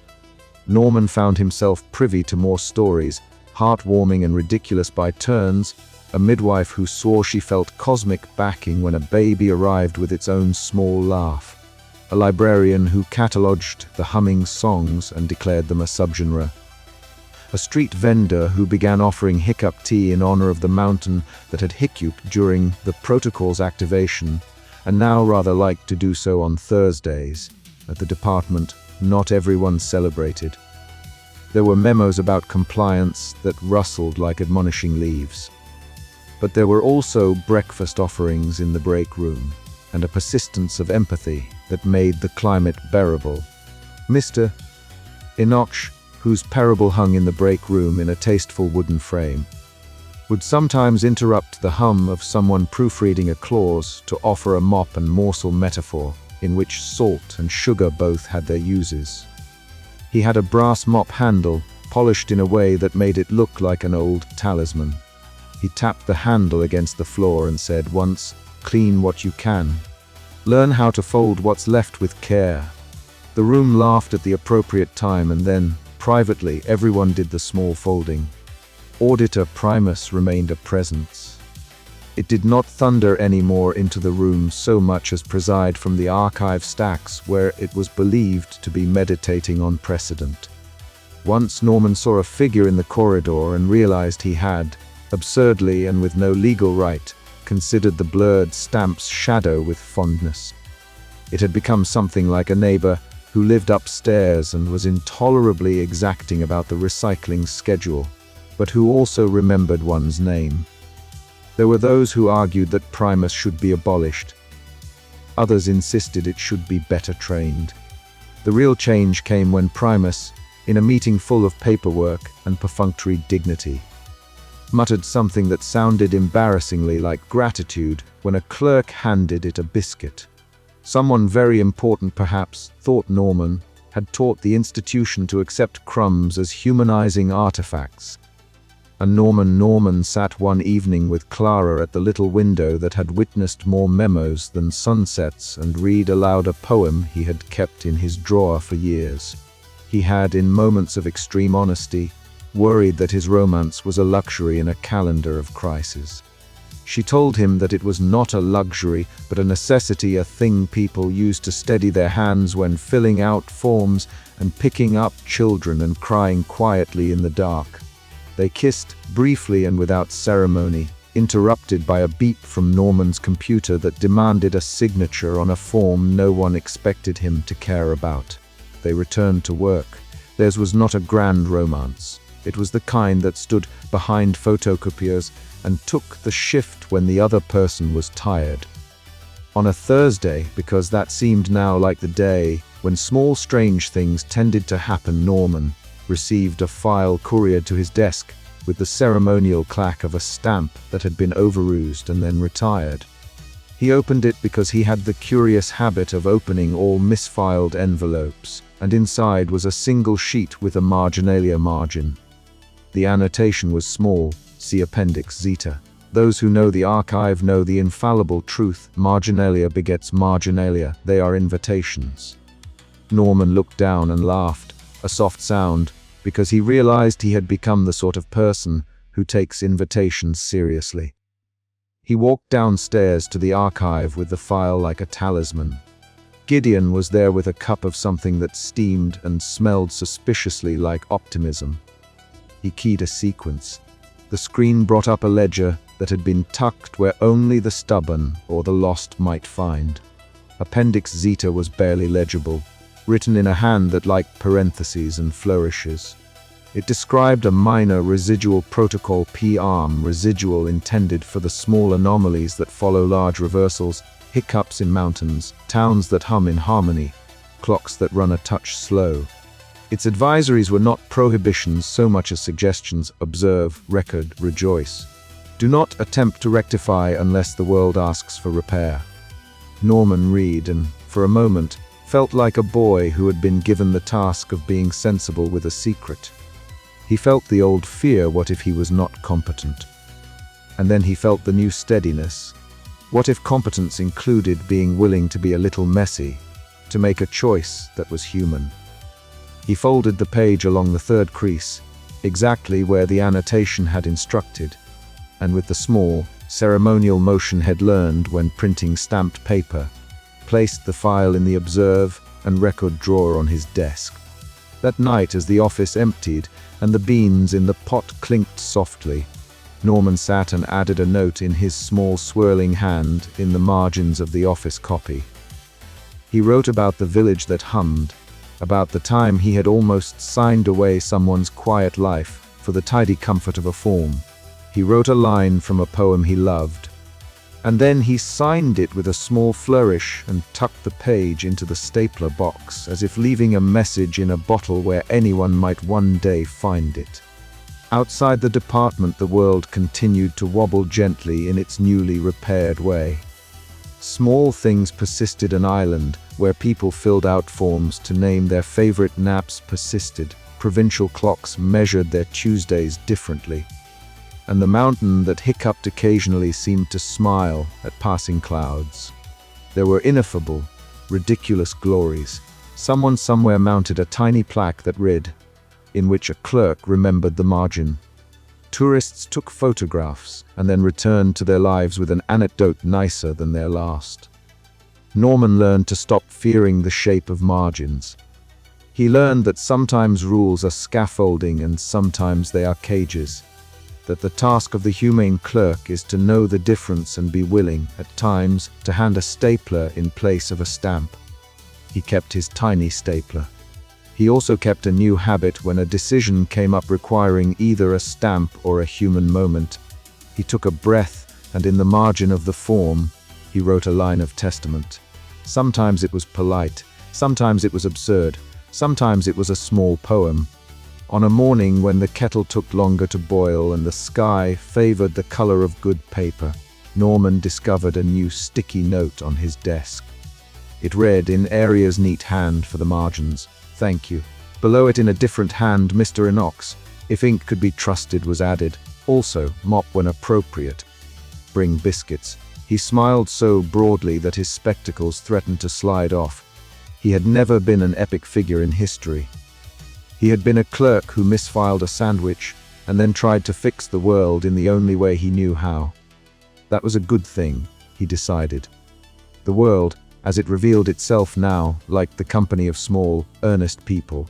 It would not be true to say everything was healed.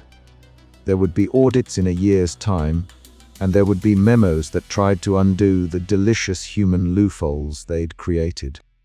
There would always be someone who believed a clean system was better than an occasionally warm, messy one. But there would also be a janitor's parable on a corkboard, a public archive with color-coded compassion, and a staff that had learned to press its palm, occasionally, against the heartbeat of the world before deciding what to do. As Norman turned to leave that evening, the corridor light flickered with the odd half-blink that had become their unofficial benediction. He paused, hand on the door, and glanced at the file he'd placed in the observe and record drawer.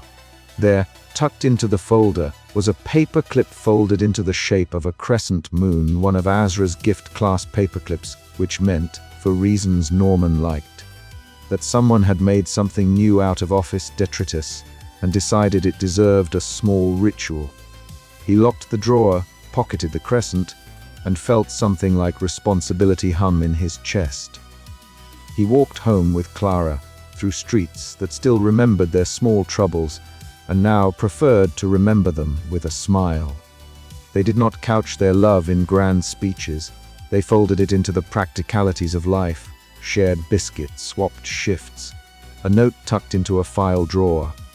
Halfway down the block, a dog barked at nothing that could be seen. The bark echoed like a punctuation mark. Norman laughed, because laughing felt better than worrying. Clara linked her arm with his, and the two of them stood for a breath in the middle of their ordinary world that had become, impossibly, slightly more extraordinary. Behind them in the department, someone, perhaps Gideon, perhaps Mir. Enoch, perhaps Area, when no one else was watching, took down Appendix Zeta, smoothed its spine, and with a small, careful motion executed in the margin of procedure, wrote a single word, observe. It was both a command and a benediction. Someone very important, perhaps on the far side of a curtain, and certainly with tea cooling beside a stack of unresolved petitions, received a note that evening. It contained a biscuit crumb and a line from Norman's marginalia. The signature was slow, the pen hesitant. It was, in many ways, the smallest signature the department had ever recorded, carefully, humanly, with an admission that the world might be improved by small errors rather than by their eradication. And in the corner of the archive, where light pooled like a small, well-behaved puddle, Auditor Primus folded its uniform a little less crisply. The face, the blurred stamp, seemed for a moment to hold a smudge that could be anything but certainty. Perhaps curiosity. Perhaps an openness left by a kiss of biscuit crumbs. It did not change overnight, nor did it vanish at a quiesced. It learned to preside over a room in which humans were permitted to be themselves, which is to say imperfect, kind, full of marginalia. As Norman closed his front door that night, he found on the inside of his mailbox a single envelope with a note in the familiar slant of a clerk who loved parentheses. It read, in case of future hiccup, remember the margins. Also, there is an erratum in Appendix Zeta, page 3, left-hand column. Bring biscuits. He smiled, turned the page over, and as someone who had learned to find courage in small rituals, began to prepare a tin. The world outside hummed its new tune. Inside, the department's teapot still boiled with the same stubborn mediocrity. Neither chaos nor miraculous order had won. They had conceded to each other like two tired roommates who had finally agreed on a thermostat setting. Norman, with ink on his fingers and a stapler in his drawer, found that he did not mind living with ambiguities anymore. Indeed, he rather liked them. They gave him, and everyone else, an excuse to keep writing in the margin. The final line of Appendix Zeta, when one found it and read it, and set it down carefully like a fragile thing, ended with a practical admonition and a gentle wink. If you must, file in triplicate. If you can, tell a human story. If you cannot, bring biscuits. Observe, then act.